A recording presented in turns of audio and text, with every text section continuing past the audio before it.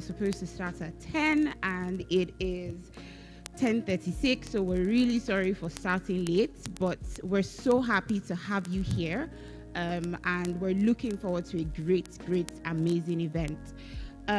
Of course, you are welcome to Termii Elevate Conference 2.0. If you were here last year, this year's event is going to be nothing like that. The lineup is amazing, our speakers are amazing, and I promise we're going to have a good event. My name is Doinsola Ajayi. I'm going to be your compere for this event, and I hope I'm an exciting compere at least. So of course, today, the theme of our event is building stronger customer relationships. If you work in tech as a building stronger customer relationships, if you work in tech as a maybe product manager, if you work in product marketing, if you work in as a merchant success associate, or if you work in the merchant success department, you would understand how important it is to make your customers happy or to keep your customers happy. And today's event is going to explore that in more detail. So of course, we have an amazing lineup of speakers. You can see Adora here. I've been looking forward to meeting her. And yeah, today is just going to be very exciting and very amazing. We can't be here except for our sponsors. So thank you so much, Termii. Thank you so much, Money Points, for making this event possible. And of course, we have our exhibitors. We have Umba, Waystream, and Times. So to kick us off properly, I'm going to welcome Cecilia Abegunde to, so she's going to do the welcome address for us. Cecilia, are you ready? Please, can we put our hands together for Cecilia?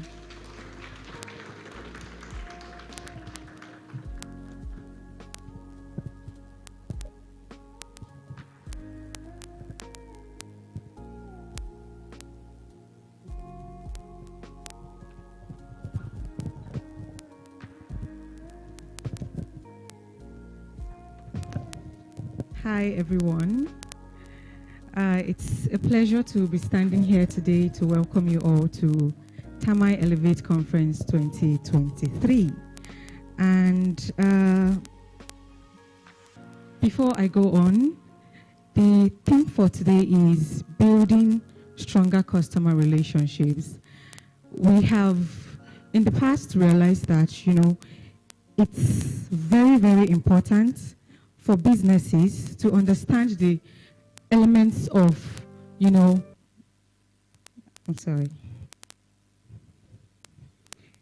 So the importance of communication for businesses cannot be, overemphasized. And that is why at Termii we have realized and understood and understand that it's really key for businesses, to understand the gimmicks behind building their customers, retaining them, and, sustaining everything that has to just do with, ensuring that your customers have what it takes. And as businesses strive to stay ahead in an increasingly customer competitive market, the ability to forge stronger connections has become paramount, ensuring why Termii Elevate Conference was realized that in the business space, these conversations around communication, marketing, in relations to building relationship with customers, in relations to product users, in relations to marketers are not, always had often. So that is why we have the Termii Elevate Conference last year, which was a debut conference. The topic of that, the theme of that was scaling stellar communication technologies. And here we dived into everything that it takes in terms of technology, for businesses to build their relationships. So now, let's see, every company's greatest assets are the customers, because without customers, there is no company. That's a quote from Michael Lubov. So now, throughout the day, our esteemed speakers here and industry leaders will share their expertise, shedding light on the transformative power of effective customer relationships. You are expected to gain insightful, valuable insights, practical tips, and inspiration to enhance your communication strategies to foster deeper connections. So we have also realized that, for businesses and their customers, usually they have this misconception around customer retention and customer service. But what exactly is customer relations? Customer relations is the proactive process of building a positive relationship between a customer and business, while customer service, on the other hand, is the reactive process of assisting a customer that they have this, that your businesses, you want to know that your customers understand your business, they understand what you're selling, and then that way you have not only laid the foundation for what you want, for the products you're selling, but you have also, ensured that along the line, you're not just being reactive, but you're also, this is just like a proactive form to ensure that your businesses, your customers understand your product, they understand your faces, they understand your services. So now I want to let us know that, and leave us with this note, that it is not your customer's job to remember you. It is your obligation and responsibility to make sure they don't have the chance to forget you. And that is what we'll be learning here today. We'll be learning all the metrics. We'll be learning all the strategies. We'll be learning everything that you need to know on how to communicate with your customers, from product side to marketing and to customer service. So on this note, I welcome you to Termii Elevate 2023, and I just want you to sit back and know that you're here for a good experience. Thank you.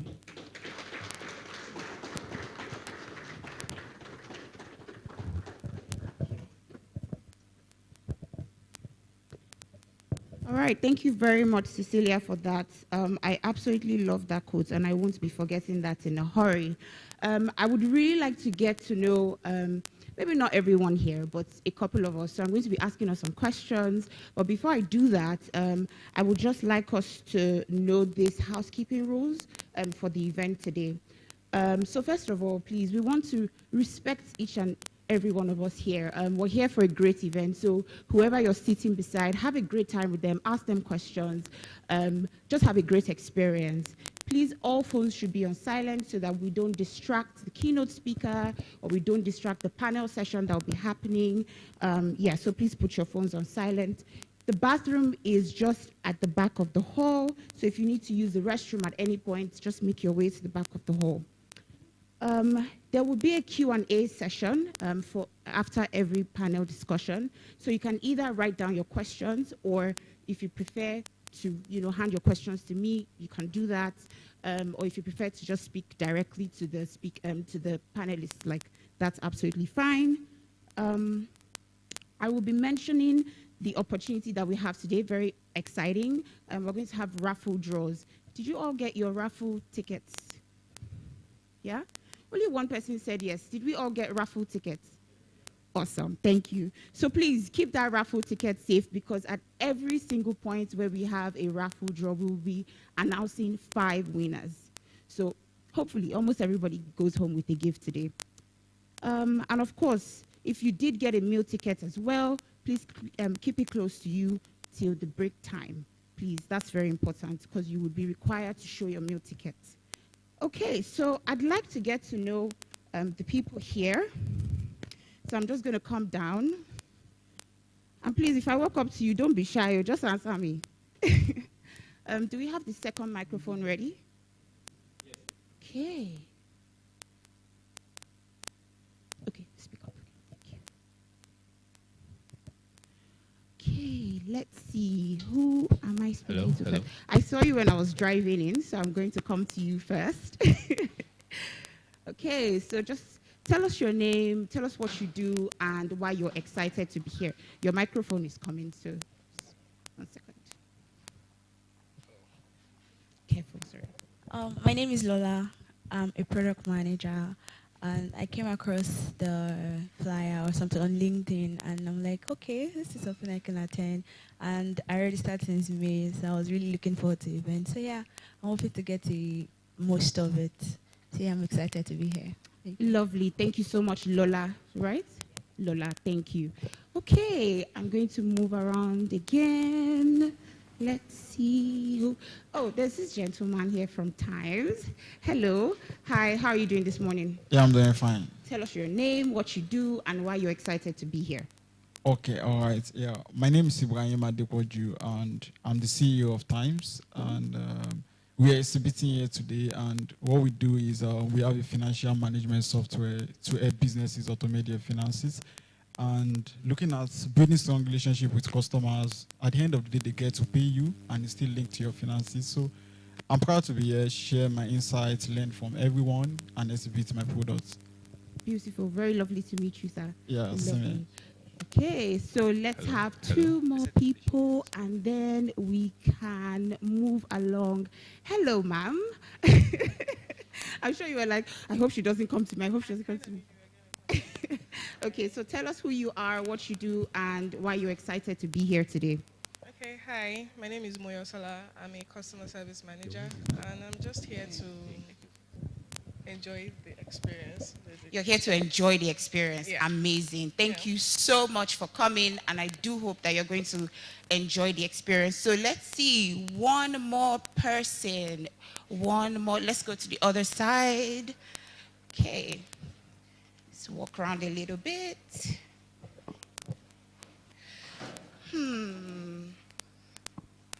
Okay. Hi, good morning. You look I love how you look. You look ready for today's event. Please tell us your name, what you do, and why you're looking forward to the event today. Okay, so my name is Richard. Yes, it's working. So my name is Richard Afolabi. I'm the co-founder of Becker Artificial Intelligence, and the major reason why I'm here today is to learn more about customer relationship and see how I can implement some of the things I learned here today. Absolutely. Thank you so much. So it's so amazing to see that everyone here is excited to be at this event. Like I said, we have a great lineup of speakers, and I'm also excited that everyone here, well, at least the people we've spoken to, have said that they're here to learn more. I mean, what would this event be if you don't learn something? It's definitely going to be a great session. So we're going to move really quickly into our keynote speech, the first keynote speech for today. The theme is the role of artificial intelligence in customer communication, automation, personalization, and beyond. And our speaker would be Adora Nwodo. And I'd like to invite Adora to the stage. But before she comes, I'd like to just read a very short profile about her. I mean, of course, I'm sure if you're in the tech world, you've definitely heard her name before. So Adora Nwodo is a software engineer at Microsoft and the founder of Nexascale. In 2018, she created a blog called Adora Hack, where she publishes articles on software engineering, productivity, and career growth. So Adora, we're very happy to have you here.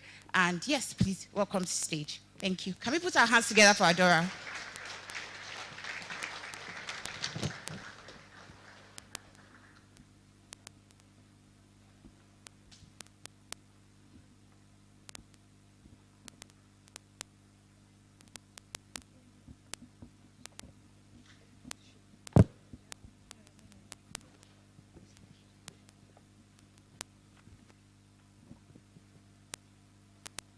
Hi, everyone. Good morning.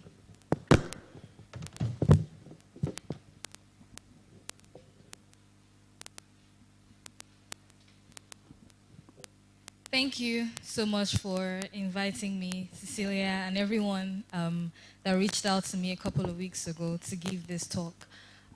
So the title of this talk that I'll be giving today is the role of artificial intelligence in customer communication, automation, personalization, and more.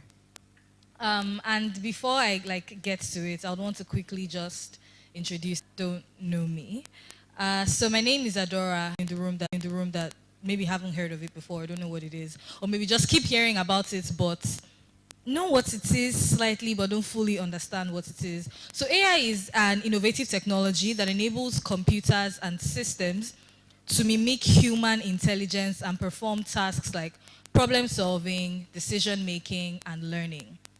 It empowers businesses to automate processes, enhance productivity, and gain valuable insights from data, leading to improved efficiency, innovation, and strategic decision making.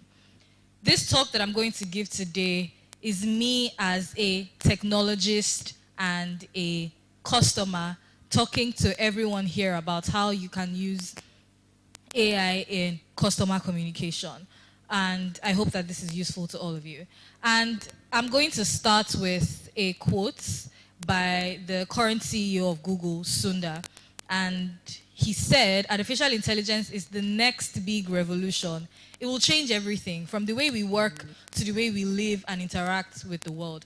And I sort of see that happening today in the way like our lives are going. How many people here at some point in their lives have used Grammarly? Anyone? How many people here have at least opened ChatGPT in their lives? How many people here have used Siri? Thank you. So these are artificial intelligence technologies. And I mean, I remember 2 years ago, everybody was talking about blockchain, carrying blockchain on their head. Last year, everybody was talking about the metaverse. A company even rebranded and changed their focus and changed their name from Facebook to Meta. And now it's like everywhere you turn. I think every big tech conference that has happened this year, apart from Apple, every CEO said AI at least 25 times. And this is where the world is moving. I mean, Sundar said that, and a lot of people are keying into that as well. We're seeing people building things on top of AI. We're seeing AI currently used in content creation, in healthcare, in supply chain optimization, in transport, in e-commerce, and in other places. And AI is something that should be used in the context of customer communication as well. And I know that this is something that a bunch of companies already do, and kudos to them, but I'd like to see more companies do it too. AI also fuels the power of automation and personalization in customer communication. And this enables business to deliver tailored experiences at scale, automate routine tasks, and forge meaningful connections that drive customer loyalty and business growth. I don't think there's anybody here that wants to build a business or build a company and say that they're okay if nobody ever uses the product or the service that they're creating. Why are you not stressing yourself? Why are you not just lying down on your bed and, I don't know, watching Netflix for the rest of your life or having a field day every single day? If you are going to build a company, build a business, or be part of a business, the truth is you want to involve paying customers in whatever it is that you are doing. And one thing you need to constantly think about is not just the customer acquisition bit of it, but like the retention bit of it, the loyalty, because these things obviously also drive the growth of your business. There are billions of people in the world, and if every single person, which is not possible by the way, but if every single person patronizes your business at least once and they don't come back, I really don't know what you're doing. So it's important to think about doing something that makes them come back, that loyalty bit. And when I was preparing this talk, I came up with, please don't write it in exam or don't say it anyway, but I came up with it just for the sake of this presentation. It's something I call the 4 A's framework to this thing that we're talking about. And there are 4 A's, right? So there's automation for efficiency, there's adaptation for personalization, there's analysis for insights, and there's augmentation for enhanced experiences. So when you're thinking about automation for efficiency in the context of customer communication, you can use AI to automate tasks like email responses, appointment scheduling, and data entry. And this can streamline your customer communication workflows.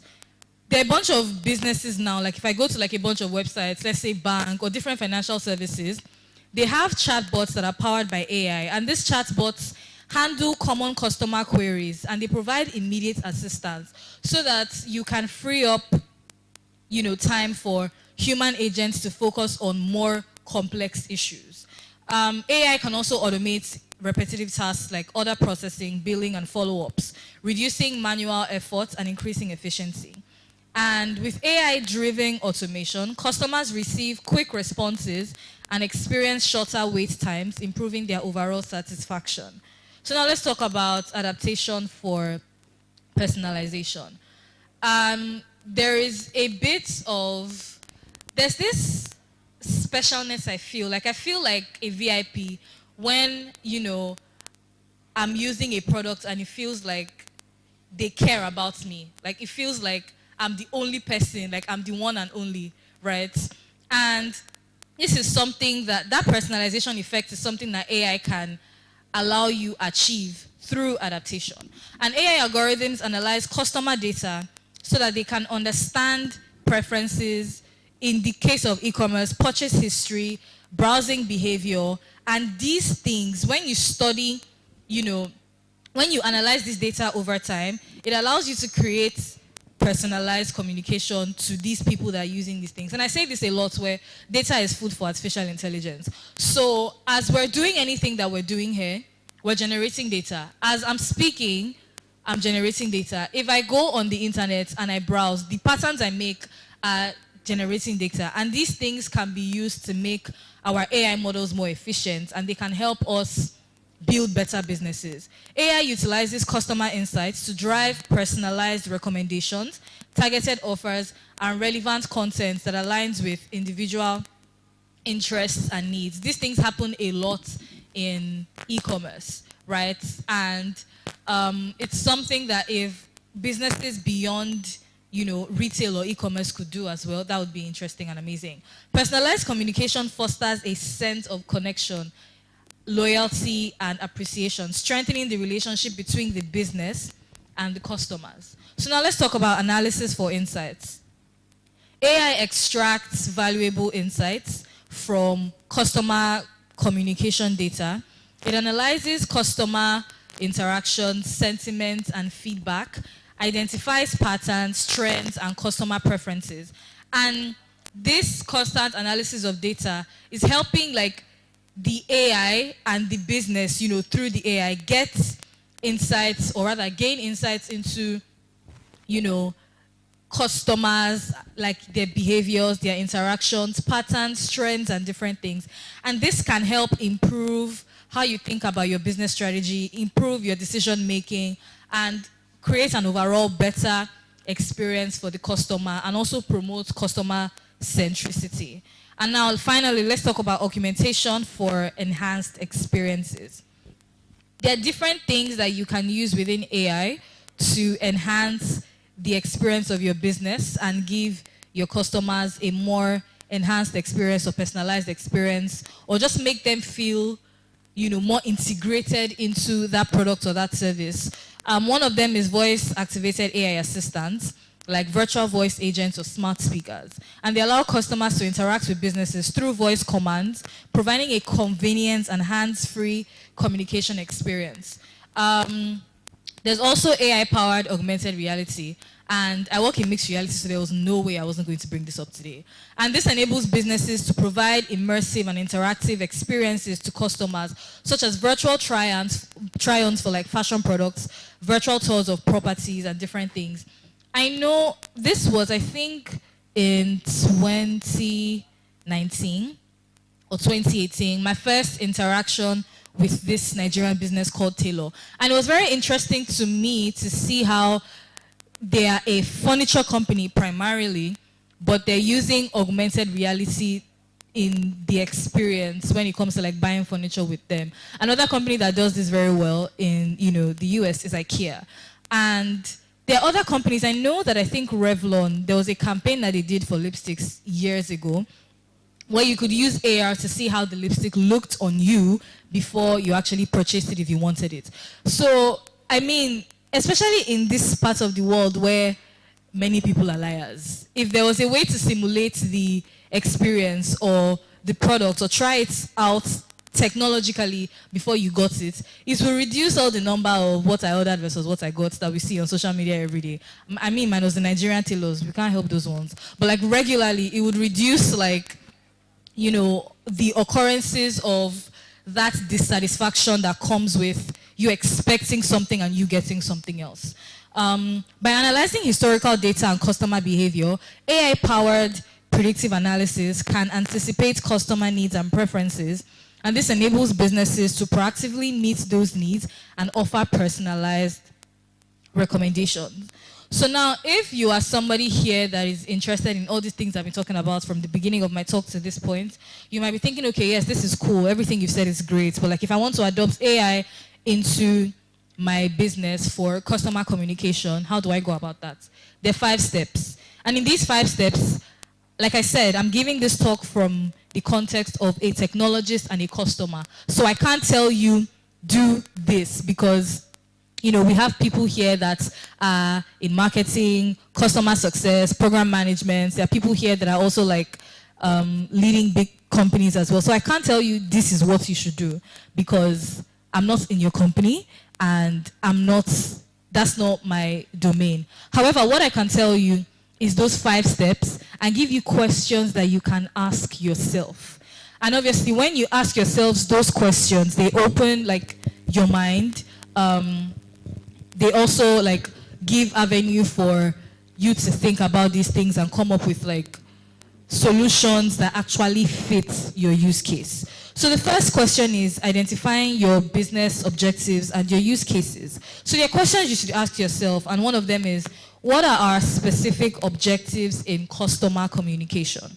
And for different people, that could mean different things. It could be, normally, if somebody should reach out to, you know, our support team, it takes them like 3 hours. And then because they are not patient to wait for 3 hours to get their questions answered, they go on social media and start dragging us. So we want to improve response times so that, you know, our reputation stops being in the mud all the time. Or we want to enhance personalization, or we want to increase customer satisfaction. That's like, the first thing you need to understand is what the reason is. Before you even start trying to do something, you should sort of like ask yourself why, so that it makes sense and that guides other decisions that you make along the way. So yeah, the first question, what are our specific business objectives in customer communication? The next question is, how can AI be applied to address these challenges that we have? And I mean, at the end of the day, for different people as well, it could be, I want to automate chat support, I want to implement personalized recommendation systems, I want to analyze my customer sentiments, or whatever it is that you want to do.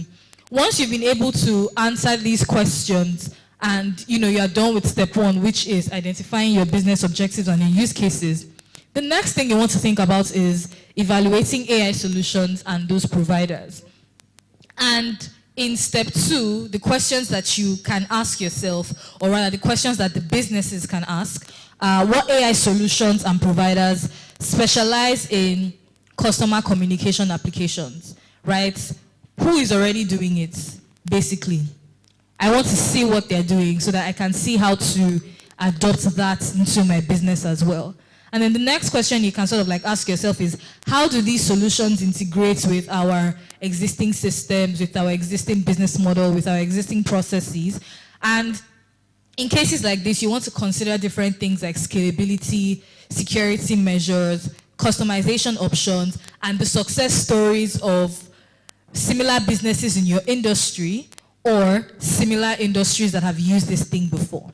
And the final question is, can these AI solutions scale to meet our future needs? Because I mean, the goal is not for you to stay stagnant, it's for you to grow. So you also want to adopt things that you can possibly scale if that need presents itself. So step 3 is, once you now know the AI solutions and the providers that you want to try out, the next thing is to pilot test and do like a proof of concept thing. So in this case, you're asking questions like, which specific use case should we choose for this pilot test? What metrics should we measure to assess the effectiveness of the new AI solution that we're trying to implement? And in all of this, how can we also gather feedback from customer success teams, marketing teams, and other stakeholders during this pilot test, because at the end of the day, data is how you make sense of the world. You try something and it doesn't work out, and that would open your mind to realizing that you should try something else, or you should try that same thing in a different way.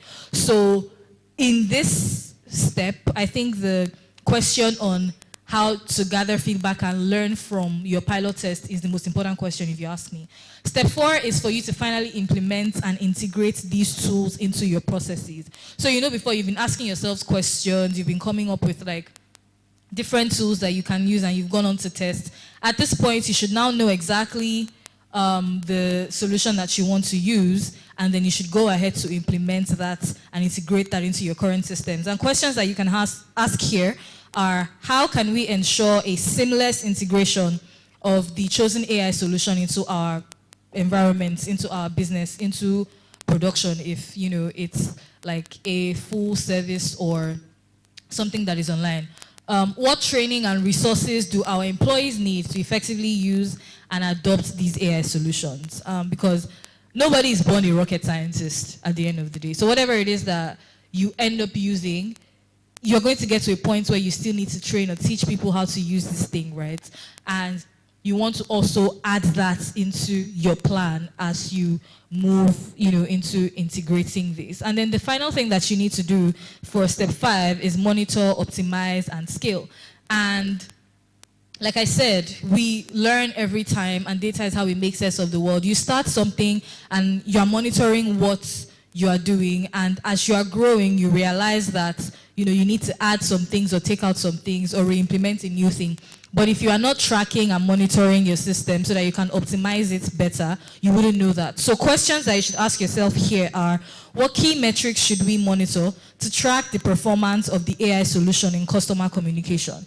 How can we gather feedback from customer success leads, marketing and communication professionals to identify the areas that we need to optimize in? And what strategies do we have in place to scale the AI solution across different customer communication channels and touch points? And in all of these steps, I feel this is the most important, because especially in this era where everybody is either becoming a tech business or a tech-enabled business, there's a lot of reiteration and innovation and growing that is happening. So you want to make sure that whatever it is that you finally adopt or use isn't your last bus stop or isn't like final for you. Because I used the example of 2 years ago, everybody wanted to build a blockchain-enabled company. Last year, everybody was thinking about a metaverse strategy for all their businesses. And now, blockchain doesn't matter, metaverse doesn't matter, everybody's talking about AI. Who knows what they'll be talking about next year? So you want to make sure that you are thinking about these things at, in that regard as well, so that you're not left behind. So to wrap this up really quickly, I'm just going to say that AI is an innovative technology that enables computers and systems to mimic human intelligence and perform tasks like problem solving, decision making, and learning.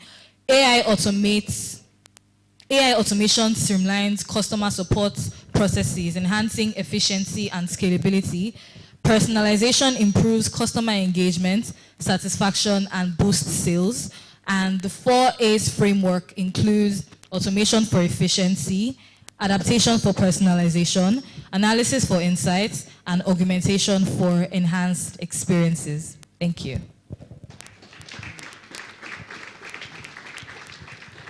Absolutely amazing. Thank you so much, Adora. But before you leave the stage, we have a Q&A session. So if you have any questions for Adora, and if you'd like to ask her any questions, can we, see your hand so we can give you a microphone and you can ask her?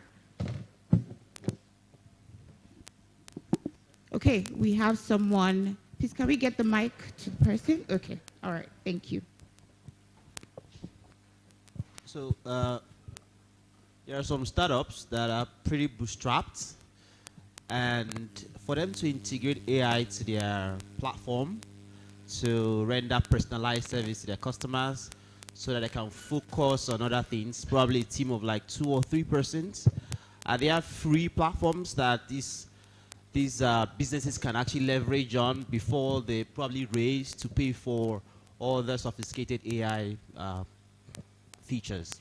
Honestly, I can't think of any free services that come to mind, because AI on its own is expensive. Like, where you keep all those models, how there's a lot of computing power that goes into that.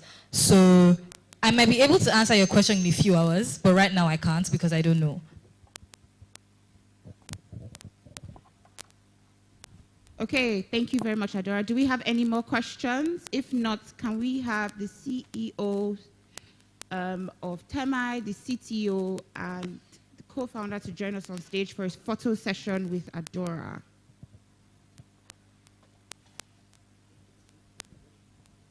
Okay, there's one more question. Okay, can we have that question and then we have the photo session?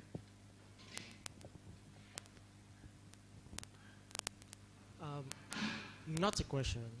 Hello, am I audible? So just to provide an answer to him, so you can check out chatbase.so and chatbase.co, or sitesgbt.so. So those are free for businesses, although you can upgrade for premium. Thank you. Fantastic. Thank you very much. You see, that's exactly why we're here, collaboration.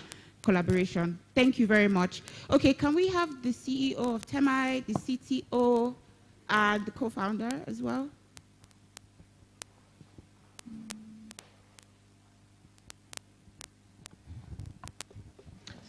Actually, CEO, COO, and CTO. Thank you. Okay, on stage, please, for a photo session. Thank you. Oh, down here? Oh, sorry, down here. Down here. Thank you. Just in the middle.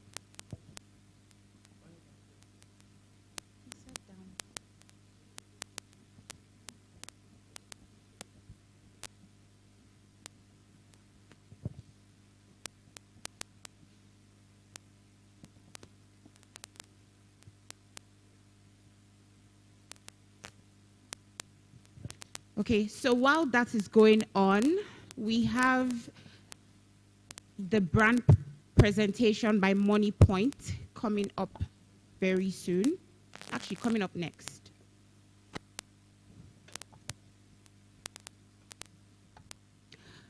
Do you know what? I particularly like the conversation around AI.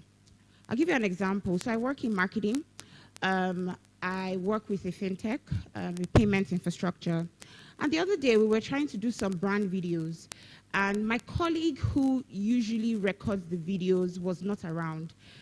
And then one of my other colleagues said, actually, you know what? We have a recording of his voice. There's a software that I can use to clone his voice. I kid you not. We heard his voice, and we literally thought he was the one that recorded it. So honestly, someone says, oh, in a couple years, we should be afraid because AI is going to come and take all our marketing jobs. Please, who believes AI is going to take all our marketing jobs?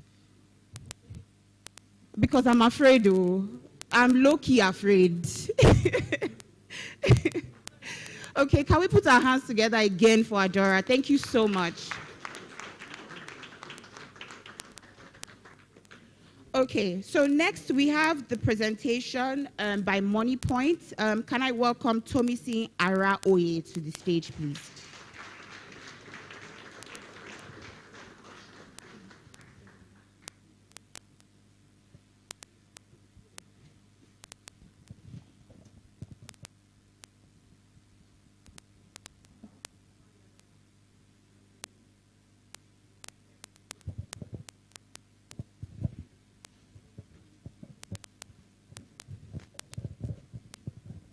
Good morning, everyone. Can you hear me clearly? Okay, my name is Termii Araoye from Money Point. I'm the head of performance marketing.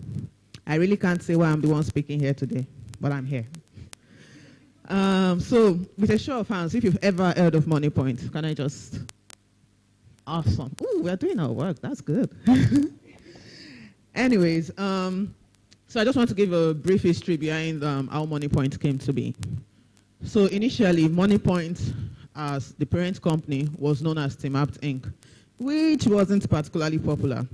So we started in 2015 with helping banks build their infrastructure. So we were at the back end of the banking system. So all the transfers we were doing then, two names. Teamapt back then was, focused on doing that, and we were doing it well. But at some point, we started to think that maybe it's time to start helping these people directly. And that's how MoneyPoint came to be in 2019. But when MoneyPoint was born then, what we were focused on was agency banking, what you guys know as POS agents, the guys that you collect cash from. And what we were thinking about mostly then was financial inclusion. Because there's this thing that is called Lagos mentality, right? You believe that everything that you see in Lagos is what is obtainable everywhere else. But to burst your bubble, in states, I served in Benue State, in Makudi to be precise, and there was one place called Bank Street. There were no banks anywhere else, close by. So you have to go transport yourself, regardless of how far you are from the center of town, to go and get that cash. So this is why if you go out of Lagos, most people are relying on POS agents to actually get access to cash. So we were looking at the people that were underbanked and unbanked and trying to, get services to them. And another problem we saw then was, if you were using a traditional bank POS terminal, by the time a customer pays you today, you don't have access to that cash immediately. You have to wait for 24 hours before you can get your money. So that was part of our, winning strategy, where we were giving people access to their cash immediately. So a lot of business and POS agents started trusting us and, getting our terminals. And then the uptime was also important for them as well, because reliability is key. There are so many times I'll go to a supermarket or a filling station and I'll try to make payment and then it will say not available, or what kind of errors have you guys seen? And you've been debited though, money is not coming back immediately. So those were some of the things that we worked on and got people on board. So after servicing POS agents for about 2.5 to 3 years, we started thinking that, okay, we've gotten the POS agency business up and running, right? How about getting business owners as well? The filling stations that people are having issues with, the supermarkets, the kiosk owners, how about getting them on board as well? And then in 2022, we moved to become a business bank. And to be honest, as at that time, I think we already had about 600,000 business owners on board, which we had gotten on board with relationship managers. Then they were called aggregators. And these guys were just talking to people that, oh, you can use this POS terminal, it's good for your business, you get cash, you make money, you don't have to go anywhere. And it sounded all rosy. But then, when we became a business bank, it was a different story entirely. For a business to come to you, to say, okay, I'm keeping my money with you. It's not, the trust has to be major for that to happen. So it took a lot of work from our end, from the marketing end, from the relationship managers end to get things on board, right? And then we started working on it. We're, teaching people that, oh, it's important. And they'll be like, you have just MFB license. I don't want to keep my money with MFB. I don't trust MFB. So that was another hurdle we had to cross. And it wasn't easy, to be honest, but it was something that we were able to do. So where are we today?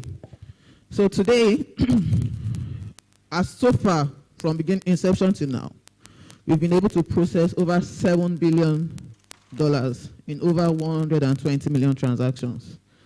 I'm not sure I can count. I can't count 1 to 120 million, to be honest, but that's the number of transactions that we've processed. So it shows that people are beginning to trust us a lot more. And if we look at the numbers, in Q1 to be precise, we were able to process 1 billion transactions just this year in just 3 months. And that's a lot for us. So as I said initially, we were more of the offline business where people were going to talk to people. So word of mouth marketing was actually major for us then. But last year, towards the end of last year, we decided to start digital marketing. And what we did then was to launch the app so people could go online, download the app, open a business account for themselves, and they're good to go, right? So let's just say we started pushing it hard since January. And between January and now, in less than 6 months, we've already gotten 1 million downloads. So show how important it is for people. So as I said, the Lagos mentality is one thing, but it's important to think outside Lagos and try to provide solutions to people there. So what are the services that we offer? There are different types of businesses. There are the big supermarket guys. There are the Instagram sellers. There are the shop owners, kiosk owners, nails. There are the people that you are just sending them to run around. The hairdressers, very different levels of businesses. Micro, medium, small, all the sizes, right? And if you've ever tried to go to a traditional bank to open a business account, they would ask for literally, in fact, if they could get your grandfather to follow you, they would have asked for that, right? It's a pain to actually go through. So what we're trying to do is, from the comfort of your home, you can get a business account in your business name for any kind of business, regardless of the size, and get an account in your business name. So imagine a case where, let's say you go to buy something from a woman selling Zubu, and you're buying in bulk. Maybe you're buying cartons or, a truckload. I said, okay, madam, where's your account number? Let me make a transfer. And then she gives you account number. You're saying Chineye something, and you're looking at her with side eye. I don't understand. Are you serious about this business or not? Or let's even move to the Instagram sellers. When you're buying something from them, and they give you personal accounts. No. Personally, I step back and say, am I going to get this product? I am not sure. And it gives me a double take, and then I need to do extra findings to make my decision on whether I'm going to purchase from that person or not. But imagine a case where some people will not do extra findings once they see that they are off and you've lost that customer. But when people are trying to make payments, they see that, okay, this is this Instagram's page name, and the name on the business account tallies with it. This seems to be a valid business. And then the customer trust is built from there. So that's what we're trying to aim for. So that's one of the first things that we're offering. Another thing we're offering is POS terminals for business owners, expansion loans for businesses, and expense cards. So when we were doing a survey of business owners, a lot of them were saying for petty expenses that happen in their businesses, they'll say, Chidi, come and carry this money, go and buy petrol, come, all of that. Let's say it gives him 10K to buy petrol.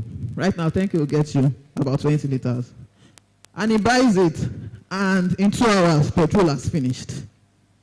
What is going on? Chidi will say, I bought the whole thing. Then you start serving generator that does not have problem, right? So what we then did was, a business owner can create a card, give it to Chidi, and say, Chidi, I'm monitoring your expenses from this card. So when Chidi gets to the filling station, what it's meant to do is to pay with that card, so that when you are balancing your account, you can see that, okay, on this day, he bought this petrol. On this day, he bought water for the office and paid in this supermarket. So it helps you keep track of those things. And for the businesses that have been using it, they've actually reported quite a bit of reduction in petty expenses. Then another thing we did that we've started doing this year is we started making noise about Money Point. The first marketing campaign we did about it was the Village People campaign. I don't know if everybody here knows Savinos. It was the one up there where he was keeping money under the mattress, and he woke up in the morning and the mattress was gone. The old mattress, in fact. And somebody like that, ideally Nigerians say it's Village People that is doing it, but it's not Village People. Just make the right choices and your business will grow. So what we're saying today is the right choice for your business is Money Point. So at this age and time, if you are dependent on only one source of income, there's a problem. I'm not saying you should show me if you have side hustle. Your bosses might be here. Thankfully, my own guy is not here. But just in case you have a side hustle, regardless of how small you think it is, there are places that that side hustle can get you to. And it's important that you get a business account for that side hustle, right? So I'll be doing a quick competition. Please, can you go to the last page with the QR code? The person presenting for me. Thank you. You don't have it? Okay.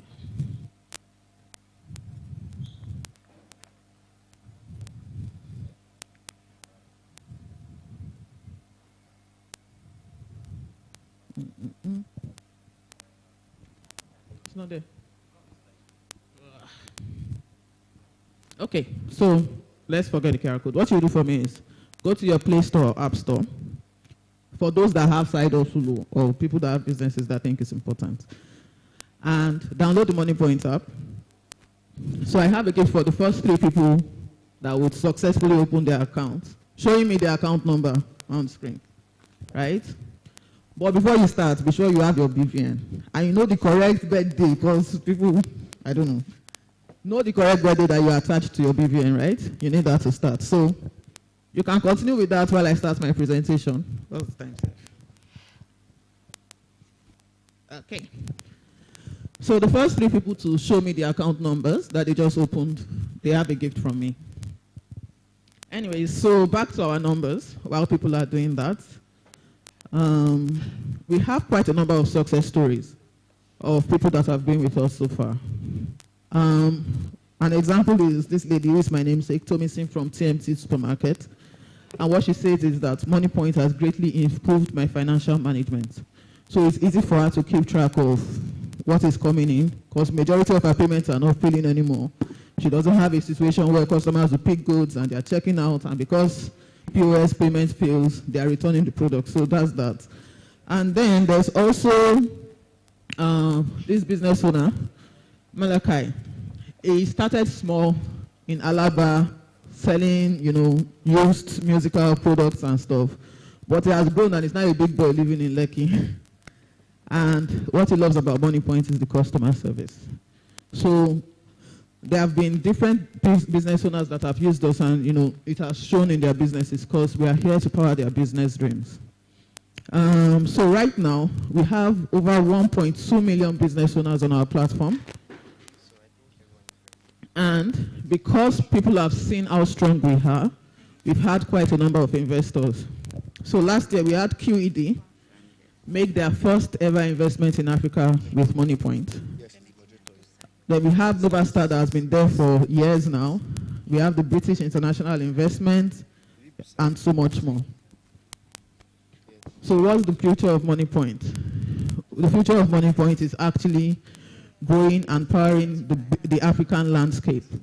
And we are committed to providing solutions that will power the dreams of all businesses. Thank you very much. Do we have our winners yet? Anybody? Our network is not going properly. That's the problem. Thank you so much, Termii. That was fantastic. I'm going to tell you something. Every time I go to a supermarket or I go somewhere where I need to pay with my card, the first thing I ask them is, do you have a MoneyPoint POS terminal? Thank you. And I don't know what MoneyPoint is doing, but clearly MoneyPoint is doing something right. So thank you so much for coming here today. Thank you.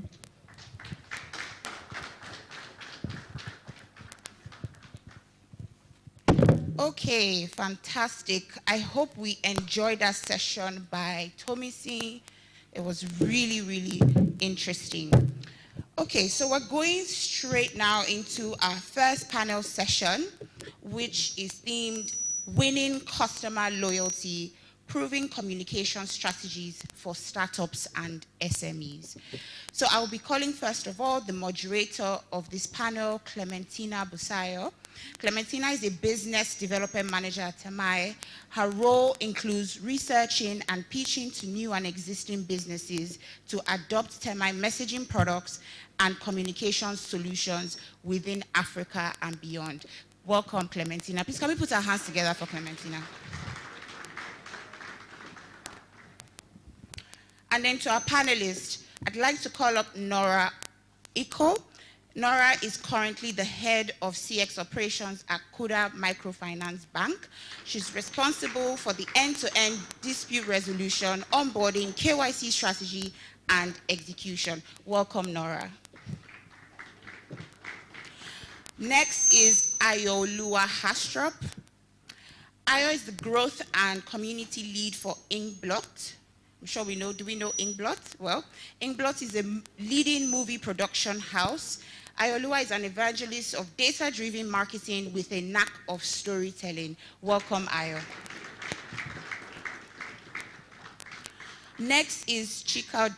Chikaodi Emmanuel. I'm so sorry, I hope I pronounced that correctly.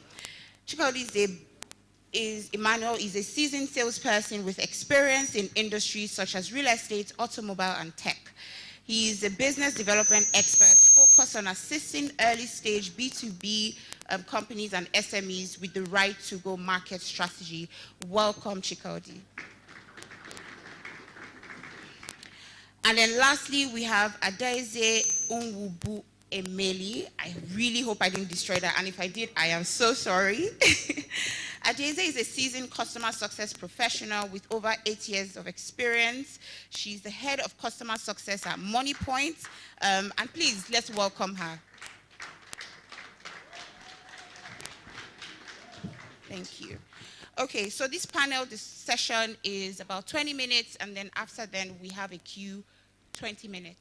20 to 30 minutes, and then we have a Q&A session. So I'm going to hand over to you now, Clementina.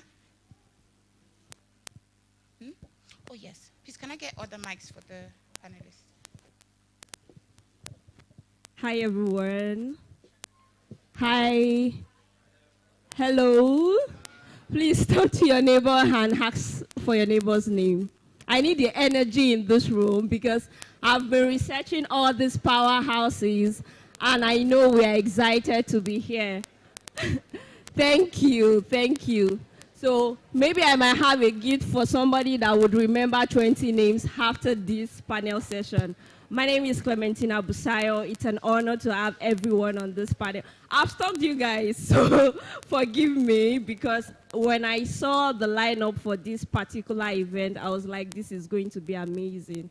So today we're talking about winning customer loyalty, and let me quickly say what stood out for me in every of your profiles. So I'm not going to read your profile again, but I'm just going to bring out just a word. So for Nora, what came to my mind when I read your profile was the word strategy. For Chika, the word came to my mind when I read your profile was expert. For Ayoluwa, I saw the word growth, and especially in the industry you're in, and with the age we are in now, then this is a lot. And lastly, for Daisy, I saw the word commitment, which may bring me back to what we're talking about today.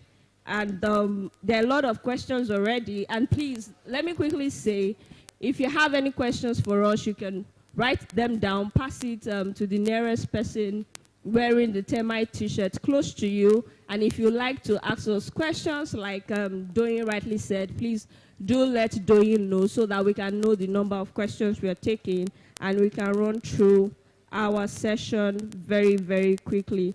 Thank you, Doyin. So far, according to what we have here, we're talking about winning customer loyalty, proven communication strategy for startups and SMEs. So I'm just going to come from you, Chika Odi, and we're going to come right to you.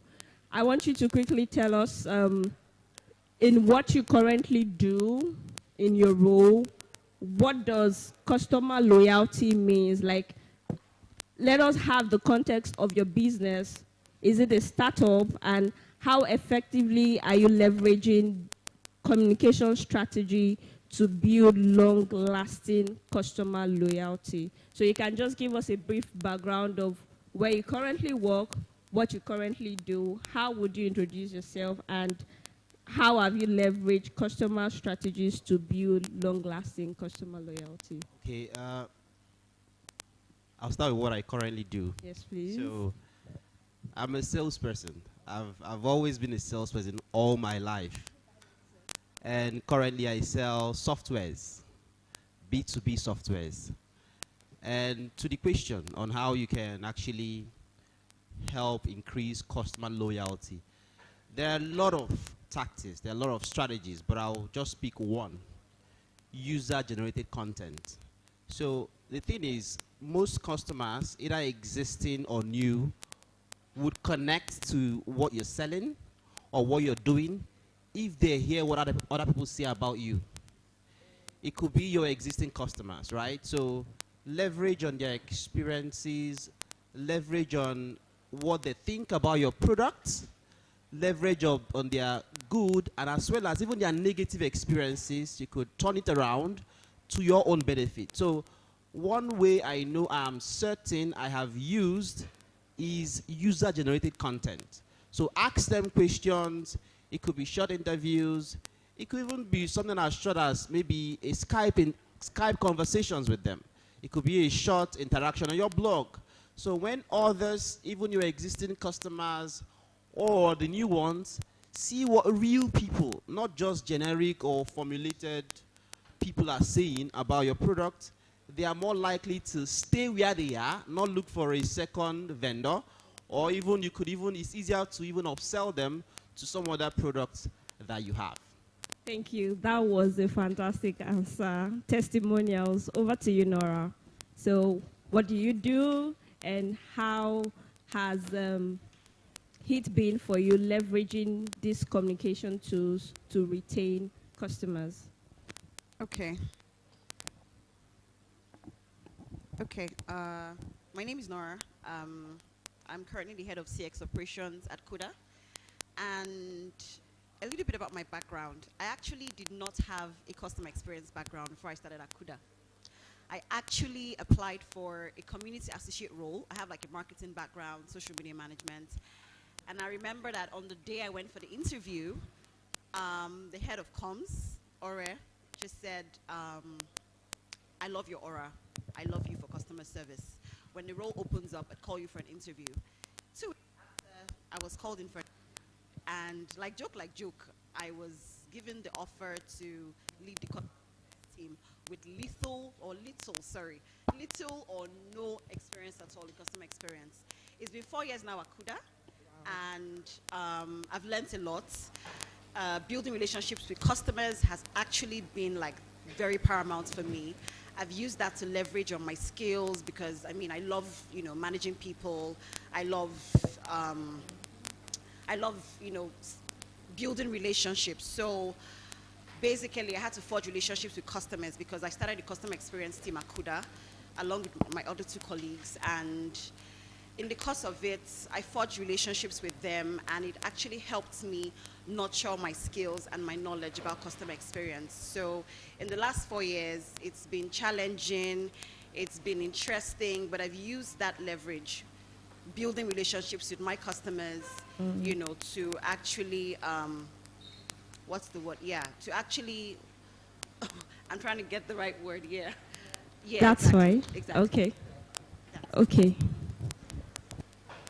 Please, could you confirm that your mic is... Yes, it is. All right. Good morning, everyone. I know my name is a tongue twister, Florentina, so yes, no hard feelings. My name is Ada Adeze Onwemeli. I'm the head of customer success in MoneyPoint. And to speak on what you asked, leveraging your strategies to win loyalty, we should recognize first that communication strategies speak to the blueprint or plan you have, to sort of connect with your customers. And for me, I would always say, have a solid support team, right? Regardless of how fantastic and foul-proof your plan is, regardless of how solid your channels are or your strategies are, if the people at the forefront do not know what to do or how to do it, then it's going to backfire. So I would say that empower your team, those soldiers in the front who would speak to the customer, who would respond to their inquiries, who would escalate their issues, right? Give them resources that they need to make sure that they're able to give timely responses, correct information, solve your problems.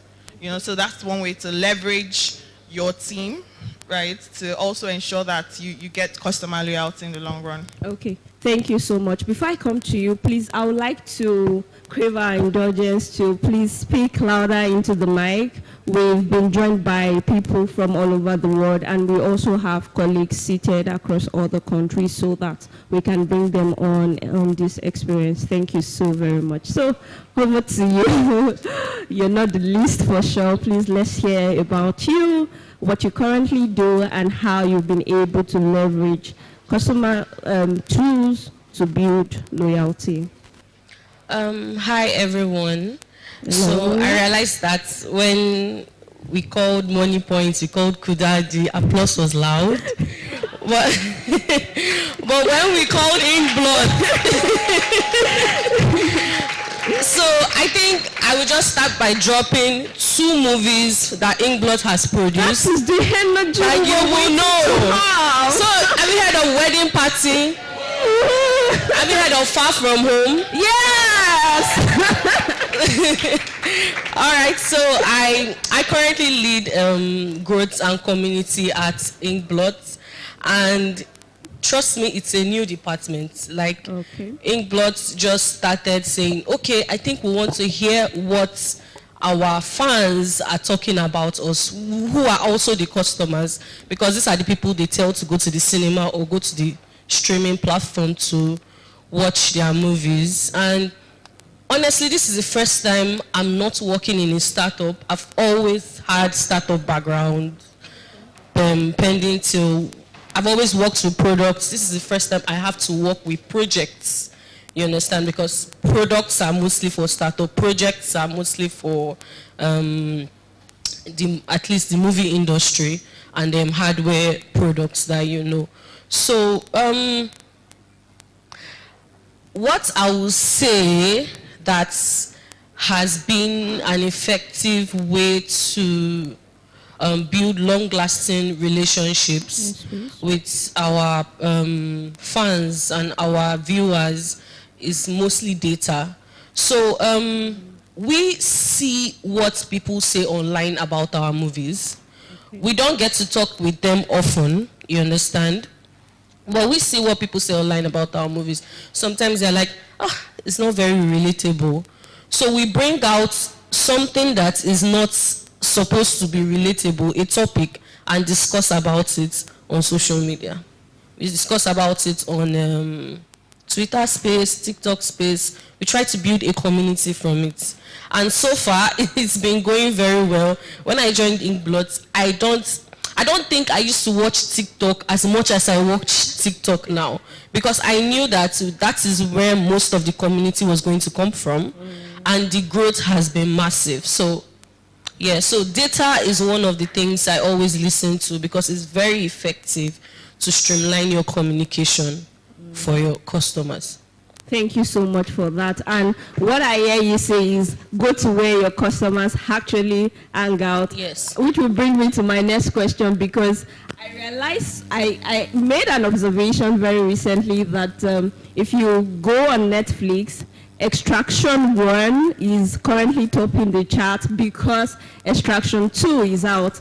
And I know that a lot of us here may have seen Bridgerton because of the hype of the movie, which will make me go around the room to say, how do you build emotional connection with your customers? Because you want it to be that even when you may not have satisfied them, they are not going anywhere. So let me come back to you, because the film industry or the movie industry or the entertainment space is a big one. How do you drive that emotional connection with customers? Okay, I think it starts with the most stupidest question they ask online, honestly. So because Nigerians are not patient, they don't want to read the caption. We have a new movie coming out next week, by the way. It's coming to cinemas, Big Love, Termii and Bimbo. We've been trying to talk about it online. And we post short clips on social media. And the most asked question is, where can I watch this? You understand? Normally, people might not want to. We even have a Telegram community, and we talk about the movie all the time. But you still see people coming every day saying, where can I watch this? What? You understand? So we realize that we cannot keep, we have to get into that our emotion, because we discussed it in the office, like, what are people saying, where can I watch this? I've not even gone to the second question yet. But that's coming out on these dates, coming out on these dates, now has to be on the top. In fact, that's the first thing you see before you watch the movie. The next question is, why is it not on a streaming platform? Oh, or I'll wait till when it's on Netflix or Prime. You understand? Okay. So building into that emotions, we say we are doing content, reasons why you should go to the cinema and watch this movie. we have to build content to get towards their emotions instead of them waiting for 3 months and someone will give them spoilers. We are telling you now, these are the reasons why you need to go to the cinema and watch the movie. You understand? So tapping into their emotions, it's not just, I think it also spans out of the kind of content you create for them. Okay. Despite the fact that you might be, they might be stupid questions, they might be questions that are evident, is showing in the caption there, but at the same time, you still need to make sure that they are understanding what your product or your project is about. Okay. So Adeze, how do we build emotional connection? If you want to connect with me, tell me a story. Tell me a story I can relate to it. Let's create a bond. I was recently clearing out one of my secondary emails, and the number left on the inbox was 444. Subconsciously, I started singing a song, right? Ooh. You know that song, you know, Opa, Opa. So tell me a story in my language and you will connect with me as a customer. Let's assume that I'm in a foreign country and the language is French, for example. And I'm a full-blooded Igbo girl who loves local delicacies. And, you know, I walk somewhere, I see where they are selling abacha. I'll be loyal to that restaurant. It's a no-brainer. You are connecting with me. You're speaking a language I love, food. A local delicacy I love, abacha, right? So to connect with your customers emotionally, tell them stories they can relate with, create that bond, speak in languages that they understand. Language they understand must not necessarily be a dialect, right? It could be an unspoken language. You can throw in images here and there. It could be an hashtag. Yes, exactly. You know, speak in a language they understand. If, for example, your audience, you have an audience in the young community, and right now the buzzword is Idon. For example, so let's say I want to connect with them. I can put up as a business, I can put up an ad and say, maybe you don't know they carry last, you know, come and bank with us. Yes. So speak a language they can relate to, that they understand. Tell them stories. So when I see certain things, I think of certain brands because they've told me a story that reminds me of that scenario. So it's automatically, my emotions just go there. So one way to effectively connect with your customers emotionally is tell stories, tell relatable stories, right, and say it in their language. Thank you. Nora? Apart from, telling stories is actually very key, very, very key. Personalization as well. Personalization. Yes, because I'm going to speak. So Kuda customers, they have a thing with addressing them by their names. And if you do not address them well, there's a problem.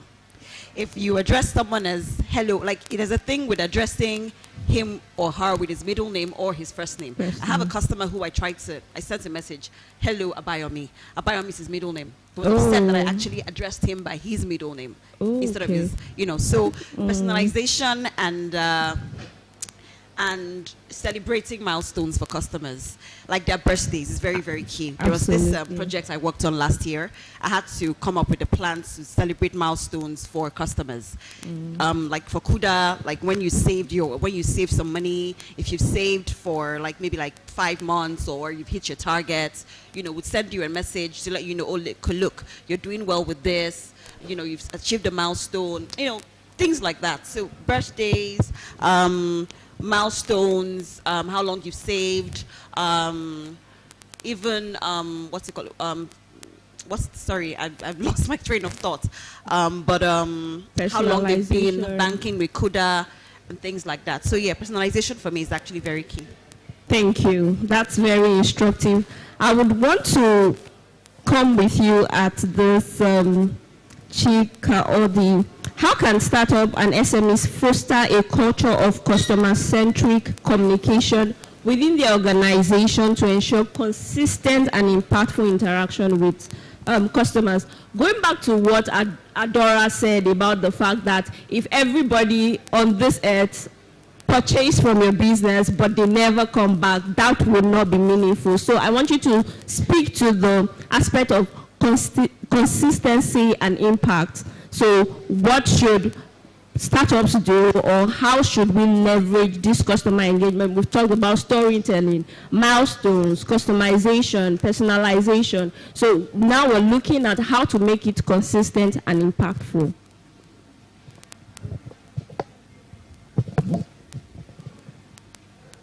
Okay, so the importance of consistency cannot, and I repeat, cannot be overemphasized. Customers don't want to see you today and tomorrow they don't see you.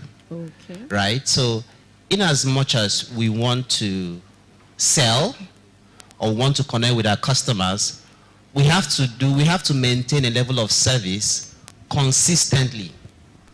One thing that has helped me as a salesperson and my team is the importance of taking social media engagement seriously, right? I followed, this happened just a few days ago. I followed a brand, I'm not going to mention their name, on social media. And this is actually, it doesn't happen often. So I followed them on social media, just a follow. And the handler sent a DM. A well-reputable brand in Nigeria. And the handler started engaging me. Wow. It's not something that is common. So I got a question, I answered, I thought it has ended there. Okay. Conversational questions, not things that will put you off. Things like these are actually things that connect with customers. I'm not their customer. I just liked what they were doing, and I just clicked on follow. So why I'm saying this is, it is not something that is common. Some brands even neglect responding to little things as comments. Those seemingly minute things could play a huge role in retaining, ensuring that your customers are loyal, and even attracting new customers. You might think it doesn't matter, but it does, right? It does. So one thing I would always encourage brands to do to ensure that they keep up with their standard is ensuring that they engage with their audience. You never can tell who is reading or who is watching. Okay. Another thing that I would recommend is surveys and feedback forms, right? I think a lot of brands are doing it, no doubt. But I think we should take it more seriously. Some brands do it, or some businesses do it because of doing sake. Okay. Let's just do a survey. Let's just get feedback. But what happens from the data you get from those surveys, those feedback forms? Do you act on them, or do you just probably leave it there, dump it there? It could be something as simple as a Google form. Don't make it too bulky. It should be something simple. It could even be a radio button that they need to click. They mustn't type text or numbers. Make it very simple for them. And when you gather those data, you want to act on them, right?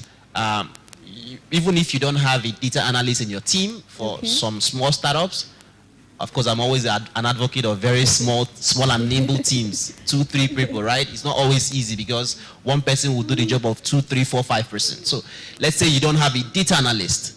You want to look at what you've gathered. Let's say you have 10 customers. Let's not even elaborate it much. You have 10 customers, and you've gotten information from them on a particular product. You want to find out, what am I missing in this data? It's funny, because sometimes what you assume that is the problem of your customers may not necessarily be what their problem is. That's very true. Right? It could be that you're thinking that they want to probably buy your product faster, whereas they're looking at, how can I get this product in a different form? Yeah. So in as much as customer service reps or salespeople or business developers, because they are all client-facing roles, in as much as they want to sell or retain customers, you also want to look at the things they are not saying. And from those surveys and feedback, you'll be able to, of course, know what you can do to help them. And of course, online reviews and Ratings, you also want to look into all those things to give you ample ideas and opportunity to ensure that your customers are because what we are stressing us is retaining the customers. We want to reduce churn. We don't want our customers to leave. Exactly. So anything that can help you to keep those customers. Of course, upselling customers is not always easy. Yes. But ensuring that the ones that are existing are there. You want to do all you can to keep them. And of course, hopefully they can refer a lot of other people to come join. Thank you so much. I really like the perspective to which you took that, because if you may have listened to our CEO, he said that when we started out, we saw a problem, but when we looked at the market, we saw that they needed infrastructure, and that is where our technology team come in, and we simplified our process in a way that it takes you less than 60 minutes to integrate the Termii API, and now we have upgraded because there's Termii Go, and we are taking feedback, which will bring me to, what you said about that brand coming to your DM will bring me to competition, because if this was somebody you wanted to buy from, you're going to definitely leave whoever you've chatted and have not responded to come to this person. And the question in a competitive market, how can startup and SMEs differentiate themselves through communication strategies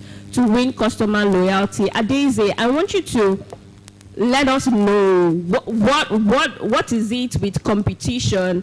Are they just there because is it a fight with me, fight with you market, or I look at what you're doing, get inspiration, then take it to the market first, even though I learned it from you, but I'll be the first person to talk about it so that I bring the market in. Please tell us more about competition, and we're looking forward to take your questions. And yes, we're in a digital age where there's so much copy and paste. Okay. I mean, you want to do something. How did that person do it? Just copy, just change to English there. There's so much copy and paste going on. And just like Adora mentioned earlier, there's imitation, there's fake. So it's simple, be authentic, to be honest. You're a brand, this is what I do. Say it as it is. Don't paint pictures. Don't tell a tale of two cities. This is how I am. This is my unique selling proposition. Okay. Be authentic, right? That unique thing about your brand, push it out there. Remember, you would have segmented your customers, so you're not pouring water on stone. You know who your customers are. You know that they're on TikTok. You know that they're on Instagram. You know that they're on the newspapers, because there are parents that still love to read newspapers till they will never understand why, but they refuse to download, the application. So if your customers are in a newspaper, be there for them, be authentic, your unique selling proposition, put it out there, right? In a language they understand. That is one way that I would take and, respond to your question. Thank you. So Hayola, let's just take personalization. What would personalization with customer looks like in building customer loyalty? So I think this question, I'm going to go back to my startup days. I'm still coming back to startups though. So, I remember working for an insurance product, and we were trying to look for what can make us stand out, because there are a lot of insurance companies out there, and the traditional guys were eating deep into us. You understand? Like, they were trying to show us that you guys are coming to come and take work from us. You think you're smarter. Despite all the strategies we tried to use to sell, but because we were able to think and make and know that, okay, what you, the older guys, think is the normal way to do business of insurance, we, the younger people, have so much time on our hands to think of new ways to do this business. It's still the same insurance, but standing out, as Adora has said, being authentic and knowing your unique selling points, knowing where your customers are, is very, very, very, very, it will take you places. We were selling device insurance. There were other people selling device insurance. We first started out, we saw that we were explaining too much. So we had to go back to the books and say, how can we not tell people everything we are doing in the business? Okay. What can we do to shorten it and make sure that people are understanding what we are doing in the business? So we had to stand out. The influencers we used made us stand out. The marketing strategy made us stand out. We even did an influencer marketing that looked very organic and people did not know it was paid for. Okay. We had to stand out. You understand? So standing out, knowing your unique selling points makes you like the best among competition. Thank you so much. So we'd like to take your questions. Questions. Do you have questions? Okay, there's somebody here. Please can we move the mic to him?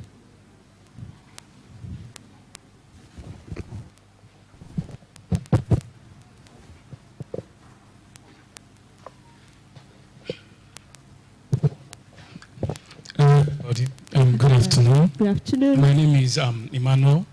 I work as a safety and trust with a remittance company. So my question is kind of focused, and it goes to Ada and Nara. Okay. So because they're in the fintech space, I want to talk about social media, engaging customers on social media. We know in customer service community, we have two schools of thought that a school of thought supports the idea that we should engage customers on social media. And another school of thought, which I kind of lean towards, says it's not really advisable because, 1 minute you are good, the other minute they are dragging your father on social media. So my question is this: engaging customers on social media, what communication strategies do you recommend?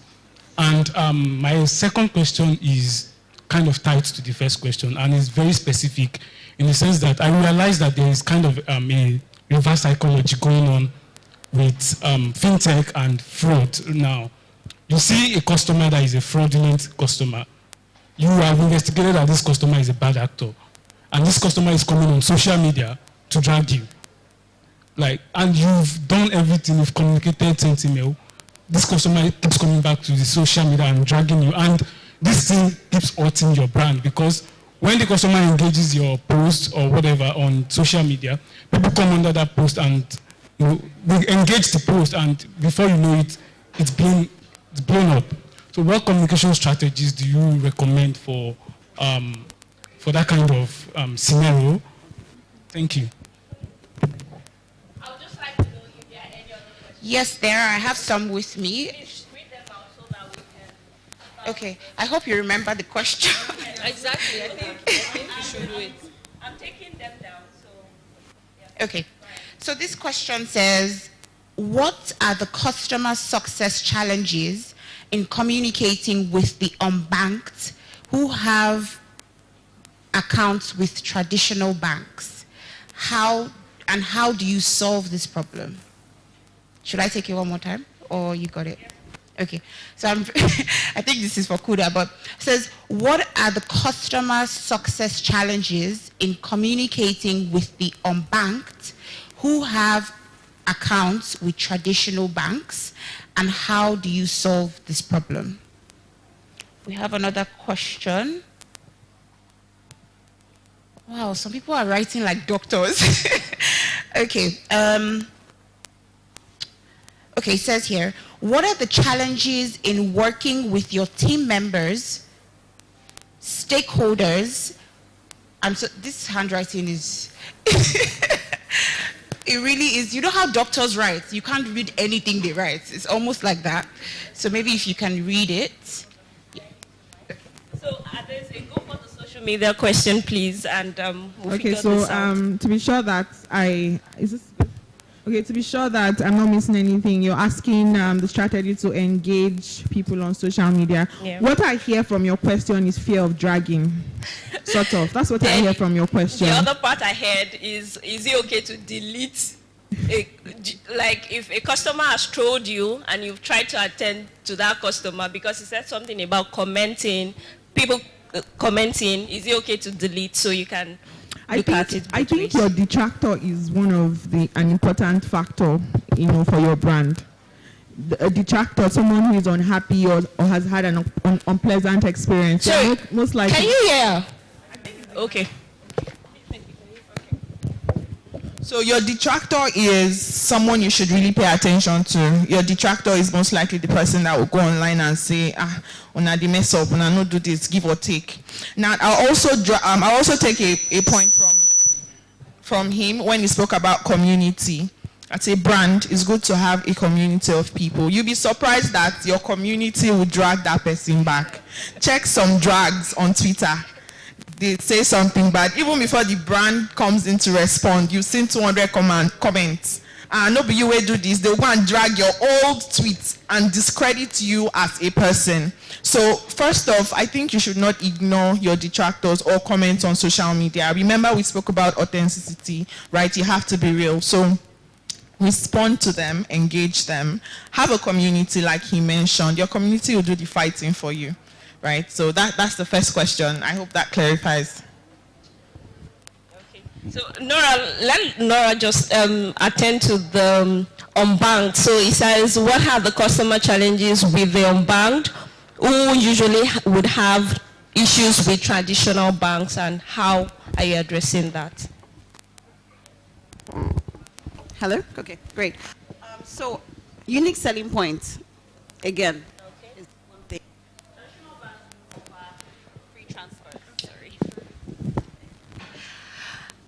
So I'm going to speak about Kuda.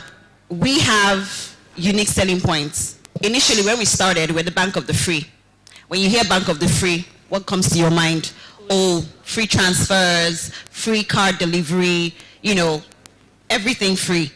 So again, like in 2021, 2022, we pumped majority of our funds into marketing, billboards, advertising. We did everything doable just to push the market out there. We did like market surveys. We went to the markets. We preached to the market women. We made noise. If you guys noticed, I think there was even like a Twitter trend about Kuda being in everybody's faces. We're in everybody's faces. Everybody. So in as much as we can't exactly tell if it will get to those that it will get to, but you need to have your unique selling points. You need to have your target market. If your target market is the underbanked, they're in the market they are in. And then again, we also came up with agency banking as well. Yes, that. So we had some, some individuals who have like POSs in Ekiti or all those other states. We partnered with them and they were able to, do agency banking and then have those individuals open accounts, and then eventually they would even stop using those agency bankers and then come directly to us to have, open accounts, do every other transaction with us and all that. So basically, you need to focus on that, target your the underbanked, and then I keep losing my train of thought, I'm sorry. But yeah, as I mentioned, your unique selling points, just push it out there however you can. Push it out there, and yeah, basically. Okay. Thank you. So I'd like to add to that real quick. From what I hear in that question, I hear, how do you get the local meat seller to trust me and use me with regards to what they're used to, right? Trust. So if you look at what MoneyPoint did, what we did, one of our strategies in the beginning was word of mouth and reliability, where we had aggregators. We call them business relationship managers now. They go to, we're saying we want to be the bank, we want to, create financial happiness for the unbanked. Word of mouth. My neighbor who I've lived with for 10 years, guy, you don't use MoneyPoint. Yeah, they're reliable. What are you waiting for? I've used them for 1 year, fast speed. So one way to get your strategy remember we said know your audience. Remember we said your strategy should be around your audience, what they would like to hear, what they should hear. So what MoneyPoint did was, one of our strategies was word of mouth. A good product will sell itself. You should always remember that. So make sure your product is functional, right? It works, product or service, but it will always sell itself. So word of mouth, people see working, like Tommy mentioned, in the filling station, when you want to use a terminal. No, I want to use POS. I have personally had experiences where in a supermarket, people there say, no, I want that blue terminal. Use that one. They feel. So word of mouth goes a long way to make people have a little shift, from the traditional to the non-traditional, and, ensure that there's reliability to that product is working. So I just wanted to chip that into the question. Ayala wants to say. Okay, I think I want to answer that first question that I just want to add to it, yes, that he directed to Adam. I've worked in the fintech space too. I've worked in the agency banking fintech space too. And I just want to tell you this story. And Facebook was where majority of our target audience were. Okay. And had a delivery issue. Facebook is worse than Twitter, trust me. It's worse. We had a delivery issue. So we had someone order a POS device in Badagry. And our logistics partner cannot deliver to Badagry unless they are bulk orders. But we had already made that mistake of saying, if you are within Lagos, we'll deliver to you between 1 to 2 days. And where is Badagry? In Lagos. So she took that verbatim, you understand? She took it word for word. And first day, second day, third day, fourth day, she came on Facebook with full force and she was crying. She made a video crying saying that we have duped her, we have scammed her, her husband warned her that they should not buy from us. And it was a whole display of, oh my God, it was very terrible. So the retention team, the customer support team, they were finding it very hard to speak with this woman. It was very terrible. And the head of sales and I, we were the ones monitoring the customer support team and the retention team. So what I did was, I told them that they should bring the phone, let me speak with this woman. I called her, she was crying on the phone. I said, Madam, how much is this your, how much did you buy it? She said the price. I said, okay, by tomorrow, I promise you, if you don't get it, I will send this money back to you. So this social media whole dragging is still there, but try solving the issue first before jumping back to come and saying, okay, we are retracting statement right there. Try and solve it first. So I said, if you don't get it, don't worry. This was after the retention team had tried to even shout on her. And I said, please don't shout on this woman. So we called our logistics partner. He paid the extra. And because of that, I had to tell my boss that, please, for cases like this, let's have like a petty cash for just this kind of logistics issue. If the person understands, fine. But if the person does not understand, so that they will not come and drag us online, let's try and solve this issue. So they just kept a separate amount for this kind of problems. Only in Lagos, so we cannot be solving for people outside Lagos. So she got her device. So when you get your device, you have to call us to help you set it up, activate. So when she called, I said, Madam, you owe me one thing. No? She was like, why? I said, go and delete your video. Number one. Number two, do a video of you wearing our shirts and dancing on social media. She was very happy doing it. Honestly, she did that video. She did 2 more for the next 2 days. And when she started using the product, because she was so happy with the product, she kept recommending anybody that drags us, maybe because of time issue and all, she will drag the person back. You understand? So try solving your issue first offline, because that thing that you don't want people to see, they've already seen it. The eyes have seen it. You understand? So solve your issue offline first before you start running online to start saying. And of course, when you solve the issue offline, the person will retract the person's statement. Okay. Either the person deletes it or the person quotes it to it and say, because I have had this. You understand? And it helps you. It helps your brand. It creates more trust for your brand and honesty too for your brand. So Try solving your issues first. Thank you so very much. I'm just going to ask Chikodo this. He says, in my experience, I find that the hard work of the support teams can be undermined. What are some strategic ways to toot the horn of your team as the lead of customer experience? Oh, that's you, Nora. Okay. Okay.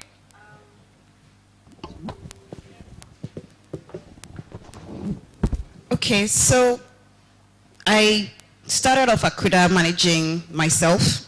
Then I started managing 3 people, then 5 people, then 18 people. Bear in mind that I didn't have any experience managing people. Then 70 people.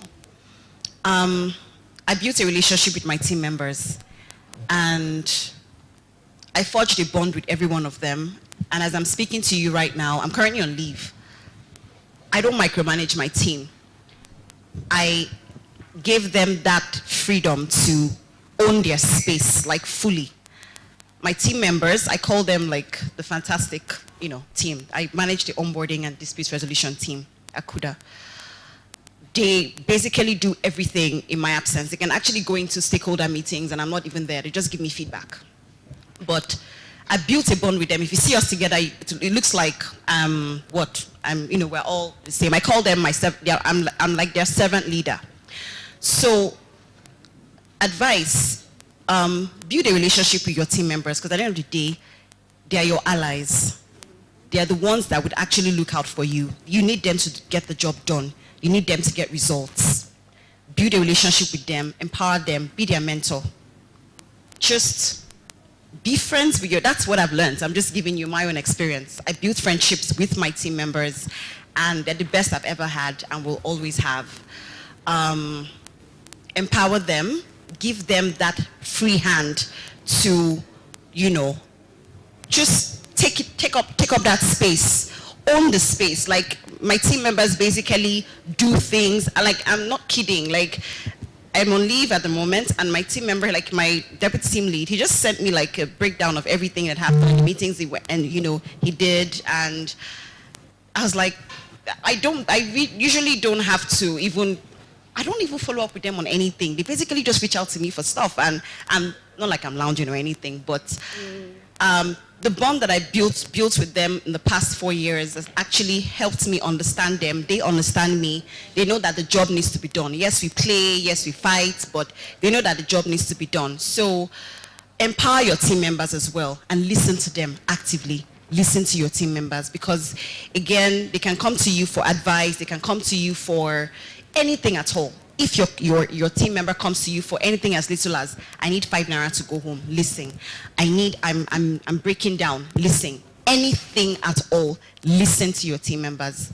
Just build that bond with them, because they would help you get results. They give you what you need in order to achieve results within your team. So yeah, for my own team, for the customer support team, I know they're always burnt out all the time. Sometimes even share articles with them, share some links, some trainings with them that they can actually take, some courses. I just share stuff with them. You can read this, it will help you in the long run. But in all, build a beautiful relationship with your team members, so that if push comes to shove, they won't, be there exactly. So when you need them, you'll be there. When they need you, you'll be there. Oh, okay, please just be quick. Yeah, also, so handling customers is not an easy job. Okay. It is not easy. Some people internally, our colleagues that are not in client-facing roles, they think sometimes that it's easy. So these customers, each customer is unique and each customer is different. How you handle one is different from how you handle the other. So for you to be able to put your customer service reps or customer experience reps in the limelight as people that are championing what the business is doing very well, I think it has to do with the leadership. Whoever that is leading a customer experience team has to be able to always communicate what each member of the customer service rep is doing to maintain a reputation that the company has.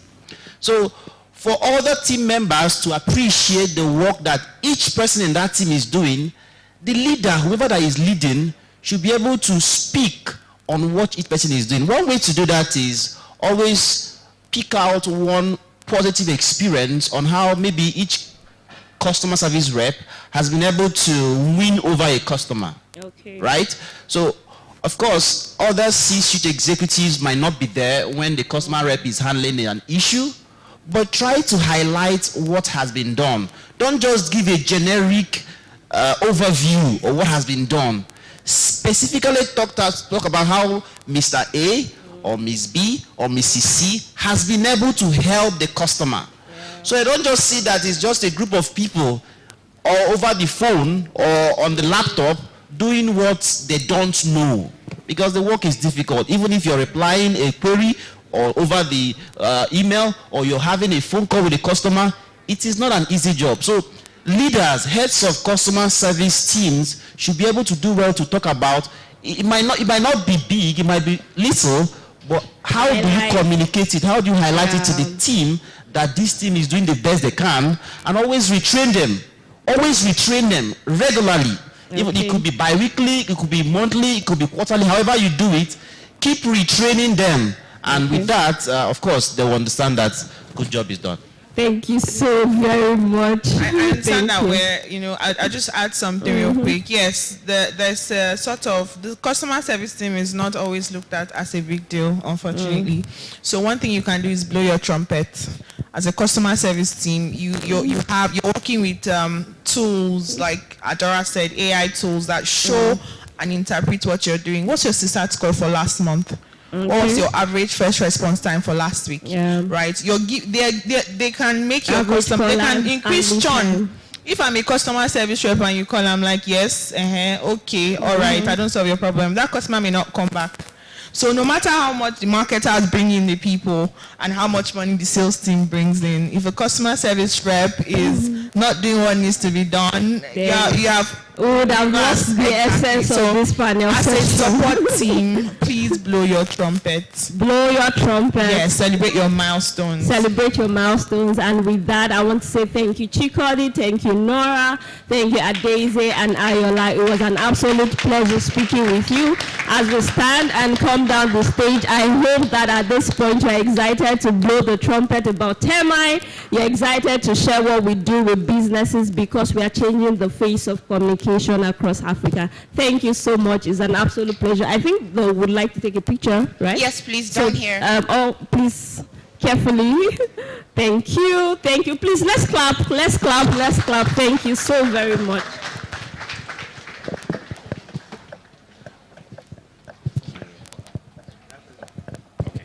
Hey, thank you so much. This was such an insightful panel session.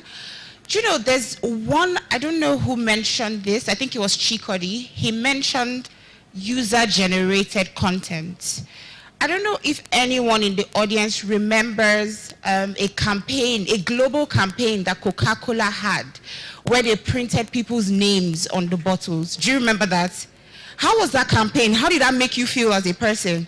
Even people that I don't drink Coca-Cola, but I bought. Every time I go to a supermarket, I will go and search, is there doing on any bottle? So that is the power of user-generated content. And I promise you, it builds and solidifies your customer loyalty to you. So that was a very fantastic session. Thank you so much. Can we put our hands together again for them? So very quickly, we're going to be moving on to a brand presentation by Truecaller. Do we all know Truecaller? Yeah. Absolutely. So do we have them connected? Okay. So they're going to be joining us virtually.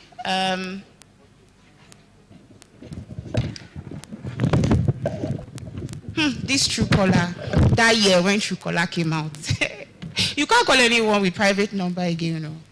You'll be exposed. You can't. So it's very exciting to have them speak to us today. Okay. All right. Fantastic.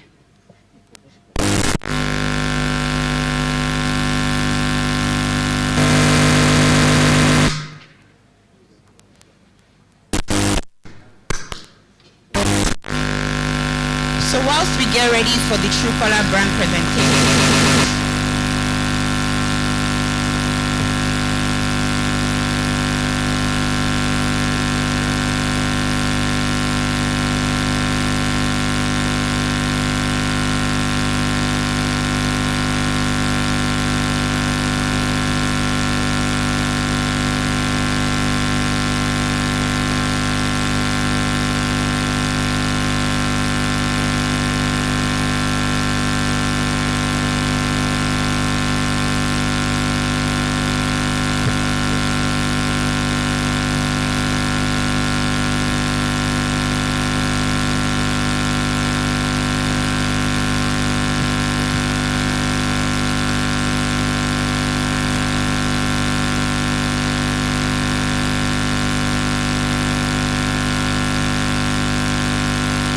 hear me? I know this is a very distracting sound, but can you hear me? Yes? Okay. So we have our first raffle draw coming up very soon. So please, your raffle draw ticket, I promise you don't want to miss it. There's a cash prize at the end. And with each raffle draw, we have 5 winners. So please keep your raffle draw tickets very close to you, because after the Truecaller presentation, we will be having the very first raffle draw. Are we ready to go?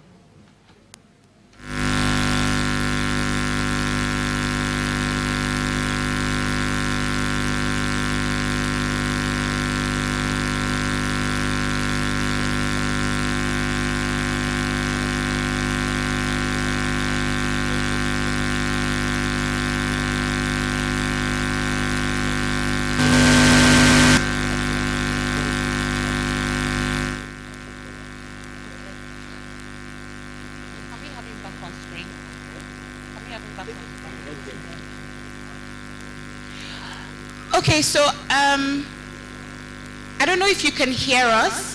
The person that will be speaking on behalf of Truecaller, can you hear us?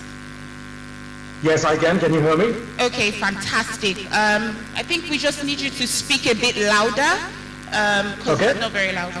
Okay, and then you can start. Thank you.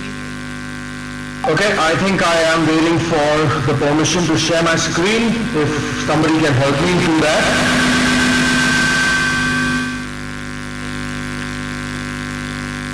Yeah, you can go ahead to share your screen. Oh no, I've still not been able to do that.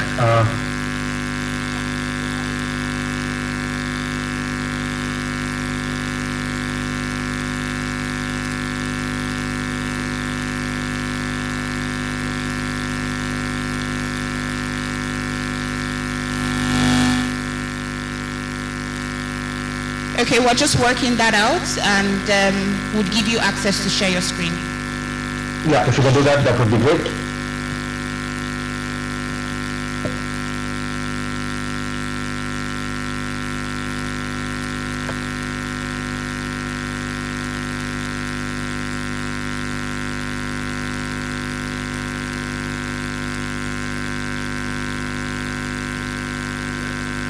Okay, please try that again. Okay. Yes, now I can. Okay, fantastic. Is my screen visible now? Yes, we can. If you can just make it full screen. Yes, perfect. Thank you. All right, thank you so much for having me here. Good afternoon to everyone in Nigeria and Africa and from wherever you've joined. My name is Abhimanyu and I am representing Truecaller for Business here. Termii and Truecaller for Business, we are in the early stages of our partnership to take our trust-based, safety and efficiency-based communication solutions to businesses in Nigeria and across Africa. So thank you again for having me here. I kind of lead the business initiatives in terms of our channel partnerships across our global markets. and I also have my team who's going to be listening to us. But what we're going to do quickly is run you through what Truecaller for Business does. I'm sure a lot of you use the application in Nigeria, in Africa, as Africa is one of our, I would say, our user base has been growing every day, every minute, every second, and we are proud of kind of securing your end-to-end communication. Somebody spoke about user-generated content, sometime back, and that is how exactly Truecaller, works in identifying who's calling you, in identifying, the identity of the specific phone number that is being used to display on your phone devices in terms of whether it's a genuine call, whether it's a spam call, etc. Right? So continuing on that is what we do. But what we moved on and created for our businesses was an efficient layer of communication when you reach out to your users, because in today's world, trust is one of the most important things that brands are going and talking about. Working online, our vision has been very, very clear to make tomorrow's communication smarter, safer, and more efficient. And with the changing world, it's not only tomorrow, it's also about right now, it's also about today. So that is what we've been consistently focusing on. And this is the vision which drove us towards Truecaller for Business and taking our own vision towards our end users as well as our enterprises that kind of work with us to make communication very efficient, safe communication, trust-wise communication, etc. Quickly on that, who we are, we call ourselves as the world's best caller ID application. I'm sure some of you on your devices will have that and will use that extensively. Globally, we've kind of had 1 billion plus app installs, 350 million plus active users globally across the globe, and we've got approximately, I would say, a good amount of percentage in double digits in Africa, and it is growing. And Nigeria again is one of our leading markets. We are a publicly listed company in Sweden. We call ourselves a company that was born out of Sweden, and we've now grown globally, and Africa, India, and a few Middle Eastern markets play a very, very important part in our growth. This is a quick, kind of overview in terms of what do we do, right, and how the year has been for us in terms of how the world looks at Truecaller. So this is a quick overview on the stats in terms of how the calling pattern has been, and we've kind of identified more than about 184 billion calls over the last year. 586 billion messages that have been identified. A lot of them have been sent, and every person who uses Truecaller kind of helps us identify these calls, helps us kind of block these calls if these are fraudulent guys.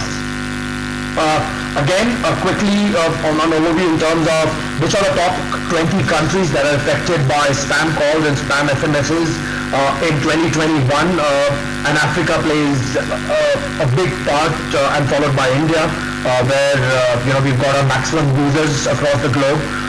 For smaller African countries around Cameroon, Somalia, Tanzania, Congo, etc., face a lot of high influx of spam calls and messages across the kind of, I would say, their own regional territories, and this is just increasing. And again, this data is based on the billions of calls and SMSs that Truecaller users receive on a daily basis.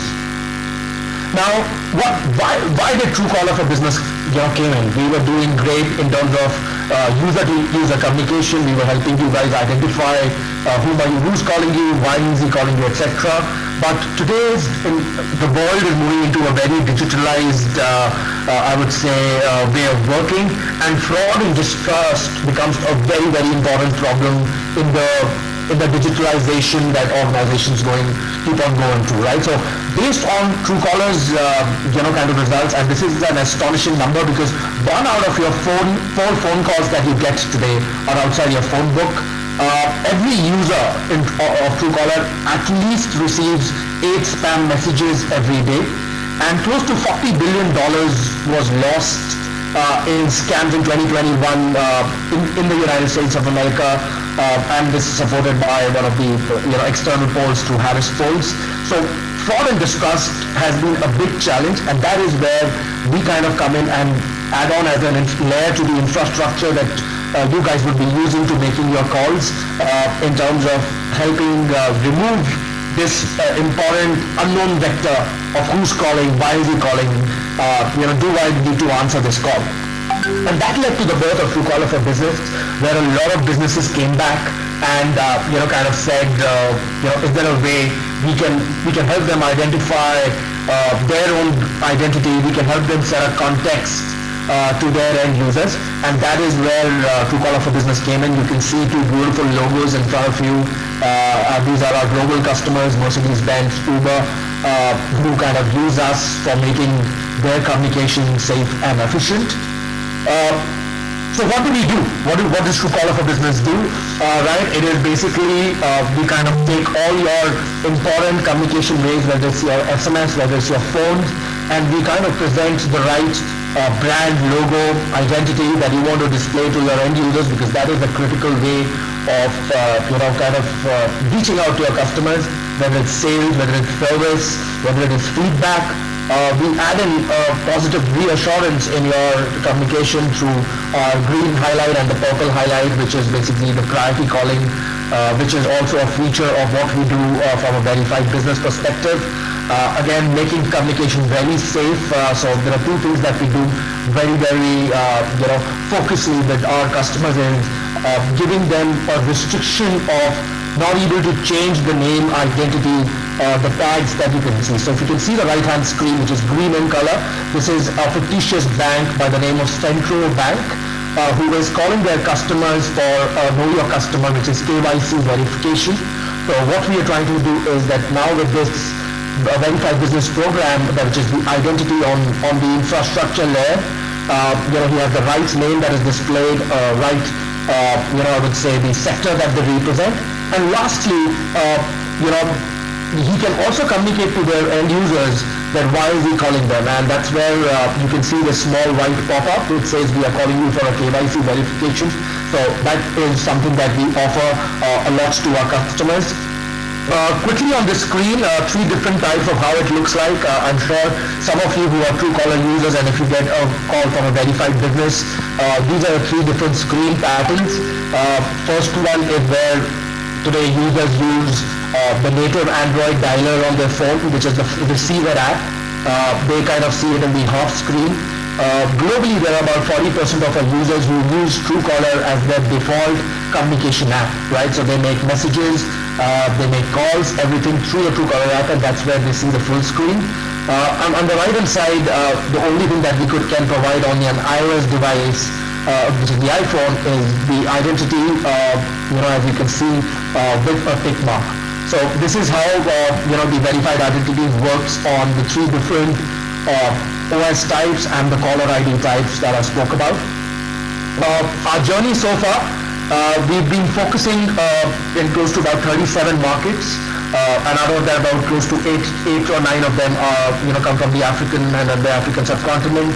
On a monthly basis, we kind of process 500 million plus verified and priority calls, presenting the right identity accurately, standing out from your competitors in terms of showing the right representation of why you're calling them, who are you guys, and then kind of putting the right context to make the interactions that you do more and more efficient, more and more target oriented.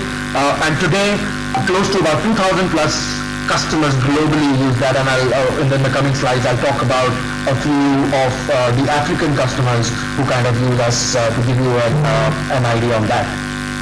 We also give a lot of information around analytics in terms of how do you kind of know how your customers, how your numbers are performing on the Truecaller platform, how many calls are answered, how many spam markings are you getting, etc.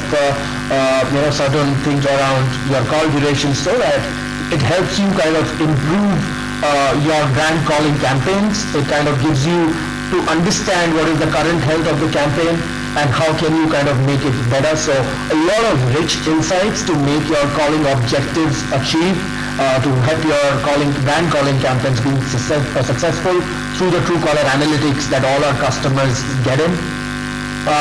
We've also now kind of gone ahead from just giving the right identity to launch a lot of other advanced features, and the Termii team maybe in the future you can discuss with them as to all these features, how can you kind of quickly get an idea on, and how it can help you to make your communication more and more delightful for your customers, because there are multiple touch points that you reach out to, and these are the four quick examples of overall what we provide. So as I've spoke to you on the first screen is quickly about the caller identification, the right name, the call reason, which is why you're calling them, the logo, everything.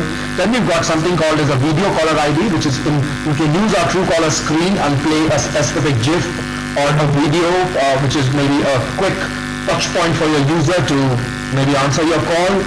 We also have made things two-way, where users through the Truecaller platform can communicate back to you as to when to call them or not to call them, or if they've not answered the call, is there a way, through the call me back feature, they can let you know that please call me over the weekend because maybe Monday to Friday is very busy for me.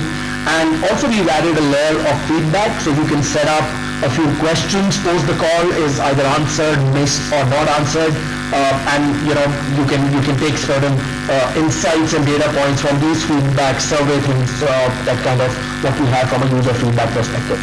Now quickly kind of moving on, what we are doing is I'm going to show you a quick video of how Truecaller kind of plays into various touch points of your customer journey, and this is a banking example, and maybe you can kind of correlate into how does it look like.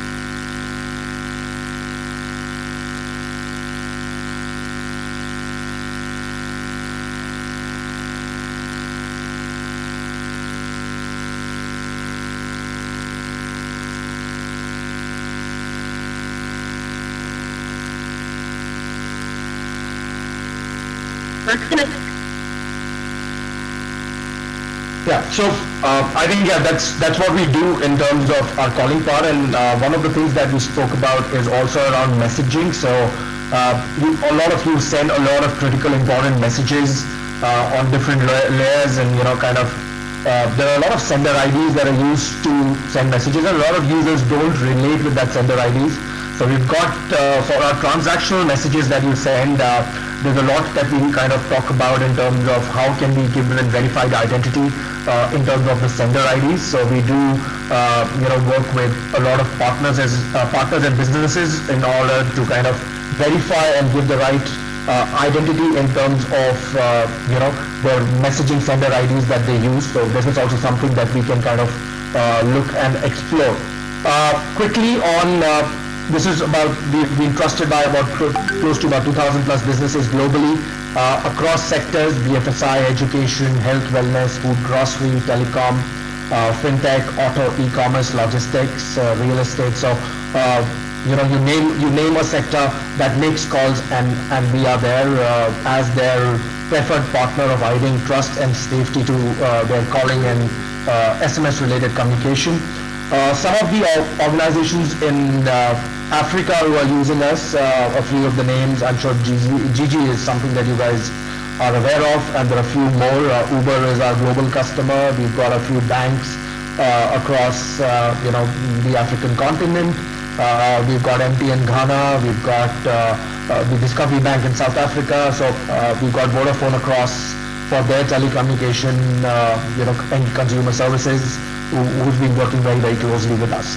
Now, so what have we done? So gladly we've launched a partnership with Termii. So Termii and Truecaller, Termii would be now an official partner for the Nigerian and the African ecosystem of businesses to, kind of use Truecaller verified services, Truecaller business services, and whatever we do to help our customers make their communication safe, reliable, and trustworthy. So that's where we've joined forces, and I think it's a great time to announce this partnership.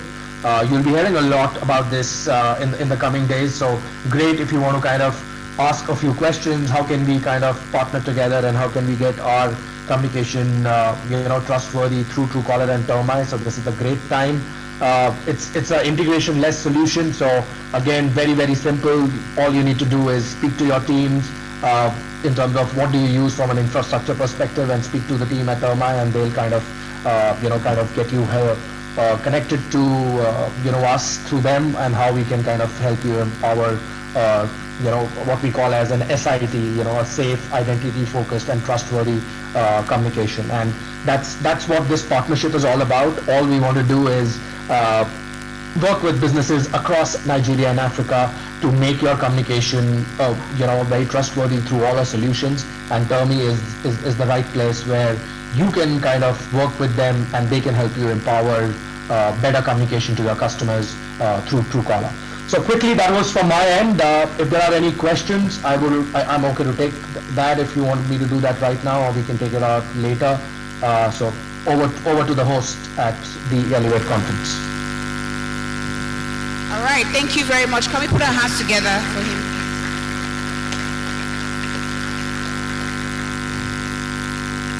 Okay, that's awesome. To learn about the partnership between Termii and Truecaller. So just to reiterate, Truecaller and Termii have now partnered together to enhance business communication. There was a question from somebody, does Truecaller has an office or a partner in Ghana? Termii can help you on that. You can reach out to the local Termii team. So yeah, they can help you on that. Okay. Right, so thank you so much again. Signing off, and if there are any questions, please reach out to the Termii local team. Thank you. Bye-bye. All right, thank you very much. Thank you very much. So if you want to learn more about the verified business caller ID on the Termii platform, please speak to any of the Termii representatives wearing the Termii shirt. I promise you can't miss that. It's just right there. Okay, so before we go on a little break, I promised you guys that we're going to have a nice raffle draw. So if you could just bring out your raffle draw tickets.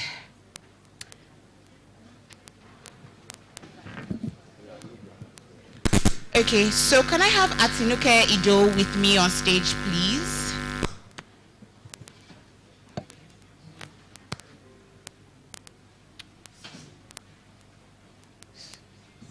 For transparency, it's even closed. Okay. Let's do this. Okay. So, Atinuke, would you kindly open it and then pick a random? We're not even looking at the numbers. No, we're not looking at the numbers. So please look at your raffle ticket. What number is that? 055. 055. Ticket number 055. Anybody? Is the person here? It's like I have an extra gift I'm taking home today. I heard I'm here. I don't know. 055. Okay, if the person. Okay, that means going, gone. Okay, let's try again.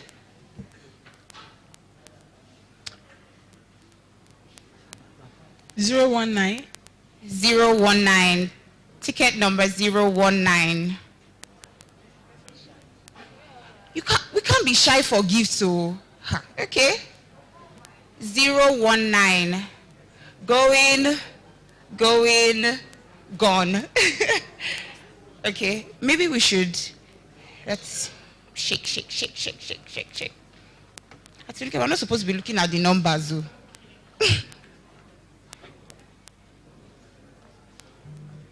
042. 042. Okay, please come on stage. Come and take your gift. Can we put our hands together for him, please?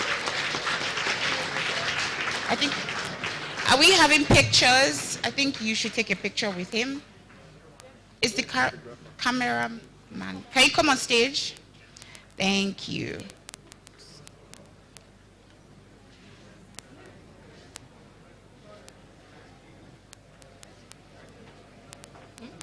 I think she's with it. I don't know.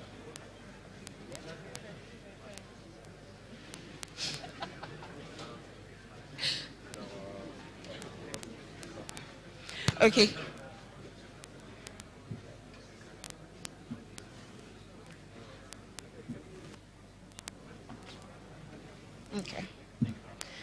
Okay, let's go for the next 4. I'm very excited. There's a 100,000 naira cash prize at the end. Oh, wow, I don't even get to win that. All right, let's try again. Let's see, what number is this? 020. 020. Ticket number 020. Do we have someone? 020? No? Okay, gone. Next.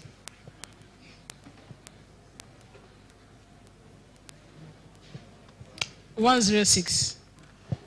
106. Yay! Please, can I put our hands together for him? Oh, nice. Okay.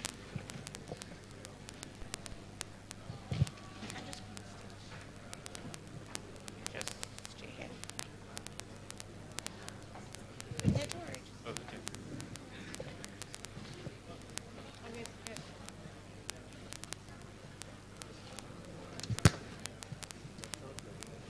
Okay, thank you very much. We have 2 more people, or 3 more actually, 3 more. Okay. 083. 083. Yay, please can we put our hands together for him?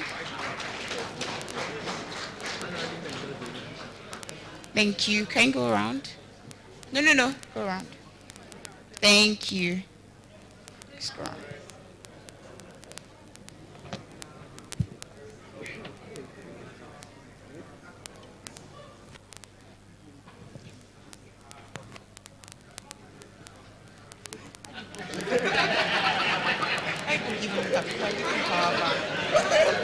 I can't. So whoever is the last 2, so you can mention it now that you have a power bank and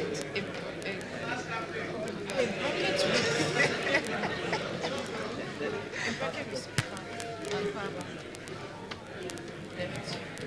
I hope I get all 5. Okay, thank you very much. Someone said you're the class captain. Okay, we have 2 more. Oh, the next 2 gifts are really exciting. Okay, let's shake. All right. Okay, 057. 057. Oh, please come join us. Thank you. Can we clap for him? Let's encourage him now. Thank you. Please go around. Can I have the paper?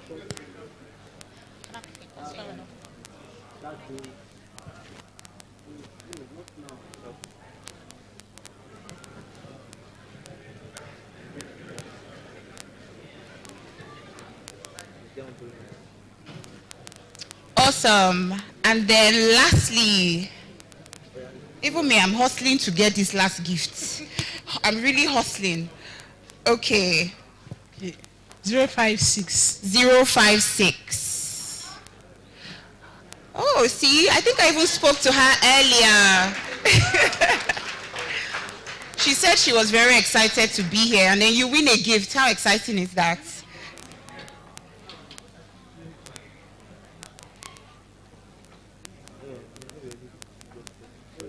I want to see the excitement on your face. Smile for us now. Okay.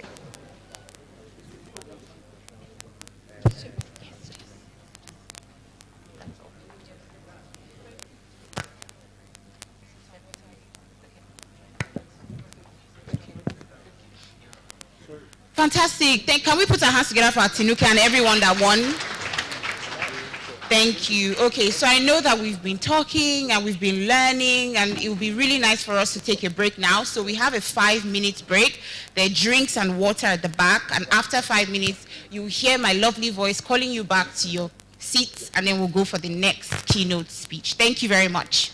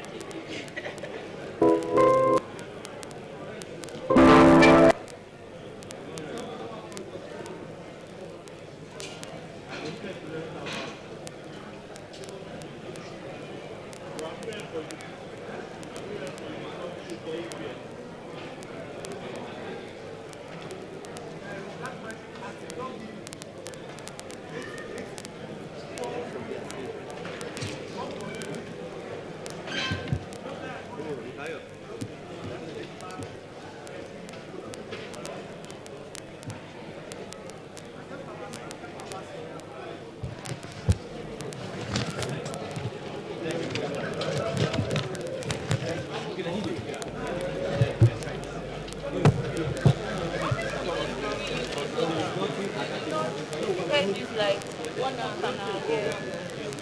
It was very long.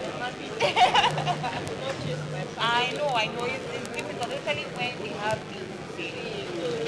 Well, there are some different questions from that one. You did go answer up to half. Let me take it. Let me take it. I think we can create maybe a blog post out. Yes. I'll share a picture of the so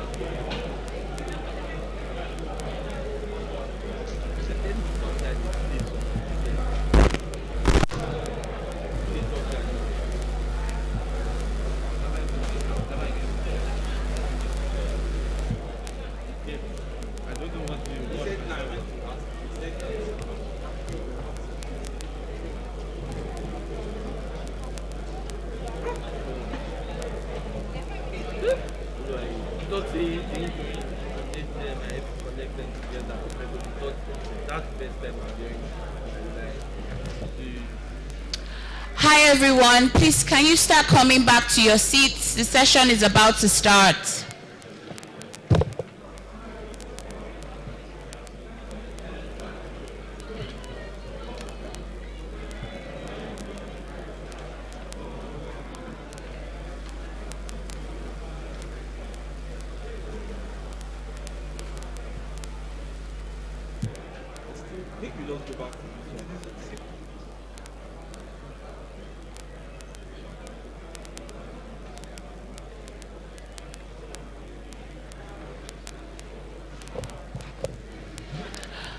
Can we please settle down and come back to our seats? The session is about to start.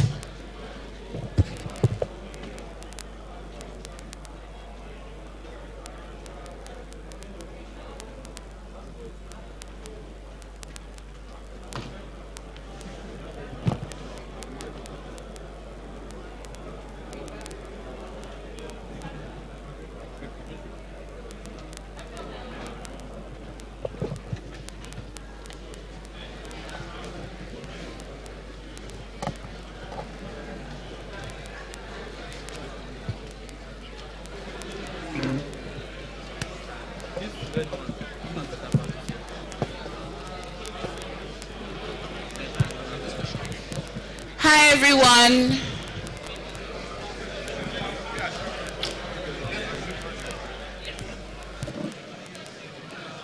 Hello everyone. Please, if you're in the exhibition area, the session is about to resume.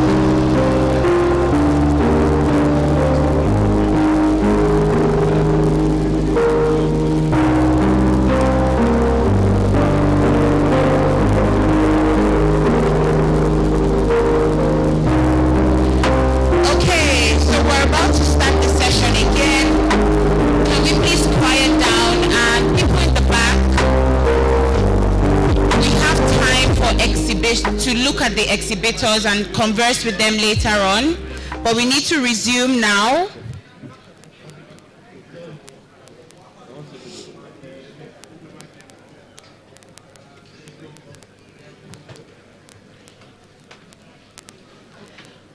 Okay. How has the session been so far? Thumbs up. Has it been good? If it's been good, can I get a yes, it's been good? We're still distracted. I can see we're still eating. Has the session been good so far? Okay. Very good. Thank you very much. Okay. So once again, you are welcome to Termii Elevate Conference 2.0. This event obviously has been made possible because of Termii and MoneyPoint. So can we have a round of applause to them, please? Thank you. And then, of course, we have our exhibitors. We have Umba, we have Waystream, and we have Times. Again, we would have time to talk to the exhibitors once it's time for the networking session, but then we have to move very quickly into the next keynote speaker. Okay. So the theme of the next keynote speech is the role of communication in customer success and support. And to talk to us this afternoon is Termii Adekpegba.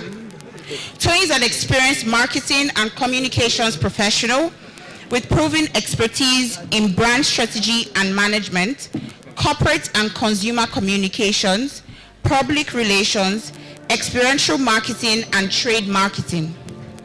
Termii is currently the head of marketing at OmniBiz Africa, a B2B e-commerce platform digitizing the retail supply chain ecosystem. She believes in empowering her team members, encouraging open communication, and fostering an environment where diverse ideas can thrive. Can we please welcome Termii?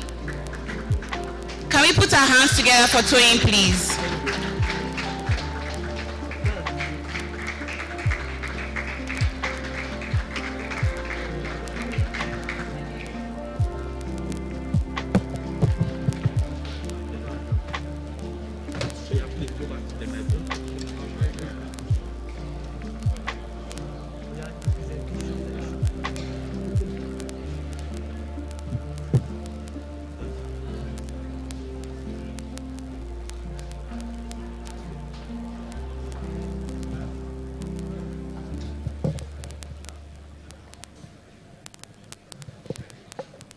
Hello. Good afternoon, everyone. It's such an honor to take the keynote address, or I rather call it keynote speech, on the role of communication in customer success and support. But before I start my speech, I would like to state the fact that in our industry or across board, people tend to look at communication and ask, what do communications professionals really do? What value do they bring to the table? And to clarify this, I'd like to tell a very short story. Please, next slide. So I think I heard the story from my pastor once, and I documented it. So when I got this opportunity to speak, I said, you know what? This is the story I will tell. So there's this blind man who woke up, on a Saturday morning, begging for money. He's a blind man, sitting in front of a building. Normally passers-by make donations from time to time, intermittently, when they pass by. So on a particular day, a lady walked up to he carries a placard, that reads, "I am blind, please help me." On a particular day, a lady walked up to him, made a donation,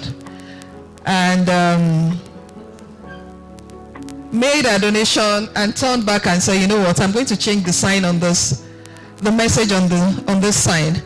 So she wrote a new message and hung it back on the blind man's neck. Shortly after, the man noticed that he began to have multiple donations like he had never had. So key question, what do you think the lady wrote on the sign that sort of more or less increased the income that this man was generating? Next slide, please. the lady had changed the message from, I changed the message from "I'm blind, please help me" to next.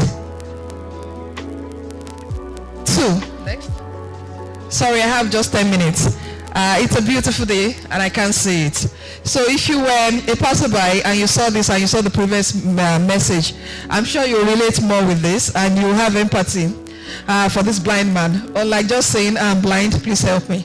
So I think with this analogy, it sort of brings clarity to the role of communication.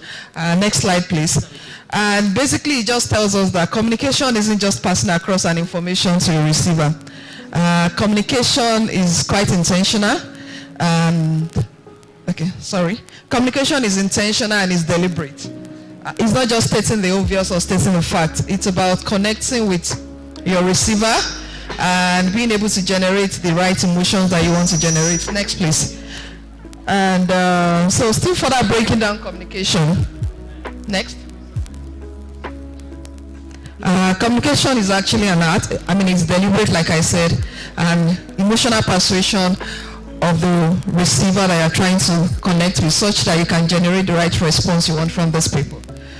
Moving on, I will talk about customer support versus customer support. Customer success versus customer support. Customer care, traditionally, like we know it in the days of the mobile networks, was just a group of people sitting in a room and people calling in, talking about their complaints and resolving those complaints for them. For a long time, it was reactive. But with the influx of digitization, the mega trend of digitization, customer care sort of changed in the sense that, the need to consistently create value for your customers. It's not enough to just sign up a customer and expect the customer to come back to you to complain. They need to consistently generate value, brought about the need for, every day, every month connection with your customer to generate the value that you want. So the approach from the traditional customer care sort of changed from waiting to hear from the customer to you preempting what the customer would need on their journey on your platform. And so customer support, unlike traditional customer service, takes a reactive approach to solving problems and resolving customer issues. On the other hand, customer support is more proactive and predictive, while customer support still more or less resolves issues. Moving on. Next. So to a large extent, the need to consistently create value, like I said, change the traditional customer service approach to customer success by anticipating the customer's requirements for using a product. Next, please. I sort of, try to explain what this means. Looking at the customer journey on the Omnibus platform. Omnibus is actually a B2B e-commerce platform that retail consumer goods to retailers. Bearing in mind the kind of customers that we have, they are not so learned, they are not so tech savvy. How do you break down the usage or your journey on your platform such that it makes it easier for them, they're able to understand and use the platform? Please, this is a video, we need to play the video.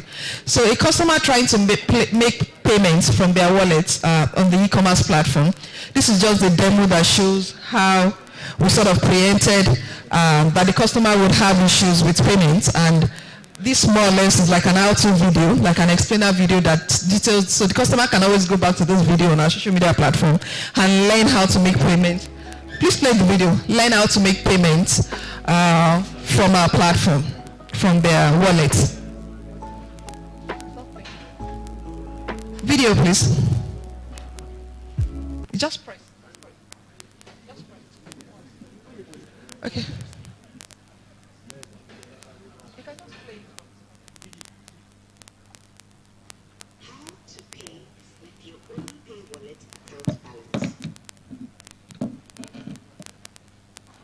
Back.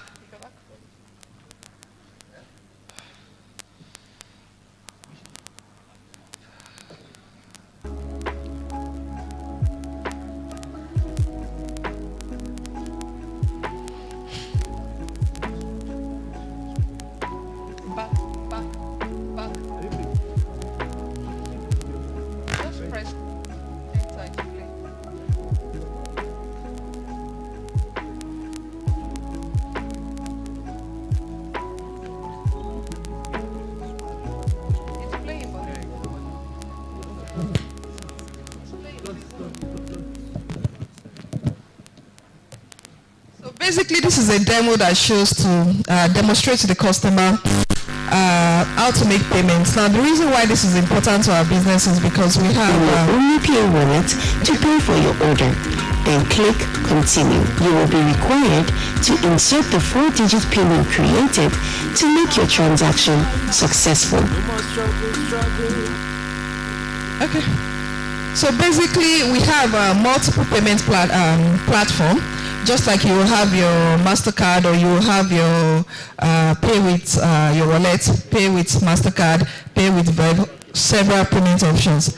Now, the difference between a B2C and a B2B commerce is that some of these retailers that we actually provide services to, they are rather used to paying cash, which gives us a lot of headache. And so to ease that payment transaction, we decided to create a wallet to make it easier. In addition to that, we have a loyalty point platform where they can also make payments. So they have multiple payment options. You can decide to click on pay with wallet, pay with your own money points, pay with the like. So customers at that point of checkout, they become confused. How I want to select this, a certain amount of money I want to pay with. Maybe I want to take 20,000 from my own money and 10,000. So this is more or less like, please can we play again? So this is more or less like showing you how to break down your payments. You choose how you want to make payments. So moving on to the role of communication in customer success and impact. Basically, so this tells us the journey of a customer from the get-go. Can we go to full screen, please? So this is just a demonstration of where communication is needed from onboarding all the way down to the customer lifetime value.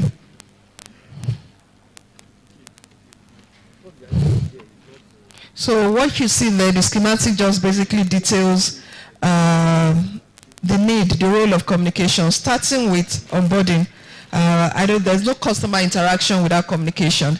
So at the point when you needed to onboard that customer, you need communication. At the point when you need to give product education, you still need the customer. And then you move on to adoption. You're trying to drive adoption. So you can choose to communicate with customer in your usual way. You can use to use influencer marketing, but at that point of adoption, you decide on which platform you want to use or which strategy you use to communicate with your customers such that the message is passed across.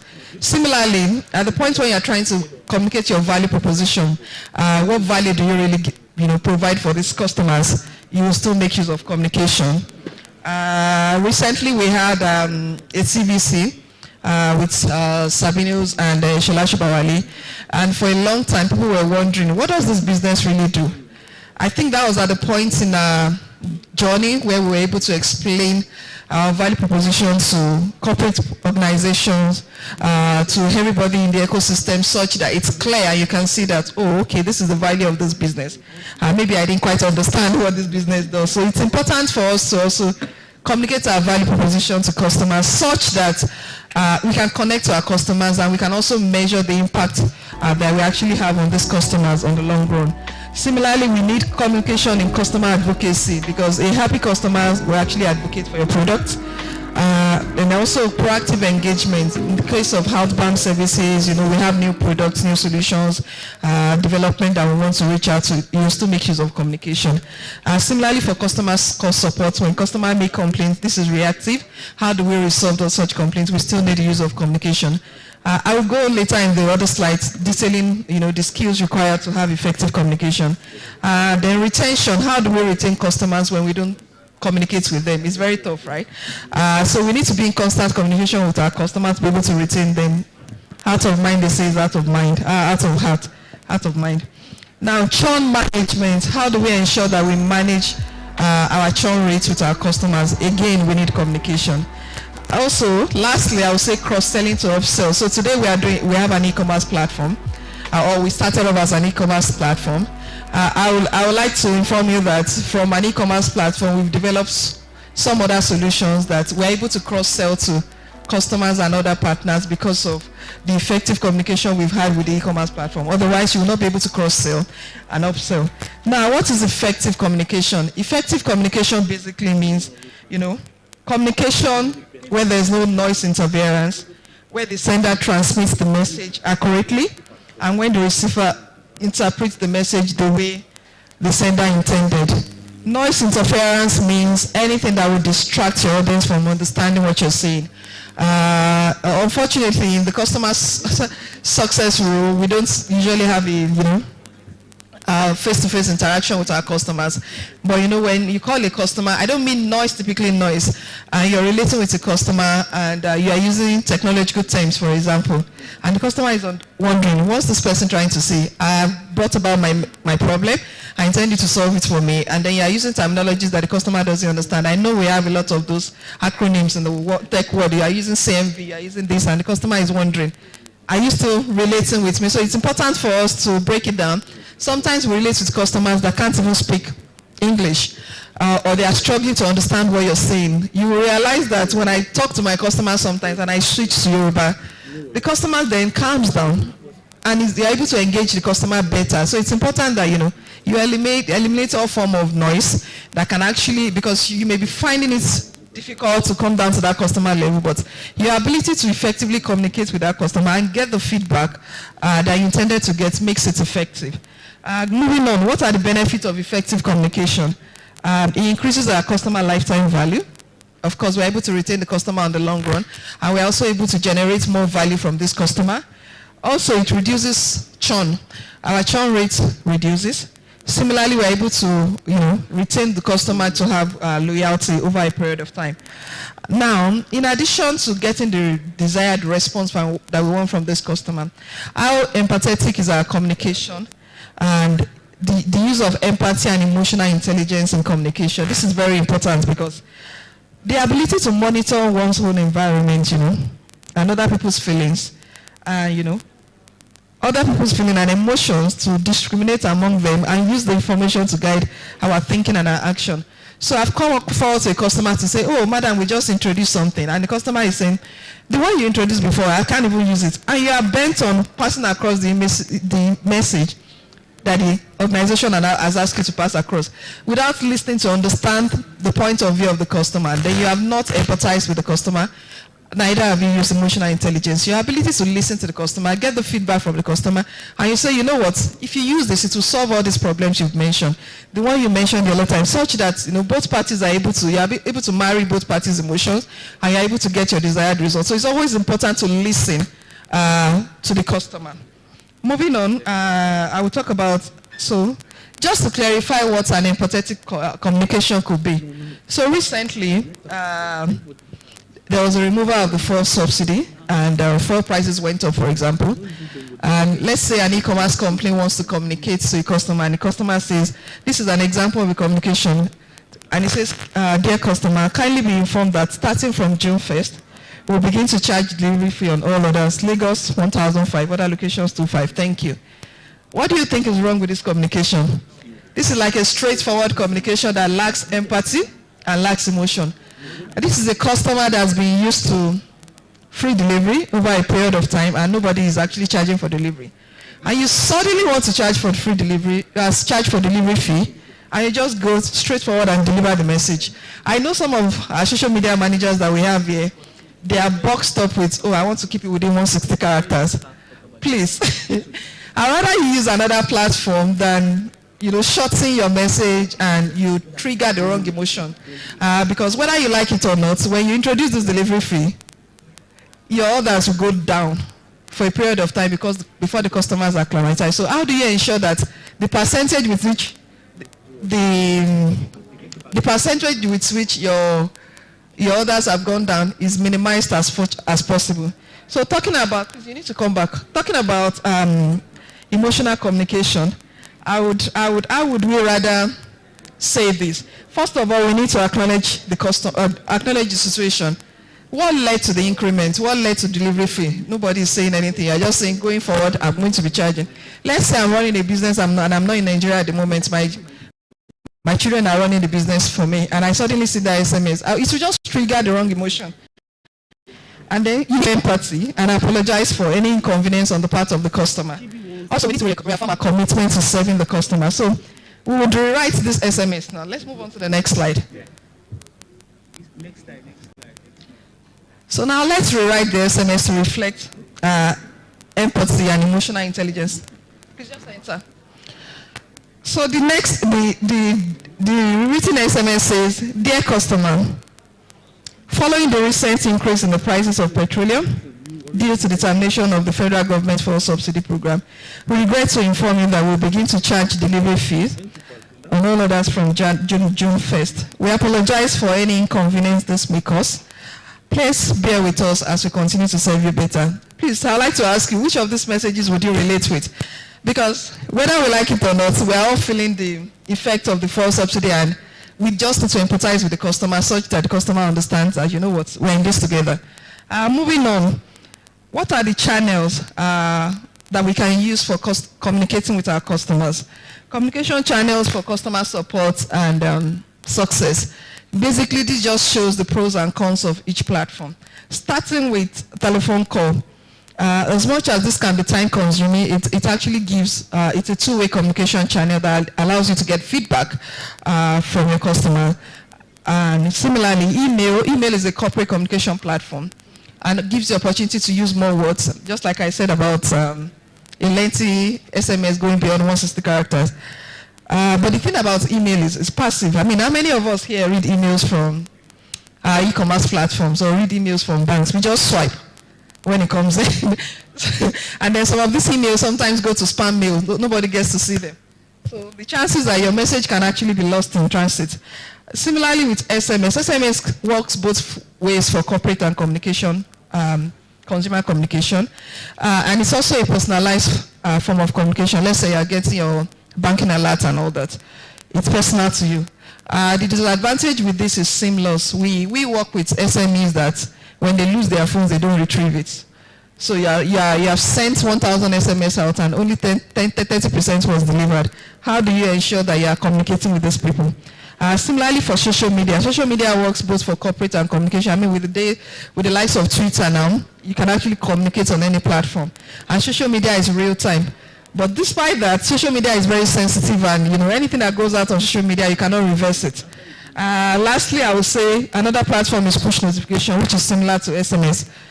This gives you a lengthy communication and is also real time. While the customer is interfacing with your product, it can suddenly pop up.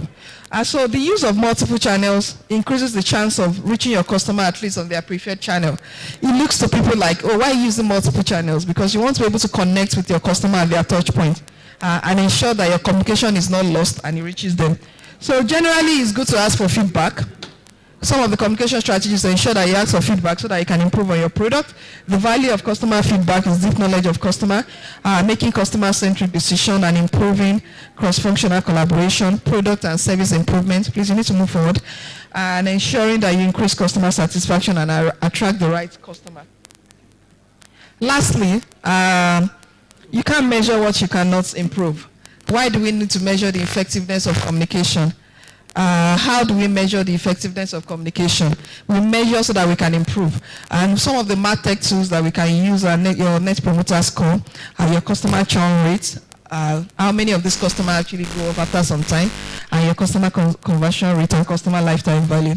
Lastly, I would like to state that working with Termii in a couple of years has enabled us to actually on our customer journey, ensure that we have a seamless relationship with our customer journey. I would say that on a monthly basis, Termii processes nothing less than 100,000 SMS to our customers on a monthly basis, which gives us access to verify this customer and know who they are. It's not enough for people to sign up on your platform and you don't know who they are. So the ability to exchange information from them, they need to confirm their orders when they come in, gives us access to their data and maintain sanity of our data, and we can actually have documented information about them. The plus to this is that the target group that we work with, they are the unbanked target group.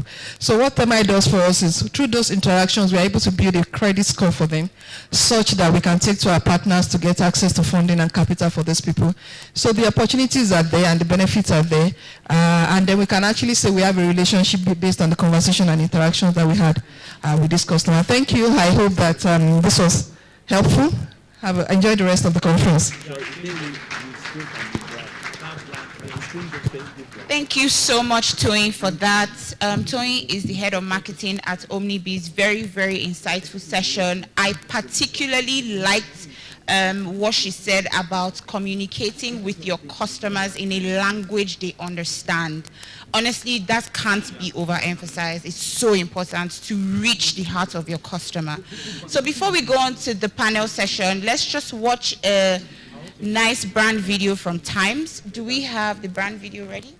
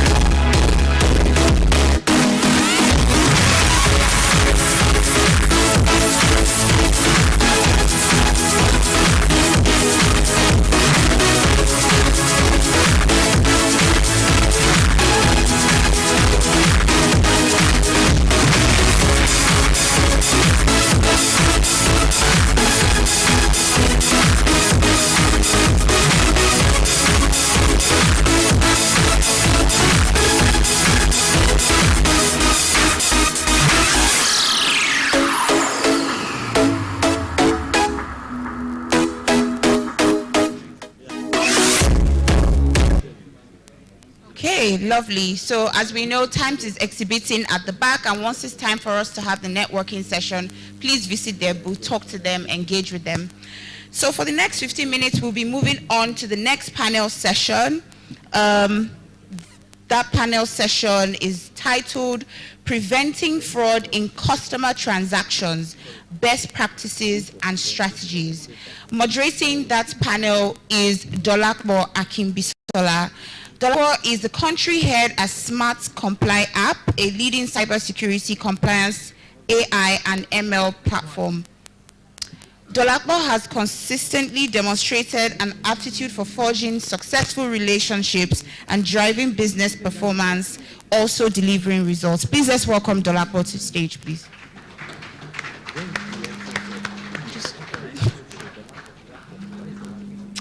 And then moving on to our panelists, we have David Adeleke. David is the founder, CEO of Zik Africa, an open banking API solution and KYC provider in a bid to ease onboarding for fintechs and curtail fraud across the industry at large. He's also a serial entrepreneur, investor, and change agent driven by a mission to raise the standard of living of people through business and wealth creation as a catalyst for positive change globally. Please let's welcome David.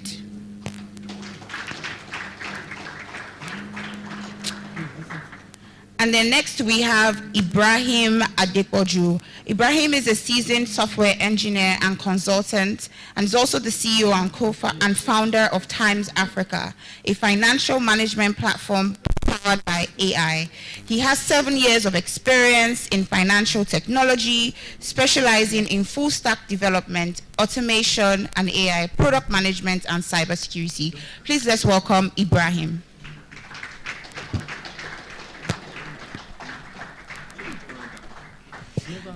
And then lastly, we have Olainka Ayomo.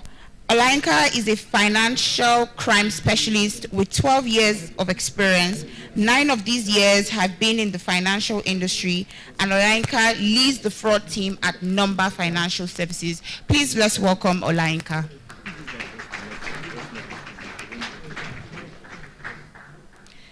So this panel session will be for 15 minutes, and then we would have a 5-minute Q&A session. So.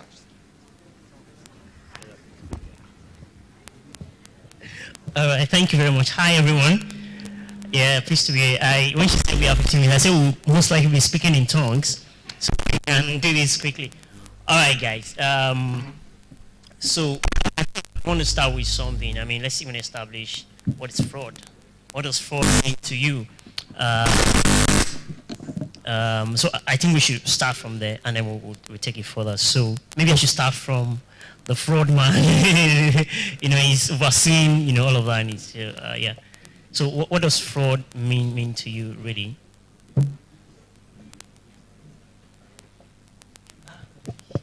So we need more mics, please.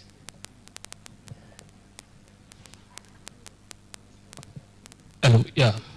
Good afternoon, everyone. Fraud in a general term is like making gain through illegal means, and it can be by trying to manipulate someone to get something financial. It can be financial, and it can be on the other way around too. So making illegal means through unauthorized access to any form of account or any other thing. Thank you.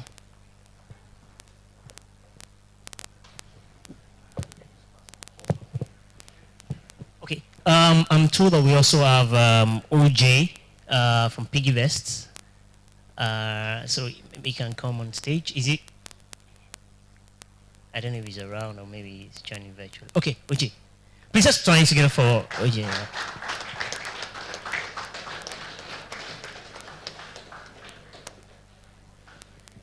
Okay, and he's actually.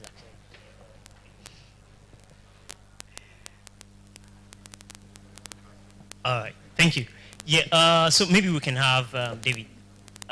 Fraud. I mean, what does it really mean to you? Okay. Good afternoon, everyone.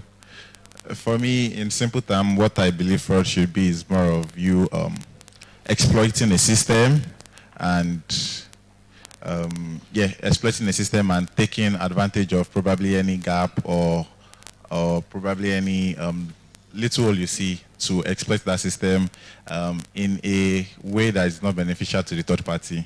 I think that's my own definition of fraud. Okay, thank you. I want to take OJ. I mean, Piggyvest, you guys do a lot of numbers, in terms of financial transactions and all of that. So I would want to ask, what do you think is the biggest challenge, right, in terms of, identifying, mitigating, particularly for you guys? What has been the biggest, challenge for you guys, in preventing fraud, for your business? I think the biggest fraud gap is the people themselves. Okay, straight to the point. People, and I think we're going to talk a lot about that because. Okay, you can say something. Let me speak a bit more about that. I think just like you said, the weakest link in any form of security or control is the human part of it, and not only for the customer, and even for the staff. And that's why we usually do fraud training or trying to educate the staff about what they need to be careful of when they are maybe accessing their mail or trying to engage someone. And the same thing applies to the customer too. You may have the best of security in place in terms of multi-factor authentication or any form of them. But if any of this information is given out, the account is gone, irrespective of what you have in place. So, and that is why it is necessary, to usually educate the customer in what they need to look out for, what they need to be careful, and what they need not to be given out.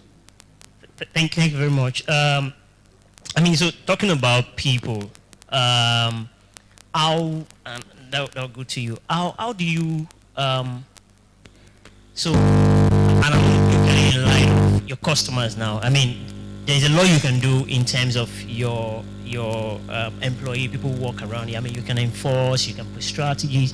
What strategy do you think you can put in place to ensure your customers really understand, how to identify, threats, how to, protect themselves from being victims of fraud? All right.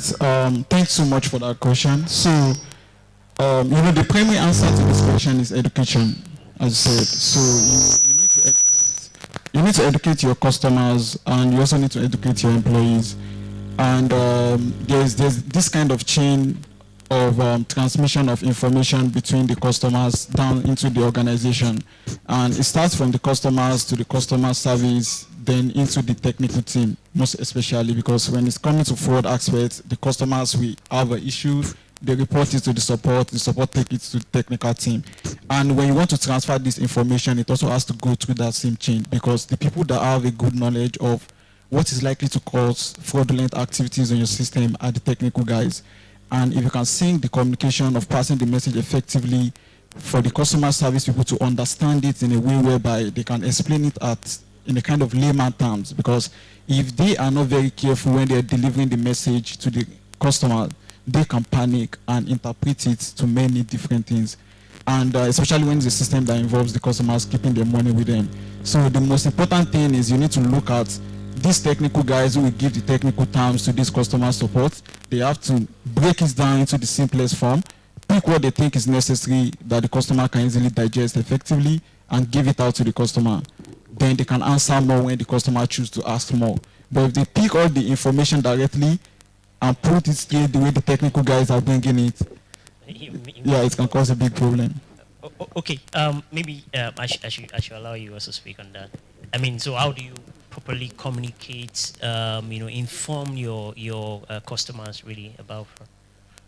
Just like he rightly said, so communication is key. That's very important. So and it starts from the top to the bottom.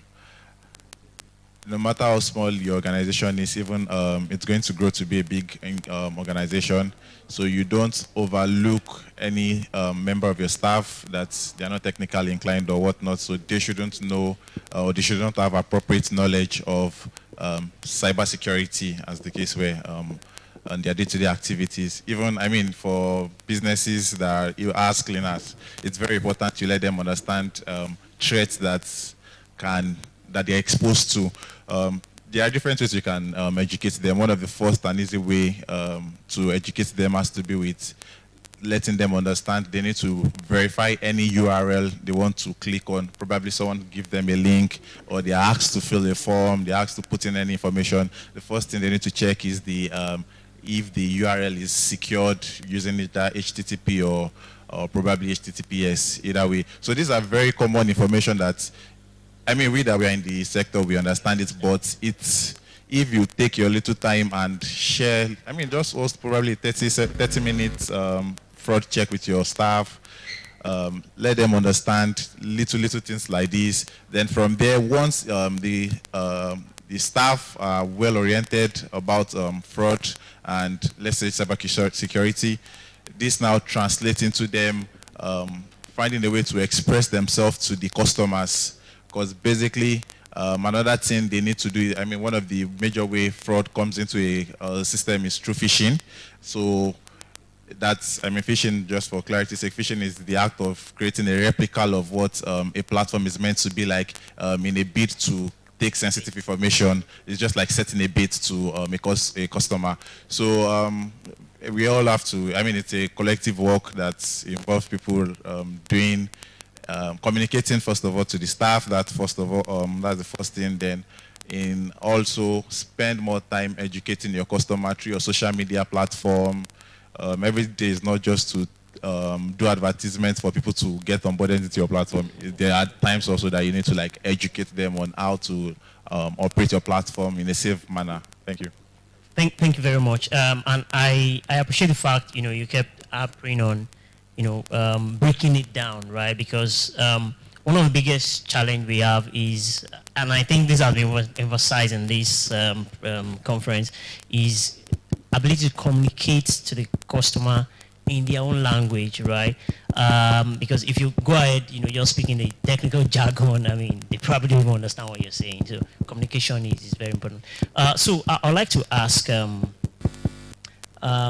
this question, and it's really around communication. Now, how do you manage, my question is really around, incidents, right? Now, how do you preempt, right, as a business now? What are the kind of things you need to put in place? Maybe tools or processes or infrastructure that you need to put in place, so that you can, detect incidents, you can preempt, you can have it, you can see it even before it happens, right? I mean, that's for business now. Maybe OJ. I don't know, do you want to take that? Is this for the business or for the customer? For the business now, right? So what are the things you need, the strategies, what are the things you think you need to put in place, to prevent? I think one thing is information, right? Not even information, systems, right? Making access to systems on like a need-to-know basis, right? Only people who need to have access to certain things should have access to it, right? That's coming at fraud from one angle. There are different angles to come at it, from the customer being exploited, from staff being exploited. But from staff being exploited, it is need to know, right? Need to have access. And apart from that, doing things like rotating keys, rotating people across board. Yeah, I think there are a lot of measures you can put in place. I think everyone can go. Okay. Yeah.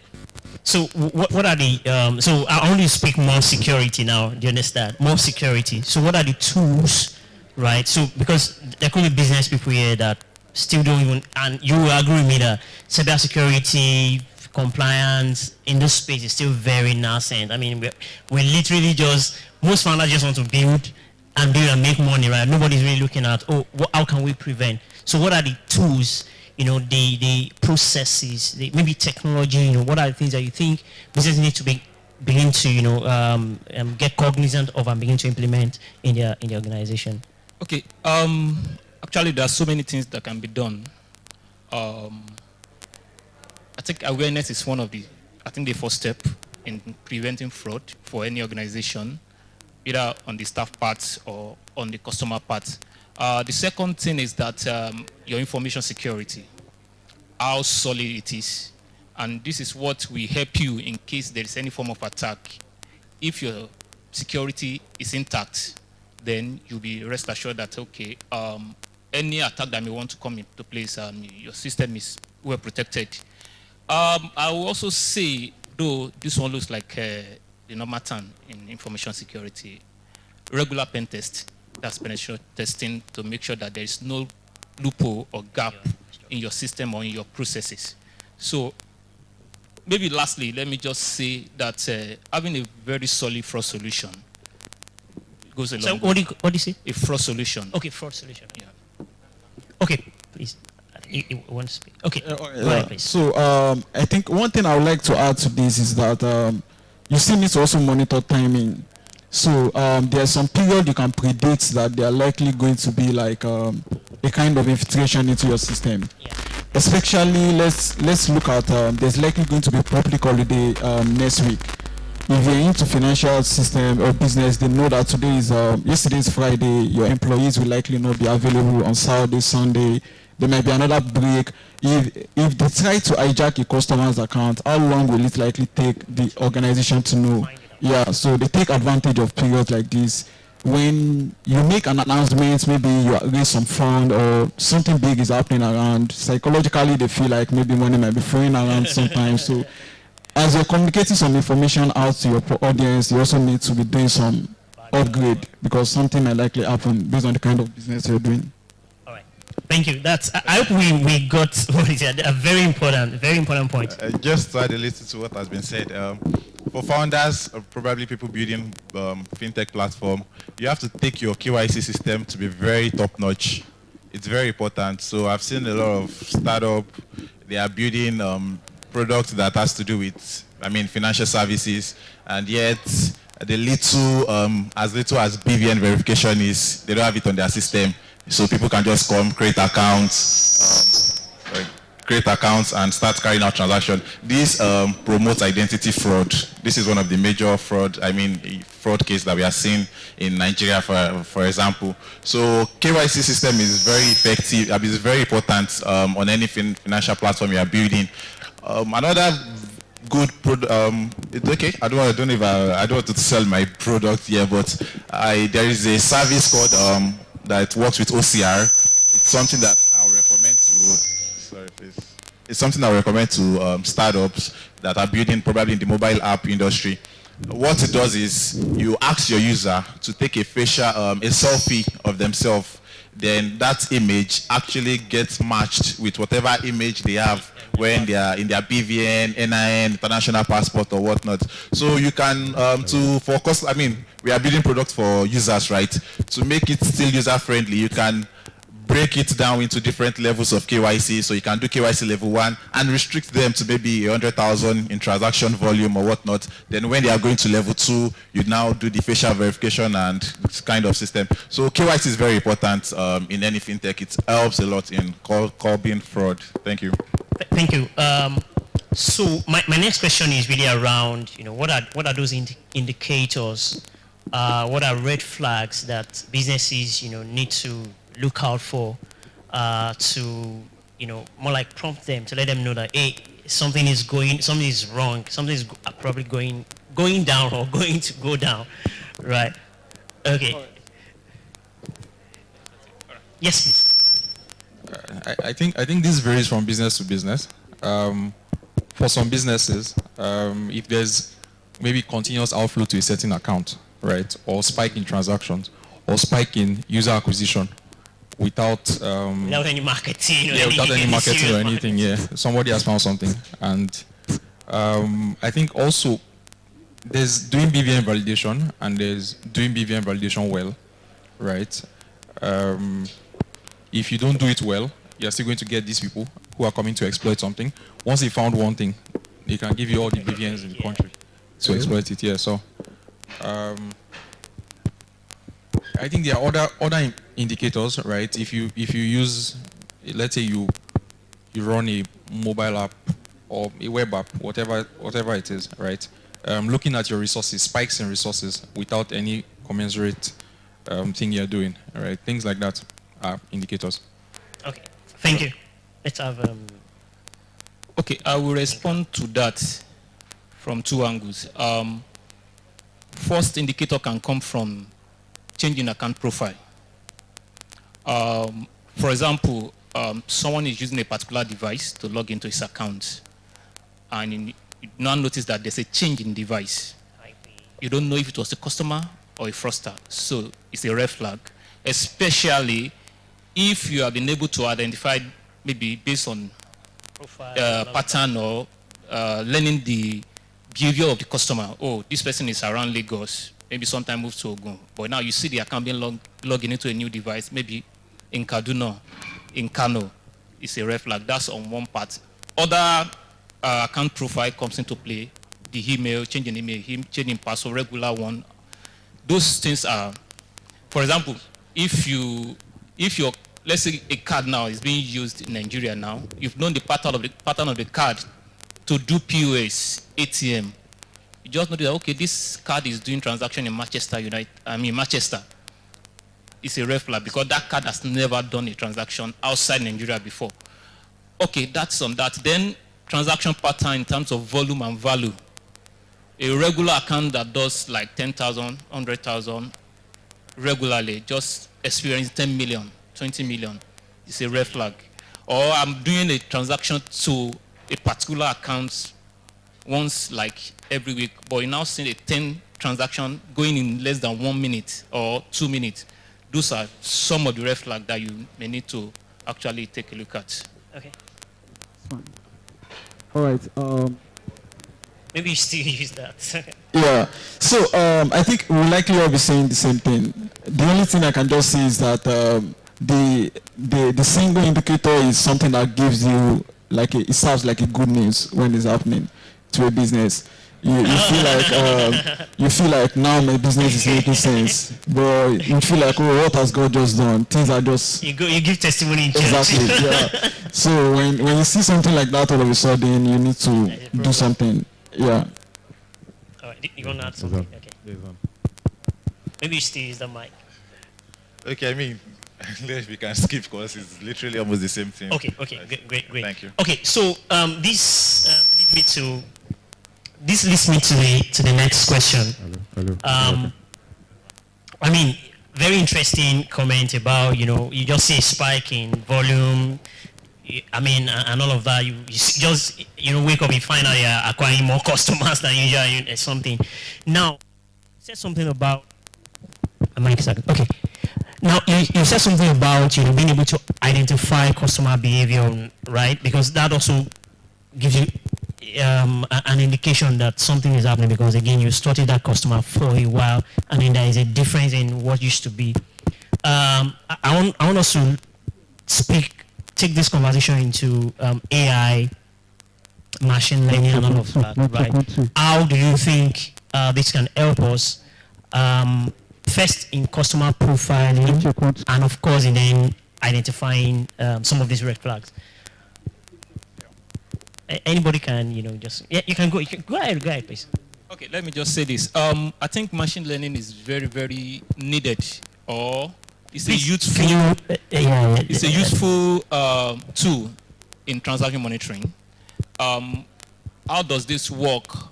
You can build a model that is trained to monitor, to understand the pattern of transaction of a particular customer over a time. It can be like maybe throwing a 6-month transaction, a year transaction of previous transaction of that customer.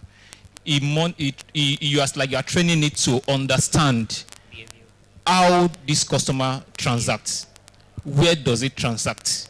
All those things will now be put to use to now predict what the next transaction pattern will be like. And by that, you should be able to monitor what is out of pattern transaction according to what has been in the previous times. Fantastic. I don't know if anyone wants to add to that. How can we, leverage AI in, understanding patterns? And maybe you can take it further in saying how do you think AI can help us in, fraud management? Yeah. So one thing about AI is that when we look at the size of a business, some business cannot easily build something around AI at a very early stage. Some people have a very small number of customers, and some business do not even know what the pattern looks like. They just start learning the pattern. So at times it's good to check out some tools. I know there are a lot of tools more around the KYC and AMS system, but I really don't know much about tools in Nigeria that is building around the pattern, because there are hundreds of patterns that gives you an indication that something fraudulent is going to be happening, and you really need to either build something like this internally yourself by doing a research and getting as many patterns as possible and implementing it into your system such that a check is done in real time. Every endpoint, every request coming into your system goes through different service that is checking each of these patterns that you've prepared, and you keep on building on this pattern. It could have been very easy if you can also get a tool that has been programmed such that it can easily detect this and flag transactions for you. If you can't, if it's very easy, your team can build it for you. And so far it's running in real time. It's just like what your cyber guys should have been doing in-house, checking one by one, but you are very sure that whenever a funding is coming in, it's going through like over 15 services before it's even sent into a wallet. And same thing when it is going out. It's not even only about money, it's about profile updates, the spelling of your name, the spelling of the business. Does this even look human? Does this even look real? You check a lot of patterns, card transactions, that is your card, you register from Nigeria, but you're funding from a card in the US, but you are also living in this. There are some things that we just be seeing to know there's an anomaly. Yeah. Okay.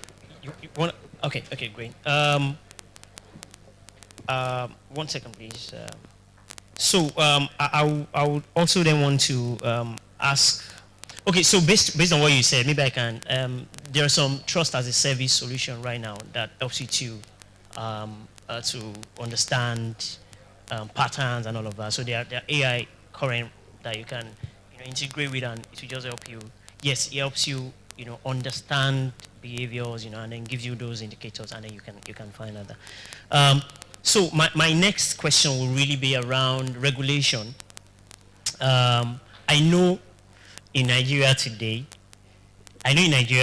regulation, especially around cybersecurity, is still very, very, very, very, I don't want to say inexistent. It is, but it's still very, very, the impact is very, very low.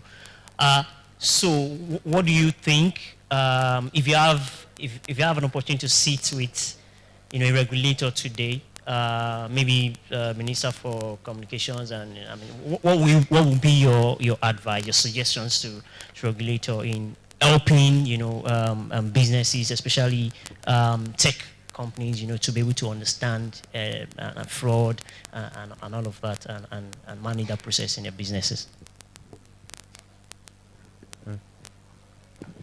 Okay, couple of, I think weeks ago, I was with Dr. Blaze, that's the head of risk for CBN.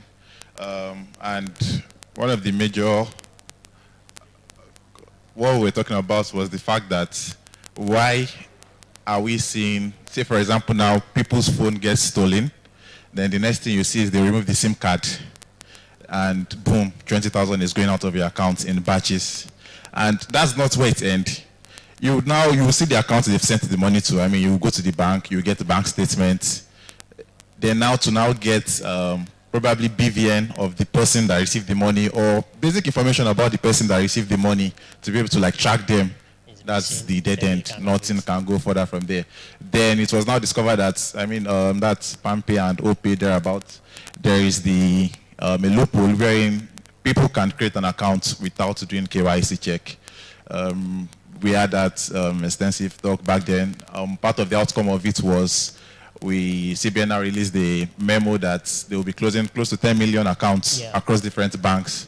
So the regulation guys in the regulatory space, they're actually working and they are collaborating well with fintech, but we'll still admonish them to do better, work better with fintech, because we are the guys in the fintech space. We are the one that we are seeing the loopholes. We are the one seeing what is going on actually. So they should work better with us, and we will provide more insights on how they can provide a very good fraud-free system or ecosystem in Nigeria. Yeah. Okay, maybe just one more person, and then we round off about regulation and all of that. So, I personally don't think the regulations are weak, right? I think they are. If you go into depth and you look at them, I think they are pretty good. But for most, I mean, I won't say most, right? They are the established fintechs. They are the ones that are not, right? But for the most unregulated entities, right, so far, they have like wiggle room, right, where they are not regulated. Yeah. And in that time, right, will I say a lot more fraudsters take advantage of them because they are a weak link, right? And it's easier because those people can leverage licensed institutions, right, but have weaker policies, weaker KYC, weaker security systems than others. So in that, I think there should be, worst case, will I say, lower licenses, right, that can cater to those people, right, but create like a framework of what are the base things a fintech should have, right, because that doesn't exist at the moment, right. Most of the policing is done at the provider level. Payment providers try to ask you, do you have this, do you have that, you need to have this, right? But I think it should come like from CBN downward, yeah. Oh, all right. Okay, so we have to take question and answer now. Yeah. Like I said, we have to speak in tongues because it's quite short time. So please, if we have questions, we'll be very happy to take your questions right now. Do we have an, okay. Okay.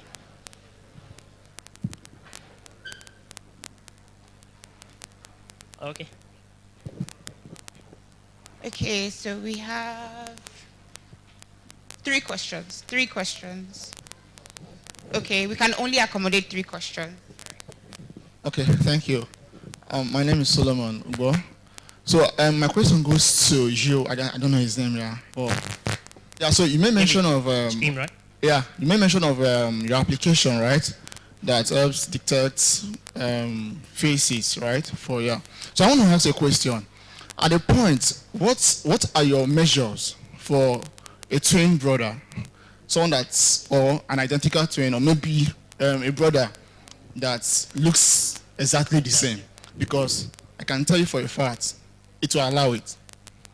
So what are your measures to tackle that? Now then, secondly, I want to ask for these, how do you track offline fraud, right?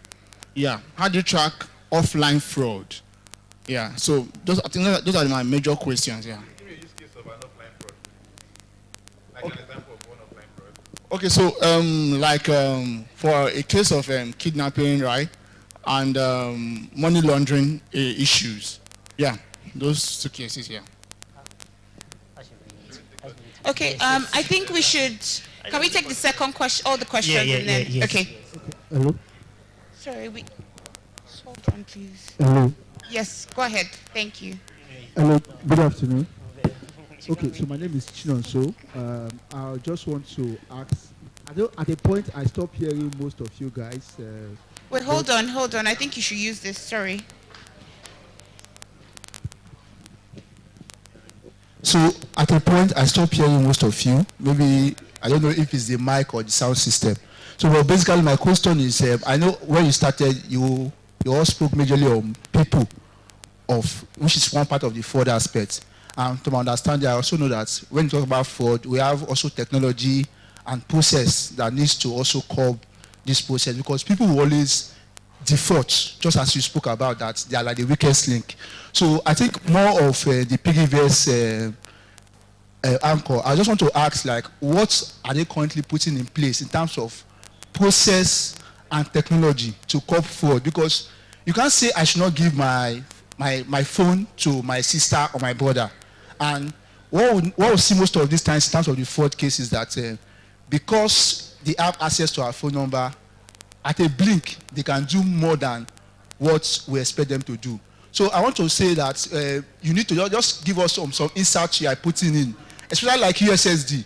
Today, people just pick up people's phone number and they set up USSD on new people's accounts, and all of a sudden it just go. Like, what other KYC are you putting up to confirm that I am the one trying to set up that USSD at that point in time? Okay, can we have, that's all we'll be taking. Can we have the answers to those questions very quickly so we can move on? Thank you. Okay, so I'll just take the first one, then maybe our son has to take the other one. So this is a very practical example that he gave. When we launched the product out, the system that we built was just to take just an image, a selfie image, then we match it up. Then one of our customer, one of the businesses that we've onboarded, came back with a feedback that, they tried even taking a picture on a printed paper, put it on the camera, and it went through. So we took in the feedback, then we started upgrading our system. So far now, our system we've also factored in identical twins. So one of the major upgrade we've done to our system now is you take not just a selfie anymore. You are going to take a short video. We'll take the video, you would ask you to do certain gesture. So we pick out different points. So we are making use of ML and AI system to be able to pick out very detailed information, very detailed data. Then that's what we now leverage on to do our matchmaking. So I think that's answered the question very well. Thank you. Sorry, let me quickly add to that. The one that actually replaced the still pictures, they call it liveness check.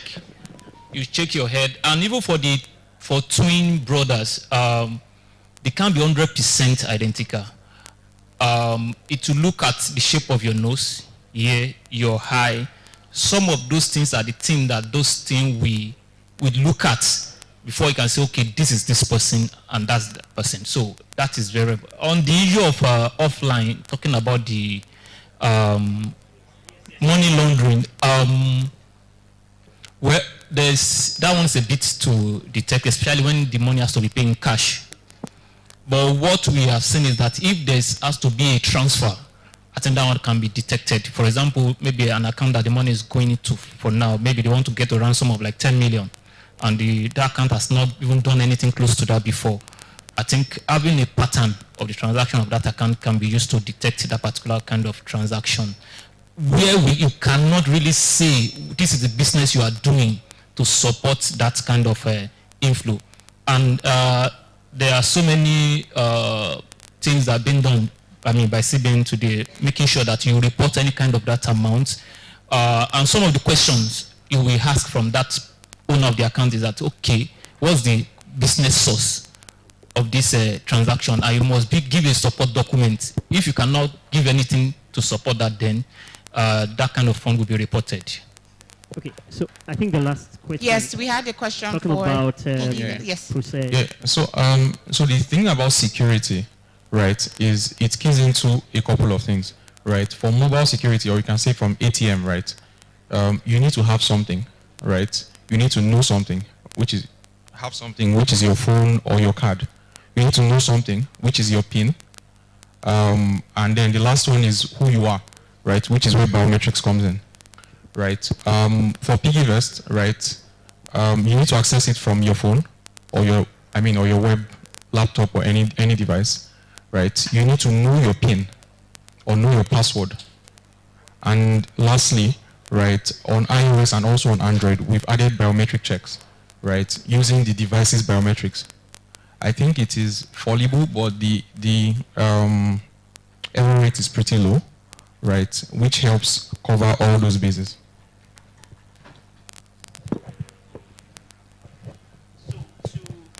So the person who asked the question, let me also say that one of the things that businesses are able to also do that help them to also help in preventing fraud and all of that is part of what we were talking about, regulation. So for guys in the payment space, there are some standards that you need to comply with, and that just helps them to automatically take care of a lot of these. So we have PCI DSS, ISO, and all of those kind of things, right? And while any business implement some of these things, you're already taking care of the three things you mentioned: the people, the process, and the technology, because they are important in you to even get through those standards and compliance. Guys, I think this will be the end of our talk speaking. Thanks for Thank you so much. Please, can we put our hands together for them? Thank you. You can come down here for photos, for pictures here. Where's the picture there?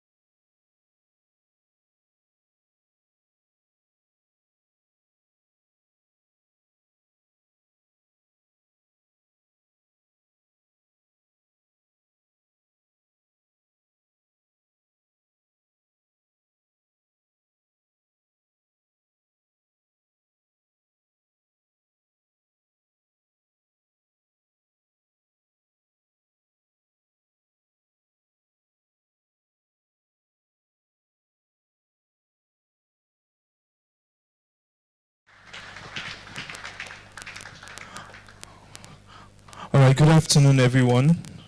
Good afternoon, welcome. So this is going to be more like, we're going to try and make it both formal and a little bit informal, so I might not be on the stage. I don't know if, can you help me just take this? All right, just want to remind us that this is a tech event, right? So it's not a bank event. It's not a, what do you call it? It's not a bank event. It's not a government event. So everything we're doing is, we're going to be innovating on the fly, right? So it's informal, extremely informal. So I want you to, so that's why my own session will be extremely informal, right? So it's going to be engaging and also be sharing with you some of the amazing things that we're doing also. So I just want you to stay back and, what do you call it? Journey with me, right? As I take you through what we are building, the amazing stuff that we're building at Termii. So once again, I want to welcome us all to Termii Elevate. And I will be sharing with you some of what we are doing. I'll be sharing with you some of the amazing products that we've come up with, and also I think there will be a session to take some questions, right? So just sit back, please don't leave, right? And I'm sure you're going to enjoy this session, basically. So thank you. I want to know, are we up yet? All right, please, let's start.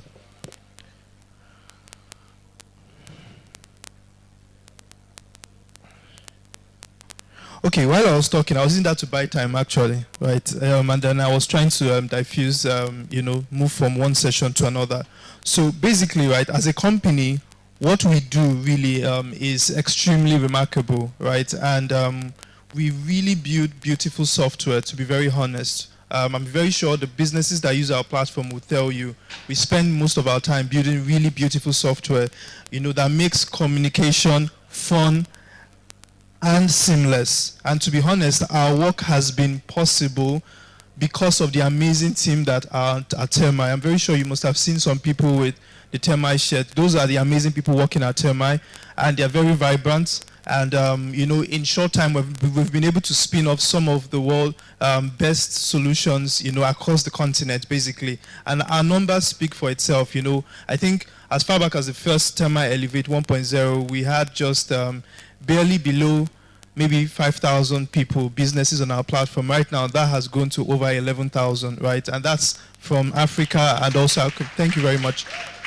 And that's within Nigeria and also outside Nigeria, Ghana, Kenya, and all of that. So that's a testament to that. And I think even at that time, we were doing roughly, I think we had just clocked maybe 100 million transactions. Right now, we've done over 400 million, right? And the wallet payments on our system is over 3 billion right now. At that time, it was just getting to like 1 billion, basically. So it means that in less than 12 months, we doubled that to 2 billion, on top of that, that's 3 billion. So, so those are some of the testament to what we are doing on our platform, and it's really amazing. I'm excited, and I'm grateful for the team, the head of product, Blessing, she's somewhere at the back, and also Blessed, our head of infrastructure, right? Those guys, they've been able to rally the team together to come up with some of the amazing stuffs that we have done, really. Now, to be honest, okay, so, to be honest, when I founded this company, right, alongside my co-founders, one of the things was that I really believed that software, to be honest, has no meaning, right? So you have a lot of software being built, a lot of founders building softwares, but really those softwares have no meaning, to be honest, right, until people use those softwares.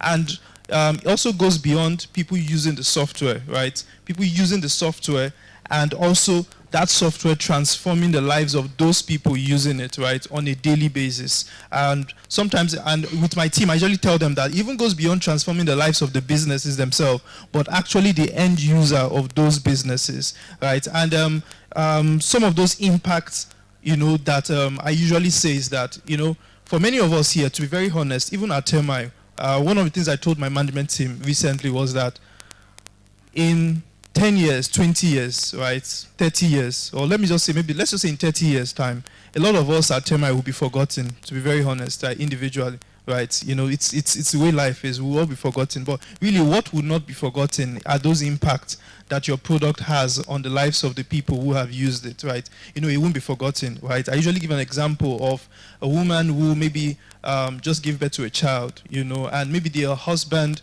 hospitals, they don't treat you until you make payments. And you're trying to make payments, right? Maybe they're using a PayStar gateway, or they're trying to get money from money points, right? And, the POS or whatever is not delivering the authentication code. So the guy cannot make that payment, or network is down, and maybe they say all the SMS channels are down, and all of that. So the guy cannot get the token. And the woman is literally in the hospital. And the hospital say, we're not going to treat until we receive the money. That's literally life at stake, basically. So that's what happens. And we have even Helium Health using our platform. And, it's an amazing stuff whereby maybe the person is meant to get a notification for, say, a hospital appointment, and he did not get our notification, so he missed the appointment, and literally that is a very, maybe he was supposed to do that treatment at that time. Missing that appointment is a very serious impact on his life, right? And that's literally what we deal with, right? With MoneyPoint, we deal with that. MoneyPoint does not joke with notifications. They don't joke with OTPs, right? Because it's literally life at stake on ground, in the north, in the south, and they have people in those local areas. So very, very key what we are doing. And I'm very, very, I'm excited that we're actually, MoneyPoint is powering dreams, but to be honest, right, we're behind, that effort of powering dreams. And I'm excited about what MoneyPoint is doing, amazing stuff. Even Umba is revolutionizing a lot of things, right, in the fintech space. And I'm excited that we're also part of that journey. So for me, that's what makes it interesting in what we are doing. And I believe personally, and that's the principle of our company, that it's a basic right for an African to communicate, or a business, African business, to communicate with their users and then those users receive the communication from those businesses. It's a basic right? So if you are spending money on a platform, it's your right to receive communication from that company, right? They shouldn't tell you that it's because MTN is down, or because something is down. No, it's your right to receive that, right? And then it's also the right for the business to be able to communicate, because they also are spending money for that. So for me, those are the principles that govern what we do. And we're going to be sharing some of the amazing stuff that we're doing concerning that, please. I don't know if, just for a few moments, I'm not sure if anybody from Umba is around. Umba and Money Points. Is anyone still around? Okay, Money Points. Okay, so let's just have Money Points to just share. One of the things that I want us to also get is to know some of the new stuffs that Money Points is doing, right? And I'm very sure that we are powering what they are doing, right? So I would like to hear from them amazing stuff they are doing in the realm of, communicating with their customers, and how that will revolutionize payments, receiving payments, and getting paid, right? So I want to welcome Money Points to just give us something about that, please. Thank you very much. Hello, everyone. Once again, my name is Tommy from Money Points. So how do we use Termii exactly? So one of the things we use Termii for is more of a security check. So imagine someone trying to do a password reset on their account. We won't allow you to reset that password without getting an OTP on your device, right? And immediately the person requests for the OTP. We trigger it from our end, Termii sends it to the person, and then the person is able to verify that, yes, I'm the owner of the account. So that's one major thing. We also use them for alerts. We use them for even sending marketing messages to users. And I think the best part for me for the marketing messages is once you upload the database of people you want to message and you are able to provide the names, all you need to do is to put a code into the SMS you want to send and to personalize the SMS to the person. And we all know that everybody loves personalized communication, so that's why I love using Termii. All right, thank you very much. So really, right, so you see that amazing stuff. Although I know this is an impromptu, but I would like...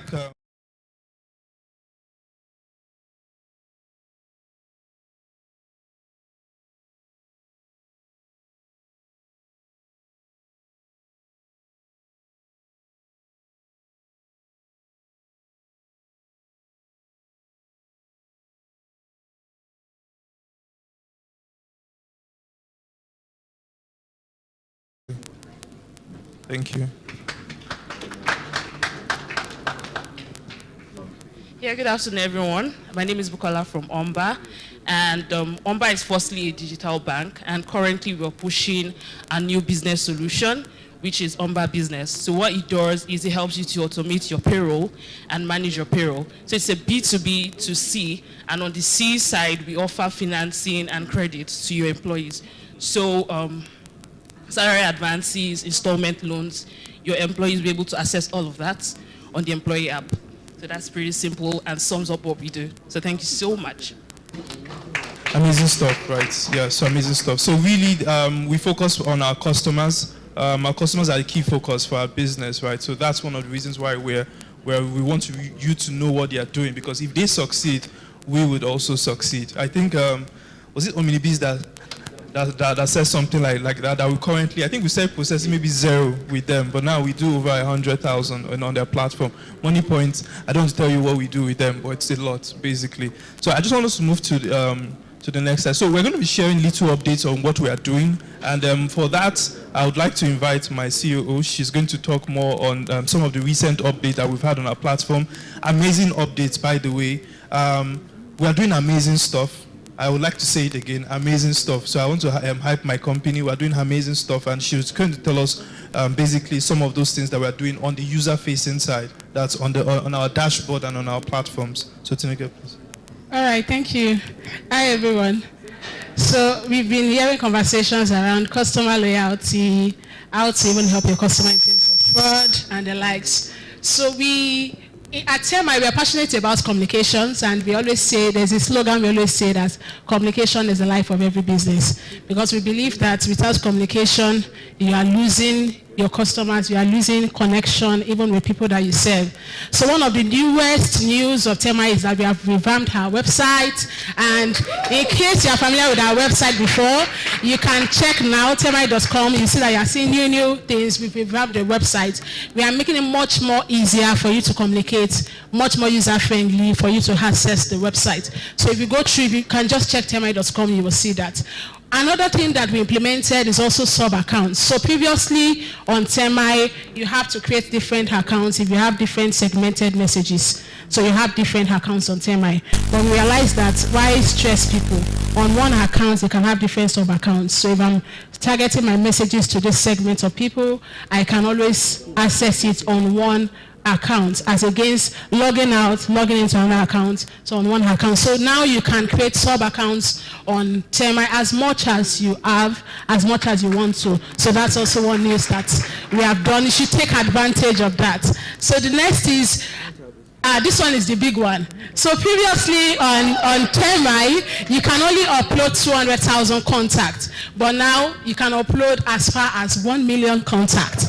And the good news about that is, at one click, you can send your messages to 1 million contacts without having issues. So we are fully upgraded. So you can see that this is upgrade from 200,000 to 1 million. So transaction history export. So we had issues where customers reach out to say they want to download transaction reports, and they cannot download up to a particular volume, and we have to do that manually and send it to them. So we realized that how well can we scale if we are doing this manually? So we decided to also work on that. So now you previously, just by, if you want to download, let me give an instance, a report for February or March. It will give you all the whole transaction you've done during that period, and it's also limited in terms of volume. But this time around, in case you want to streamline it to a particular day, you can do that now. And they are not limited to the number of rows you can get. So we have a wider range in terms of also downloading your transaction history. So I think that's the new updates that we have. Thank you. All right, amazing stuff, right? Amazing stuff. And for those who want to work with us, right, you can come and join us. We are doing amazing stuff, so you can actually join us in doing it. So also, something that powers all what she said is what we call the version 3. And I would like my CTO to come and tell us a little bit about version 3 and what we do as regards that. Thank you. Hello, everybody. Hi. So at Termii, we've seen businesses scale from, like Emmanuel mentioned, 0 transactions to 100 transactions to 200 transactions to millions of transactions. And as these businesses grow, we definitely want to grow with those businesses as well, right? Not just only growing with those businesses, we are also keen on powering, enterprise businesses, large volume businesses, and businesses that operate at scale. And we can only do that, and for us to do that, we saw that it was necessary for us to add, more power to our infrastructure. Like Emmanuel mentioned, our team has worked tirelessly nights after nights, day after day, to make this happen. And we are proud or glad to announce the version 3. A more distributed platform, faster build time, a platform that, powers millions, of messages, like Tinuke mentioned, in split seconds, basically, right? And this definitely will help us to serve our customers better. This definitely will help us to also scale, right? As, our businesses scale also. One other thing that I'm also excited about, is what we call the Termii inbox. As a company at Termii, right, we love to listen to our customers and we love to solve our customers' problems. We've taken that step. We've heard our customers. We've taken that feedback, and we've identified, a problem, that our customers are having, and it's simply a one-stop tool where businesses can now integrate their social media platforms and support their own customers. So what that means in simple terms is, as a business, right, say you support your customers on Twitter, on Instagram, on WhatsApp, on Facebook, right? And you probably have someone handling this, someone handling that, and that can be very tasking. What we have done, is to provide you a dashboard on Termii, a simple dashboard. I need to put it, out there, a simple dashboard on Termii, right, where you can easily integrate these your social media platforms, right, and support your own customers out of, the Termii dashboard. You can assign tickets, create tickets, and also resolve tickets seamlessly on, on this Termii dashboard. Thank you. Okay, so that's, I think they were putting it too mildly and they were being humble about it, I want to say something, right? So if you think I'm proud, well, you came to our event. So Termii is the most beautiful software ever built in the continent of Africa. So, you didn't hear, you don't know what I said. You didn't know what I said. I didn't say it's the most beautiful communications platform. It's the most beautiful software, ever built in Africa, right? And it's built by Africans. So when I talk to companies abroad, I'm like that. Termii is built by Africans. We are not buying software from somewhere in Asia, and I'm selling it. You understand? No, it's built by Africans. It's built by Nigerians, right? And we're exporting these things to the world. And let me also tell you, I work closely with companies in the US, outside.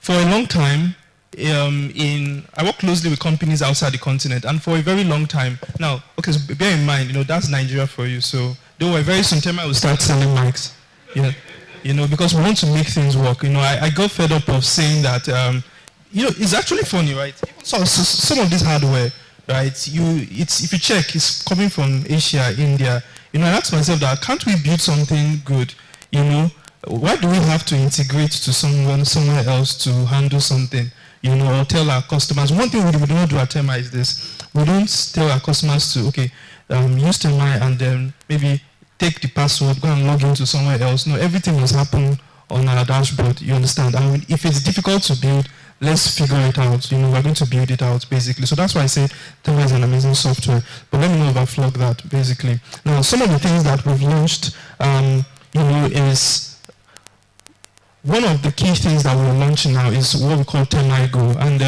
I would like to stress more about this, right? So this Termii Go app, basically, it's a mobile app, right? And this app was born out of a single fact, and that single fact is what I said earlier. I said it's a basic right for an African to communicate, or for an African business to send you a message, and then you should be able to reply that person seamlessly. If you are paying that business money, then the business should be able to receive your response effectively. And if that business is paying its vendors money, then the business should be able to also send its users or its users seamless communication. Right? Now that's for the business. But even for the user themselves, they should be able to communicate with one another seamlessly. It's a basic right? It's not a game of business, monopoly, all of those things. It's just a basic right?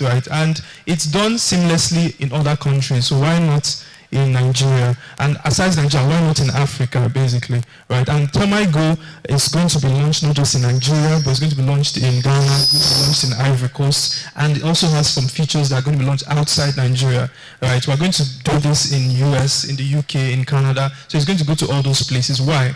Because Termii Go is built for Africans, not just Africans here, but also Africans in the diaspora. Now, some people are looking at me that, what's this guy saying? You understand? Okay, let's just run through it so you understand what I'm talking about. So let's look at it. So first of all, can you just take me? So let's just watch just a short clip on what Termii Go is, and I will explain it in depth. So I want us to go.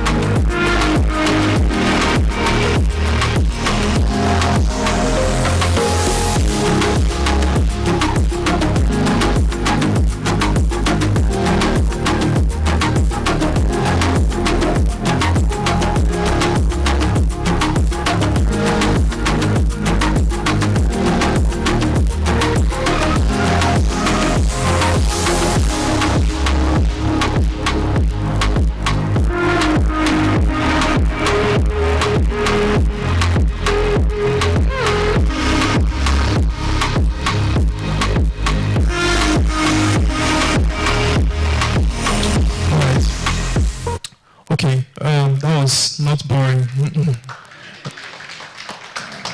Okay, so basically, let's just run through it, right? So you can get to understand why this is a beautiful piece of software. I'm saying it again, it's a beautiful piece of software built by an amazing African company. And this software is competing with some of the best softwares globally. So I can repeat, some of the features on Termii is not available in the US. Can someone just clap for me for it? Please don't scroll too fast, right? Let's go step by step. Some of the features on this is not available in the UK, it's not available in Canada. And even if some features are available in the US, we've revamped it in the sense that there's a better lady just looking at him. I'm just joking. You know, but even if it's available in the US, it's not the same way it is there. We've checked out some of their flaws and we've made it better, basically, right? So technically, the app works anywhere. Now, I'm going to run through some features. So the first feature is, you know, you can seamlessly have OTPs and notifications on the platform. Now, what we've done is this. We have over 11,000 companies on the platform. And some of these companies are businesses that you use on a daily basis, right? You have the likes of Money Points, you have Piggyvest, you have Cheaper Cash, you have Sterling Bank, you have some banks I'm not going to mention anyways, you know, they know themselves, they're really looking at me. Then you have, you know, some companies basically, even current companies, and you even have some apps that you use currently, right, that are very popular, social media apps also on our platform, right? And all these companies, what do you call it, they want to communicate with you. They always send you notifications when you try to log into the applications, you're trying to purchase something, make payments and do all of that. Now, there are different channels. First of all, I want to say that we are not replacing any channel, right? You can see on the inbox he mentioned, we're integrating all those channels. So we're not replacing any channel, right? So I just want to put that disclaimer out there. You understand? We're not replacing any channel. We're just introducing a more seamless channel to the pack, basically. Now, these businesses can either reach you through this app. Anybody that has this mobile phone on the app, these businesses have already been pre-installed into the application. They don't need to do any integration at all, right? They are already pre-installed, and when they send you a notification, if you have the app on the phone, they send you an OTP or a notification, you get it on your mobile device. Now, if you don't even have the mobile device, it will default to your normal SMS or your WhatsApp, basically. So you will definitely get that message. But the point is, this will be the first point of call. Now, your normal SMS would definitely be in text. But if the business is trying to send you an audio message or a video promo or whatever, you can also get it in actual video format, basically, right? So that's an amazing stuff. I just want us to just clap for that. It's an amazing stuff, actually. So it's called rich messaging media for you. And I want to also point out that the companies are branded, meaning that you get to know who exactly is sending you a message. You get to know that this is Paystack, right? And in the future, don't scroll there, but I just want to add that in the future, you would be able, or not in the future, in some few months, maybe a month or 2 months time, you will be able to also respond back to that company on that channel. So if they send you something, you don't like what they're sending you, or you want to get more inquiries, you can inquire about the audio message they send to you, the video message, whatever it is, or image messages. So that's basically what we call the rich text, communication. So let's go to. Now, the other one is 2FAs, right? I'm very sure many of us were following the trends on when Elon Musk said some companies were scamming them, right? So he banned SMS in some locations, basically, right, to save costs. So every business is trying to save costs. Many of the banks are trying to save costs. Many of the social media platforms are saving costs. I'm sure even Facebook, if you check, Facebook will always tell you to go and download a 2FA platform. So if today, if you go on your Facebook and they're asking you to download Google Authenticator, let me mention it, Twilio OT, or they tell you to download any of this platform. Before you think of going to download it, just go and download Termii. Why? Because it works for all of them. So Termii works for Facebook, Twitter, Google, whatever, basically, right? So just download it. Whatever barcode they give you to scan, use the Termii app and scan it, and it works, basically, right? So it's going to get you secure. Now, what we're trying to do is this. We don't want you to have multiple platforms. We want one single app that allows you to log in anywhere globally, basically, whether you're in Nigeria or you're global. Now, if the business are local in Nigeria, better for you, or in Africa, they can send you direct messages. But if it's for the foreign ones, who uses 2FA, then just use our 2FA feature, and that gives you direct access. This thing is amazing. I'm telling you, right? If you check the app, this thing is amazing. It's not the way it is on those platforms I mentioned. I don't want to repeat their names again, but it's not like the way they've done it, right? We've done our own, much more seamless and way better, right? So it's really amazing. This is a beautiful piece of software. Let's clap for the team that actually built it. So let's move to the next. No. Let's just go back to the previous one. Okay, yeah, so just want to stress a little bit point on this. So like I mentioned, right, so aside the TOTP, which is what is called time-based OTP, which is a 2FA feature, and aside from the notification that customers get, right? I know I mentioned something about branding. We also added a feature whereby if you don't want to receive a message from a specific company, right? Maybe you just feel that they are just blasting you with so many messages. We also give you the power as an individual to be able to turn it off, and turn it on, right? So meaning that we are not giving companies all of the right to blast you message. We're giving them giving the user ability to control what they receive, from anybody, basically. Now, I'm not sure it's on this slide, but something really cool about the Termii Go app is in the coming months, we are also launching something called the Termii Go Plus, basically, right? Which means that we're going to be including things like calls, and we're going to be including things like data on the phone. Now, before you clap, let me tell you what that is and the implication of that. Now, what that means is this. If you are in Nigeria as a company and you have employees in Ghana, in Ivory Coast, or in the US or in UK, right, they don't need to buy SIM cards with any of this, maybe AT&T or any of that. They need to just get Termii Go SIM card, right? And if they leave Nigeria, they can make calls in Nigeria, and they'll be able to make calls in the US, and also in Canada. Now, aside that, I've not finished. I want you to clap, and it's very loud. Now, aside that, right, they can also get data plans, right, in Nigeria, and they will also get data plans in the US or also in Canada, basically. So remote work becomes extremely possible, basically, through that, right? So it makes it seamless. We're using what we call like a virtual network model, basically, to make that happen, right? So whether you're in Nigeria, you're in Ivory Coast, wherever, the Termii Go app would work for you seamlessly, right? So that's what we're trying to do with that. And now, we're not just trying, we're already on our way there, basically, right? So you'll be seeing some of these things roll out little by little, right? And we're partnering with some of the best people. One of the people we partnered with is the Truecaller session. I know that was an interesting session. I use the word interesting. But it was an interesting session. But Truecaller is also working with us to power on the call side, right? So you know who's calling you, and you don't get people spamming you, basically, right? So Truecaller is also powering that. So they are working with us on that, basically. And currently, we're powering some of the most exciting call features and apps in the country currently. I'm not going to mention, right? But basically, Termii is powering many things that you do not know. For a long time, we've been in the background, but we're trying to come to the front to tell you that we power most of the communication softwares or apps that you are using currently. You do not know, but Termii is the one that is powering it. And it's an amazing stuff. The team is doing amazing work, and I'm really glad and grateful for what they are doing. You can download this app with the current features, which is the TOTP feature, that's the 2FA feature, and also the notification feature right now on the Play Store and also on the Apple Store. But the other features I talked about, the calls and the data, that would come. And sorry, not just that, also eSIMs, right? I mentioned that, right? So you'll be able to get eSIM on your phone. That's what powers the calls, and also branded SIM cards, right? So that will also power those calls and those data. So it's not a VoIP play or whatever over the internet, it's actually calls. I also did not mention that you can also call over Wi-Fi, basically, right? So that's going to also be included, right? So it's a whole suite of communication products that we're going to be having. It's interesting. So it's like a journey. You're going to journey with us as we launch this product little by little. But I'm very sure that you'll be excited when these things come out. So I just want to just clap for the team. All right, so I just want to leave you again with just one thing, right, which I mentioned before. I said something, I just want to reiterate it again. Termii is building the future of communication in Africa. We don't want Africa to be left behind, right? And our sole goal is the end user.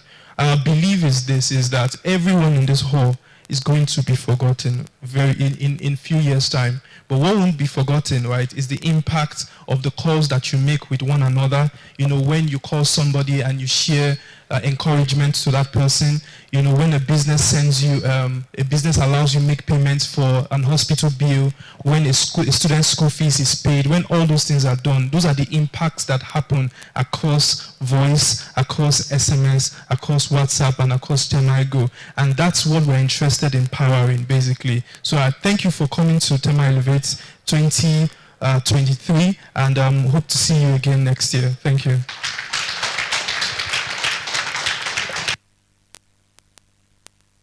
So I don't know if anyone has questions around it. I think I and my CTO will be willing to answer any questions. So if you have questions around, it would be nice before we leave. So anyone have questions? Can we please put our hands together again? And I'm going to reiterate, Termii Go is a beautiful piece of software. Thank you very much. Any questions, anyone? Anyway. Okay, we have a question. Right.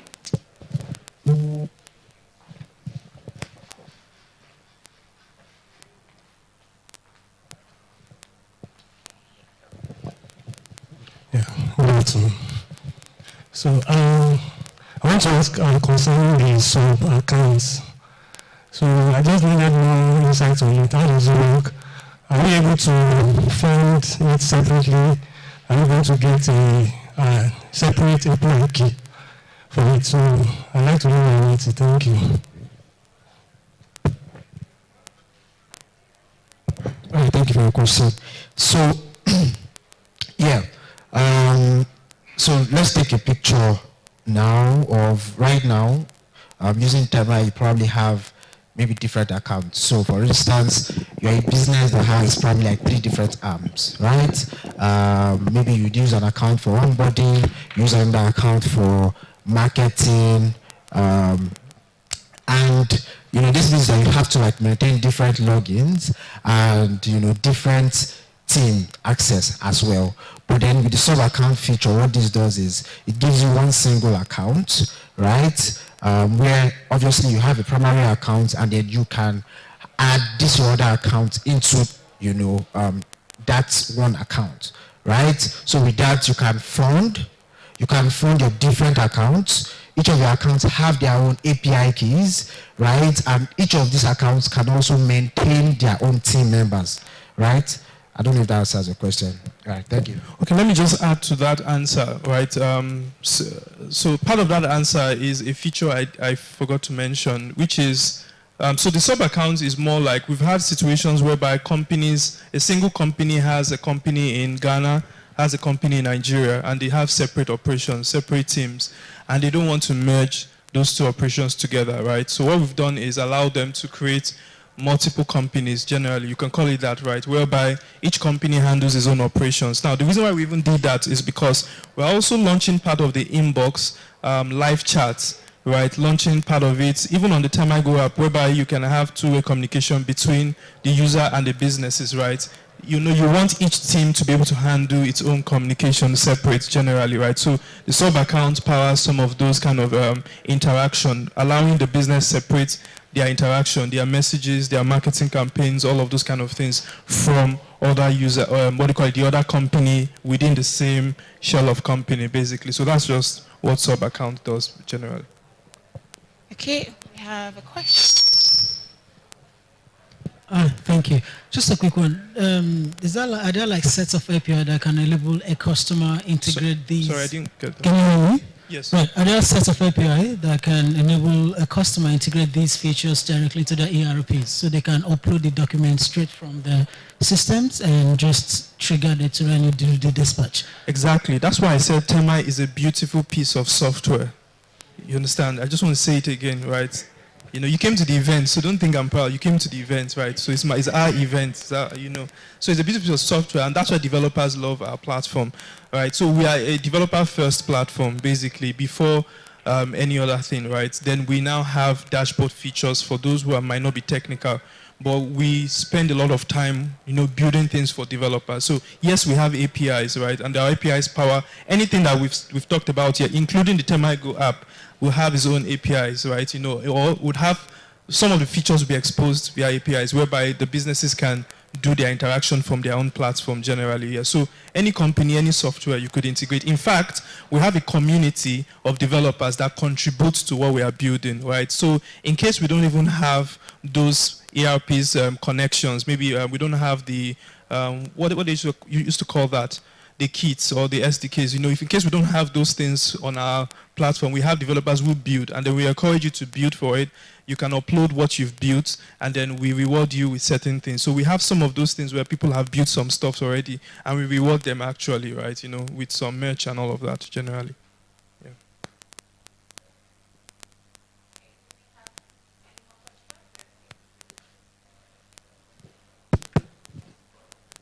Pass this. Yeah, let me just give him. Okay, thank you very much. Termii is going great. It's going bigger and global as well. But one of the things that we still need as developers is that of the part around emailing. And we're trying to find a way how we can be able to move from most of the softwares we use outside, most especially I use Novel and also SendGrid and also Twilio as well. We find that these guys give us all the multiple channels. Apart from the SMS, we have the email and everything. So even while Termii is growing bigger to become the best communication infrastructure in Africa, that side around email notification or in-app notification as well, we are going to need it as well. Thank you. Okay, an answer to that question. First of all, before I answer your question, Termii is the best communication platform in Africa, basically. All right. Yes, right. I said it last time. I remember you, and I know you've been training us with emails, right? So we have email on our platform, but email is for more targeted towards OTPs and user-based notifications, right? We don't support emails for marketing campaigns, right? There are a lot of things around that generally. For now, we don't yet support it. Would we support it in the future?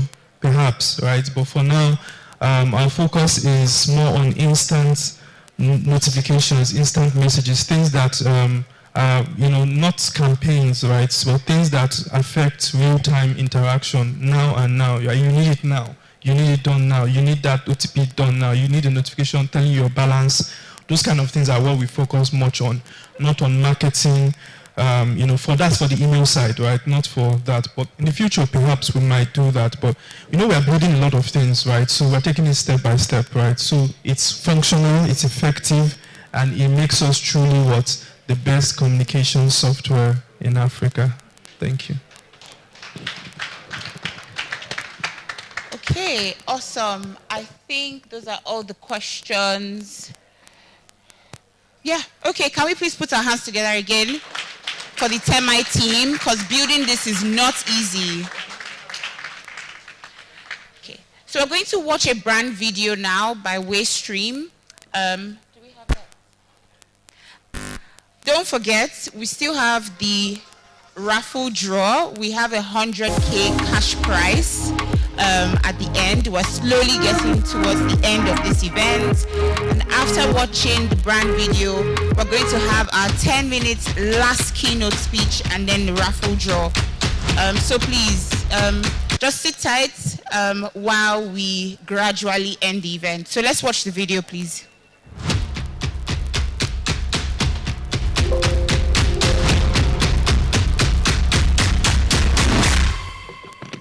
Hi guys, my name is Yanura Fatoba and I am a media and communications professional. Actually, the way I discovered Waystream was quite unplanned, right? So I travel a lot because I'm a communications person, so I'm all over the place sometimes. So because of that, I miss out on some things in my routines. One of those things is there's this particular broadcast that I listen to every week. And sometimes I miss it completely because, well, of course, it's a live broadcast, so if you miss it, you can't listen in real time. You can't go back to it. So I was complaining to a friend saying that I wish that you guys would actually host this on a platform that lets me go back and listen to that broadcast. And she was telling me that, oh, you've not heard. I was like, heard what? She said they moved the broadcasting to another platform, Waystream. So I was like, okay, Waystream, that sounds cool. What does Waystream do? So she was talking to me about the awesome features on it. So I went there for myself to check and to find out, what she was talking about. And then I discovered that, okay, so on Waystream, I could actually go back to their channel and listen to that particular broadcast again, something that wasn't possible before. So for me, it was for that one feature, I was really, really grateful. But even after that, I discovered that there was so much more with Waystream because I found out that, so the times that I was not able to listen live, I saw that there were even more awesome features, on that platform. For example, if I'm streaming live even, I can even rewind and pause. Maybe I need to get the context clearly and then I have to go back, to listen again, or maybe I want to attend to something, I can actually pause and come back to, start from where I stopped. And for me, it was really, really awesome. Like, you hardly see a platform that does that in Nigeria. So that blew me away. And then moving forward, I now found out again that once you sign up on Waystream, there's a free 30 minutes broadcasting slot for everybody, either a broadcaster or a listener. And then I remember that I was talking to a friend of mine saying that we wanted to start a podcast where we just talk about life issues, just joke around and then just have fun. But we were not ready to really commit financial resources because it was just supposed to be a fun thing. So when I saw that Waystream actually has like 30 minutes free broadcasting slot, I was like, okay, maybe we should just, try this out also. Although we've not started, but we are planning it now, and I'm eager to actually check that particular feature out. So, much more, I could go on and on, and it was just beyond what I expected. It was beyond what I thought I would see on Waystream, and I'm very sure that if you also check it out, you would see what I'm talking about. So don't just take my word for it. Actually, just go to that website, also look around and see what I'm talking about. I'm very sure you would, see things that you would find useful as a listener, or if you want to be a broadcaster.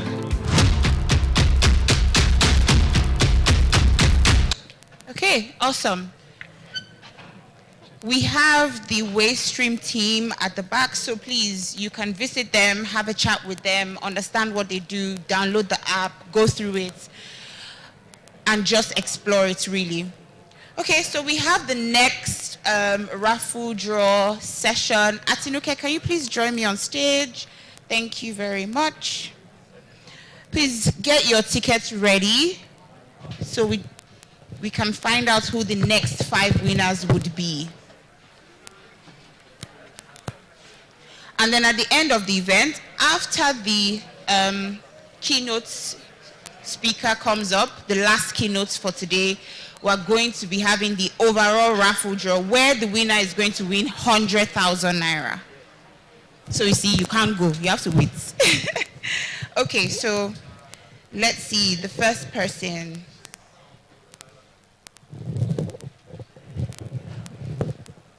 Okay, 093. 093.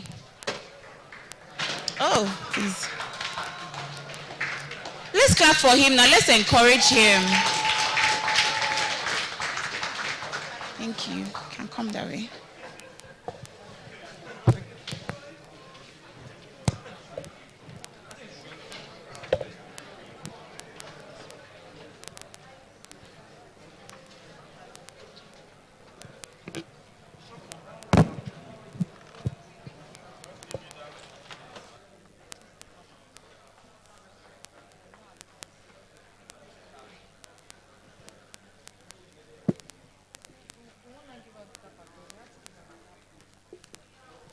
Okay, the second person.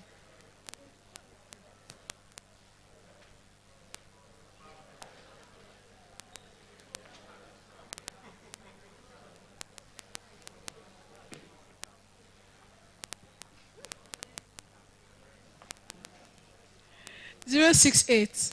068. Are you? Oh, please join us. Congratulations. He did. He raised up his hand. 068. Let's clap for him, please.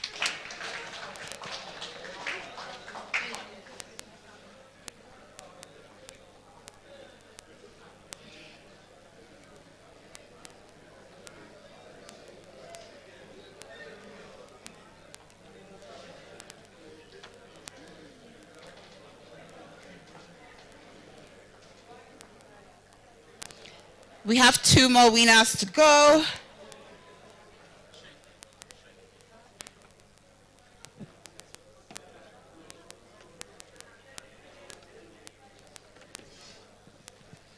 Zero 090. 090. Is 090 here? Okay. All right, gone.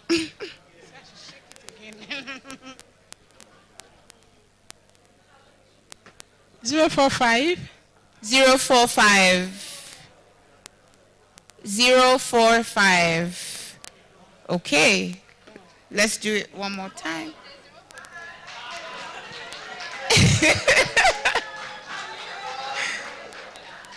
It's like you didn't want to. I was ready to take yours home. The gift you're even getting is what I want, what I have my eye on.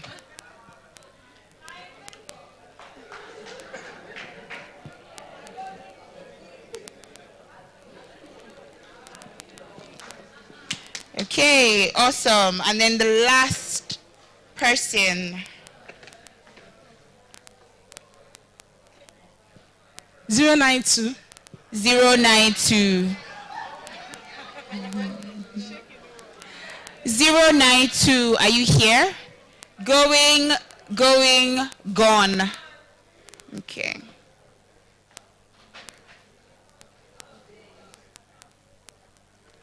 013. 013. Is 013 here? Okay.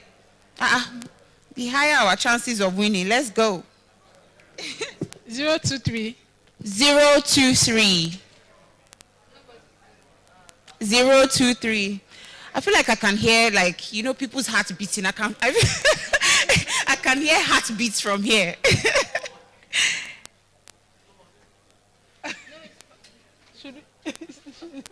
I did 013. I don't know what happened. Okay, since you. Oh, you just woke up.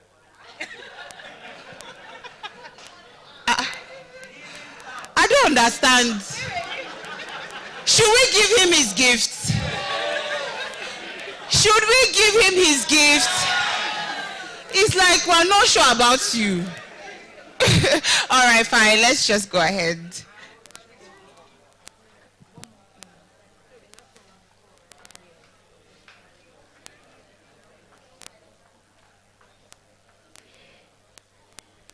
This man, I'm starting to question you. Because where were you since? Okay, you know what? We're nice enough to give out one more gift in this session. Okay. Shake, shake, shake, shake, shake. Don't be sleeping, no. You're not called. We'll not, at the end, when we're not giving the 100K, that's when you're not going to say, no, you called my number. We'll not answer you. 080. Okay. 080. Oh, he's here. Awesome. Please, let's clap for him.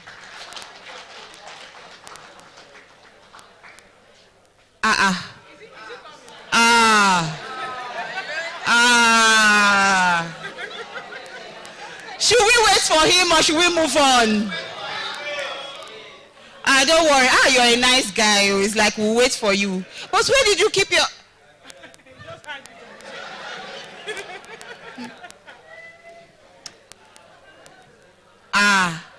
Tickets. Otilo. Maybe we'll just give it for... Let's give him a cup. Should we give him or should we move on?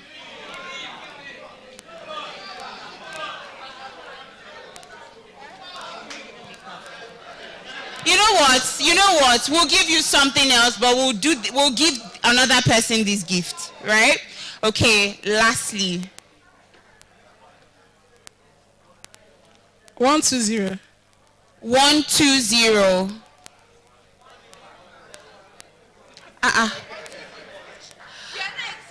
You are not excited. We don't like your energy. You don't want our gifts.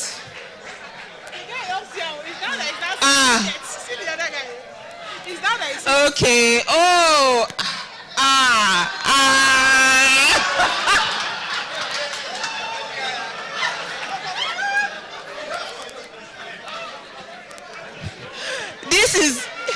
This is what they call what? Wahalard. Oh. Okay, can we get a cup then?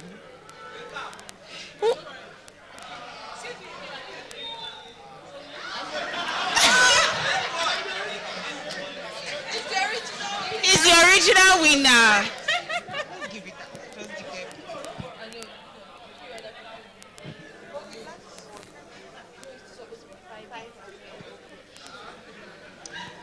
Please, let's clap for him. He's a good guy. He's a good guy.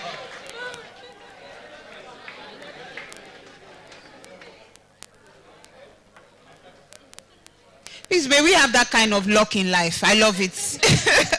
All right, thank you so much, Atinuke, for joining me on stage for this round.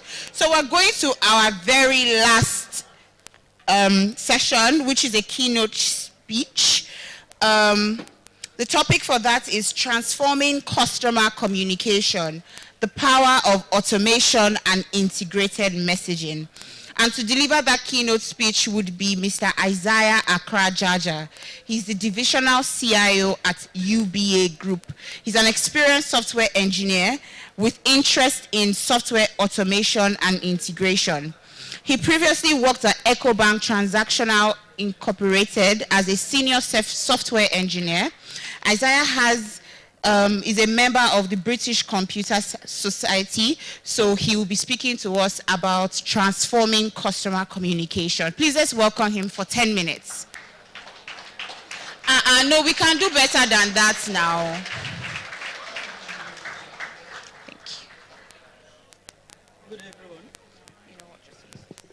Good everyone. Thank you. I've never been introduced like that in my life. Thank you so much to the people of Termii. I'll make this brief. I only have 10 minutes to do this. I like what Emmanuel did. It's good to see African companies doing this. He was quite careful mentioning some of those brands, but if you know how much they charge, the people that do the similar thing, how much they charge and how cumbersome it is to integrate to some of their platforms, you will appreciate what Termii is doing. I'm here to talk about two things. I'll try to make it a little bit more interactive. One is automation, the impact of automation, and integrated messaging systems. You see, if you look at what we are here, right, what we are looking at here, think about 10 years ago. Every single street has flyers. People are shoving flyers down your car. People are putting flyers everywhere. It was very difficult for business to reach customers, right? But now you get these messages, you get people, You get people, you get messages, automated messages, right? And that's the beauty of technology. That's why we're here. Automation is basically using technological powers or resources to do what human beings usually do, right? I'm sure a lot of you here have experienced certain transactional failures and how long it takes a whole lot of effort to reverse those transactions. Think about 5 years ago. Think about queuing at one of these hypermarket chains on a Saturday morning and how long it is to get those transactions reversed.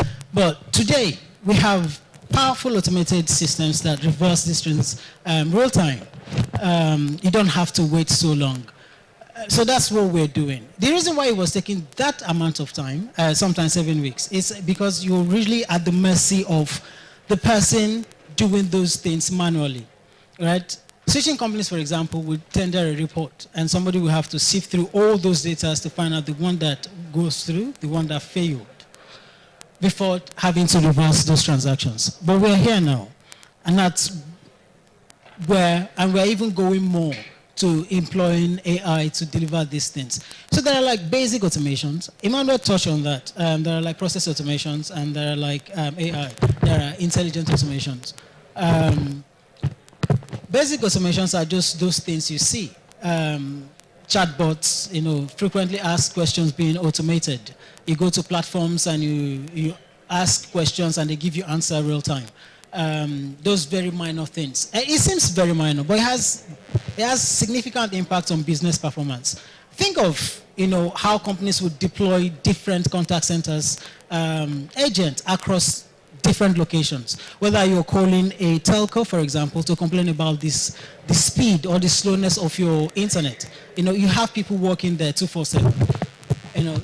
All they do is to take your complaints. But those complaints now can be logged, via these platforms easily without you having to call anybody. Now, companies are even going as far as telling you real-time experience. So one day I was browsing, I subscribed to one of these ISPs. I was browsing and I just got a message. We noticed that your network is very slow. We are working towards it. Now, how would you feel towards that? How do you feel when you get that message? It was a little bit different. It was refreshing. You call them initially and they put you on a queue, 45 minutes queue. I tell you, all our customer agents are busy. One person will attend to you shortly. And you stay on that automated voice message for a very long time. These things happen real time. And this is where you have communication companies like this coming to dispatch these messages real time. And it's very beautiful because if you look at it's easy to say that, oh, it's just communications. But the impact has global scale. If you don't satisfy your customers, they will not come back. If they don't feel comfortable with your product, they may not come back. So communication basically is like the backbone of different businesses. In fact, of all businesses. Whether you work in telcos, whether you work in hospitals, whether you work in financial systems, whether you work in anywhere. Let me tell you a little bit of stories. How automation has eaten deep into our business and even helping businesses to improve their revenue generation. A couple of years ago, if you're a cement distributor, if you're a airtime distributor, what you would do is you depend on going to a physical bank branch to request for a statement to see who has paid money to your account. It was insane. I mean, you see people writing all sort of emails. But now with certain communication systems, plug it in here and there. And that's why I asked that question. Can a business integrate to your AR? And it's a fantastic product that I can be on my system and just upload millions of data, like the CEO point, 1 million data. If you've ever opened an Excel that has 1 million records in it, in fact, Excel will crash if it's not CSV, right? You know how difficult it is for you to dispatch that information. Now we have a fantastic product here in Africa, in Nigeria, doing this seamlessly. So that's how far communications has eaten deep and automation has eaten deep in our businesses, right? You plug in, it's like plug and play, right? You plug in and you get the desired result. They're even pushing it a little bit further. so that you can respond. So communications or automation integrated systems has a whole lot of benefit, which are very obvious to you people. One of which is customer retention. Customer can get real-time feedback on their transactions. I'm pretty sure a whole lot of us have experienced failures, or you buy airtime, you're unable to load it. Or you go to an ATM and you have dispense error, or all kinds of disputes around the country. Right? You're trying to pay bills here and there, and it keeps failing, so you have to wait. So this is where communications comes in, right? The ability to send messages from different systems, different independent systems, right? Trigger it here, and it gets to a whole millions of people. A whole lot of things I wanted to say. Emmanuel has said it, but that's a beautiful thing. So, without saying much, we are here now, and there is a whole lot to do, right? I was building a product recently, and I just had to put myself in a customer perspective. I was like, okay, if you do a transaction and it fails, and they notify you, you just notice that it doesn't matter the kind of transaction you're doing, whether you're trying to, whatever it is, whatever industry you find yourself, and there is a point of failure, right? What happens if first, within few seconds, you get an alert that this has happened, we noticed this, and we are working towards this? How would you feel? Can somebody tell me how they will feel? Can somebody? So you do a transaction, whatever transaction is, you're aggravated, no value was given, but you're debited. Or you try to buy a certain strategy, you try it several times, and they keep telling you network error. But certainly the telco just sends you a message. We noticed that you've attempted this, and this is what we've seen, and this is what we're doing. So that's, in a nutshell, that's the beauty of communication. And it gladdens my heart to see that we have these products in Nigeria where you can plug in different systems in, and you get the same results you will get as when you're using those foreign products. So my time is up. Thank you so much. If you have any question, please, I'm willing to answer. Thank you. Thank you so much, Mr. Isaiah. You said no one has introduced you. I think I should start introducing you at events too. Thank you so much for coming. Can we please put our hands together again for him? So I'm glad to say that we've officially come to the end of the event. But then before we have the closing remarks, we would have our raffle draw again, where we'll have 5 winners and 1 winner going home with 100,000 naira cash prize. It's like nobody wants the 100K. Okay, so please, Atinuke, can you join me on stage again? So essentially, this round we have 6 winners. Sorry, can we keep it down a bit? Is it 5? We have 5 people winning this and 1.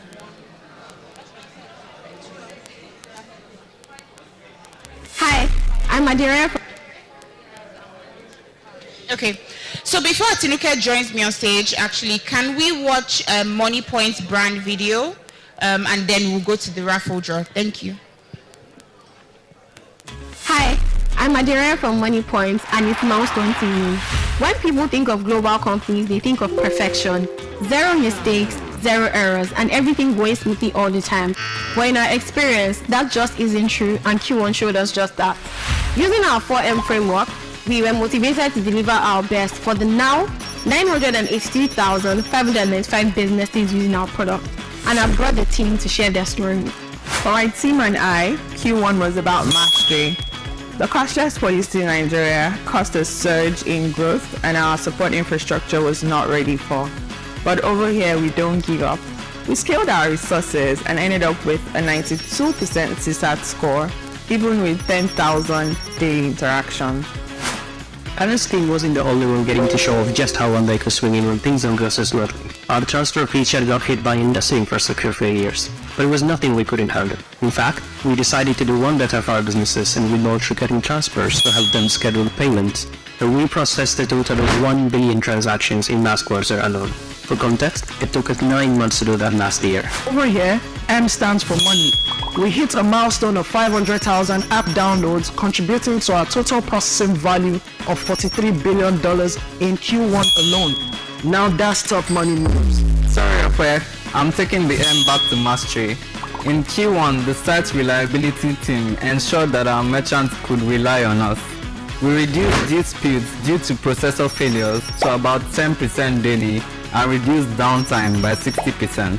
Olajide, you're always about the numbers, which is really our thing in sales, but not today. In Q1 for us in sales, it was all about meaning. We recorded impressive numbers and onboarded a number of weak hospitals in Nigeria. OAU Teaching Hospital, the Orthopedic Hospital in Gobi, and many others. With the soldier inability of our platform, POS requests went up by about 1,000%. Every 30 seconds, we activated a terminal for one of our merchants. And that's not the most extreme part. The demand was so much that our manufacturers had to create a new factory line just for us. There's only one M left, and that's membership. Not the only one, but when I joined in March, I threw a party in the Seychelles for the leadership team. Okay, fine. It was our leadership retreat, and it was a great time for everybody to get on the same page about all the amazing things you're going to be hearing about in 2023. We also wanted to increase our synergy as a leadership team, so guess what we did? We created and designed our very own personality test based on our culture. Apparently, I'm a goalkeeper. What about you, Adarayo? Well, I'm a striker, Powell. Thank you. So you see, for us, it's less about perfection, but about showing grace in the face of challenges. We've been all about our 4M framework, building a sense of membership and meaning as we make money through our mastery. I hope you caught it as we shared our stories.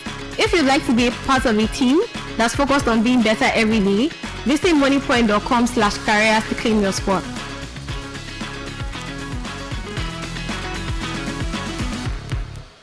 That's amazing. Can we put our hands together for Money Points? They're doing such amazing work. It's really great to see. Okay, so let's just move on quickly to the raffle draw. Atinuke, please can you join me on stage again?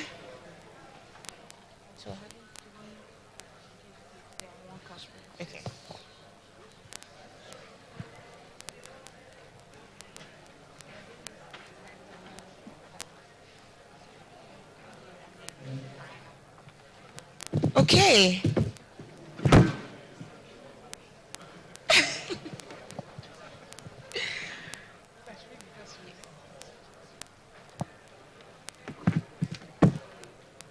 Zero 039. 039. Is 039 here? Oh, well done. Please let's clap for her.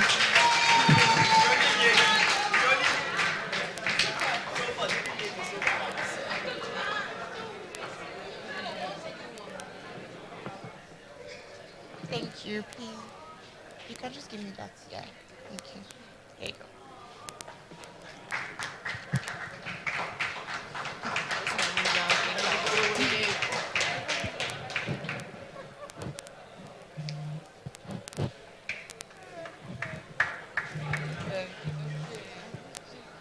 Okay, let's go again.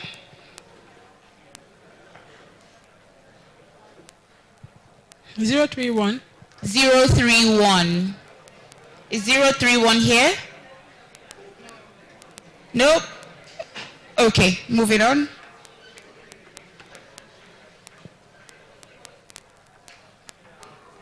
Zero 032. 032. Please let's clap for her.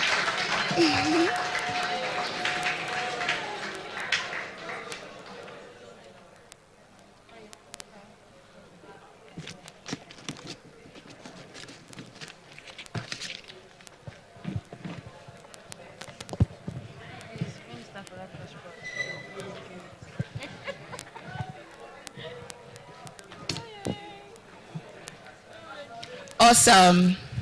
Okay. Yep. No, yeah, no, this is not the final one. So one more and then the final one. 078. 078. Is 078 here? Okay, moving on.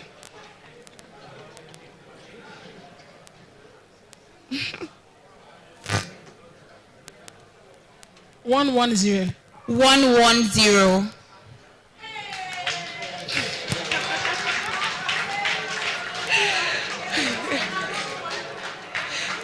I love it. It's the excitement for me. Oh, it's the excitement for me.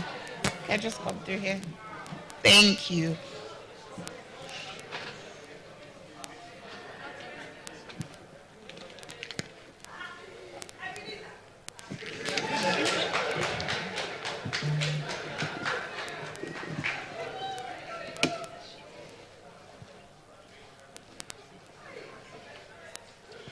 And for the moment that we have all,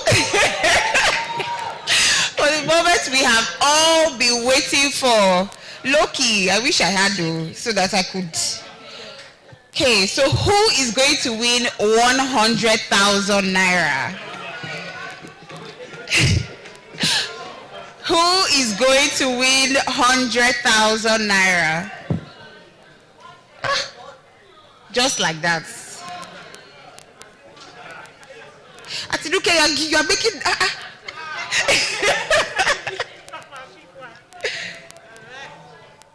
091.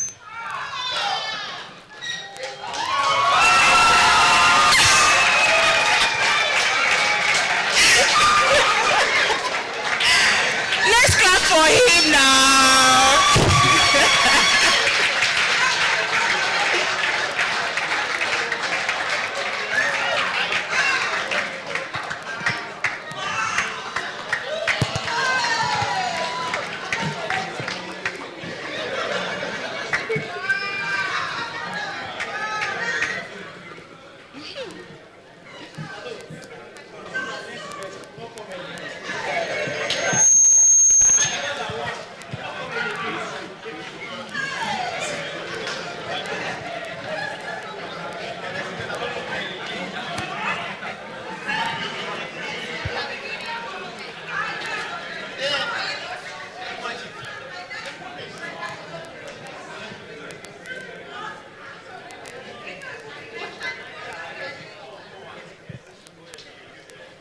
This is our cinematographer. Nobody has done past him before.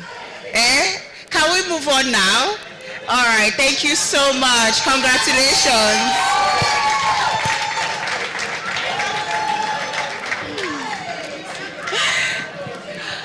Okay, so I want to ask everyone, did we have a good time today? No, we can do better than that. Did we have a good time today? Awesome. Thank you all so much. Please, can we get some silence, please?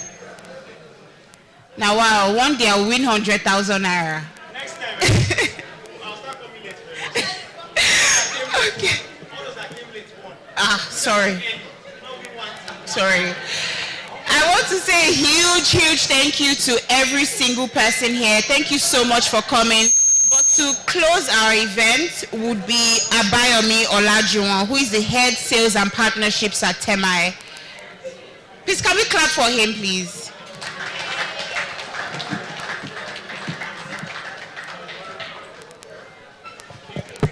Yes, thank you. All right. Basically, I'm here to thank everyone. Starting with our awesome speakers, panelists, to our partners, our clients, MoneyPoint, Teams Africa, Umber, Wastream. Many thanks to everyone who registered and who showed up. Many thanks to all the raffle draw winners and to our guy who won the 100,000. Please pay tax after the event is over, right? But thank you to every one of us for showing up, for celebrating us, and for being part of our product launch. Please ensure you download Termii Go, and don't just only download it, tell so many others to do the same and spread the word. Thank you once again. Thank you, thank you, thank you, thank you.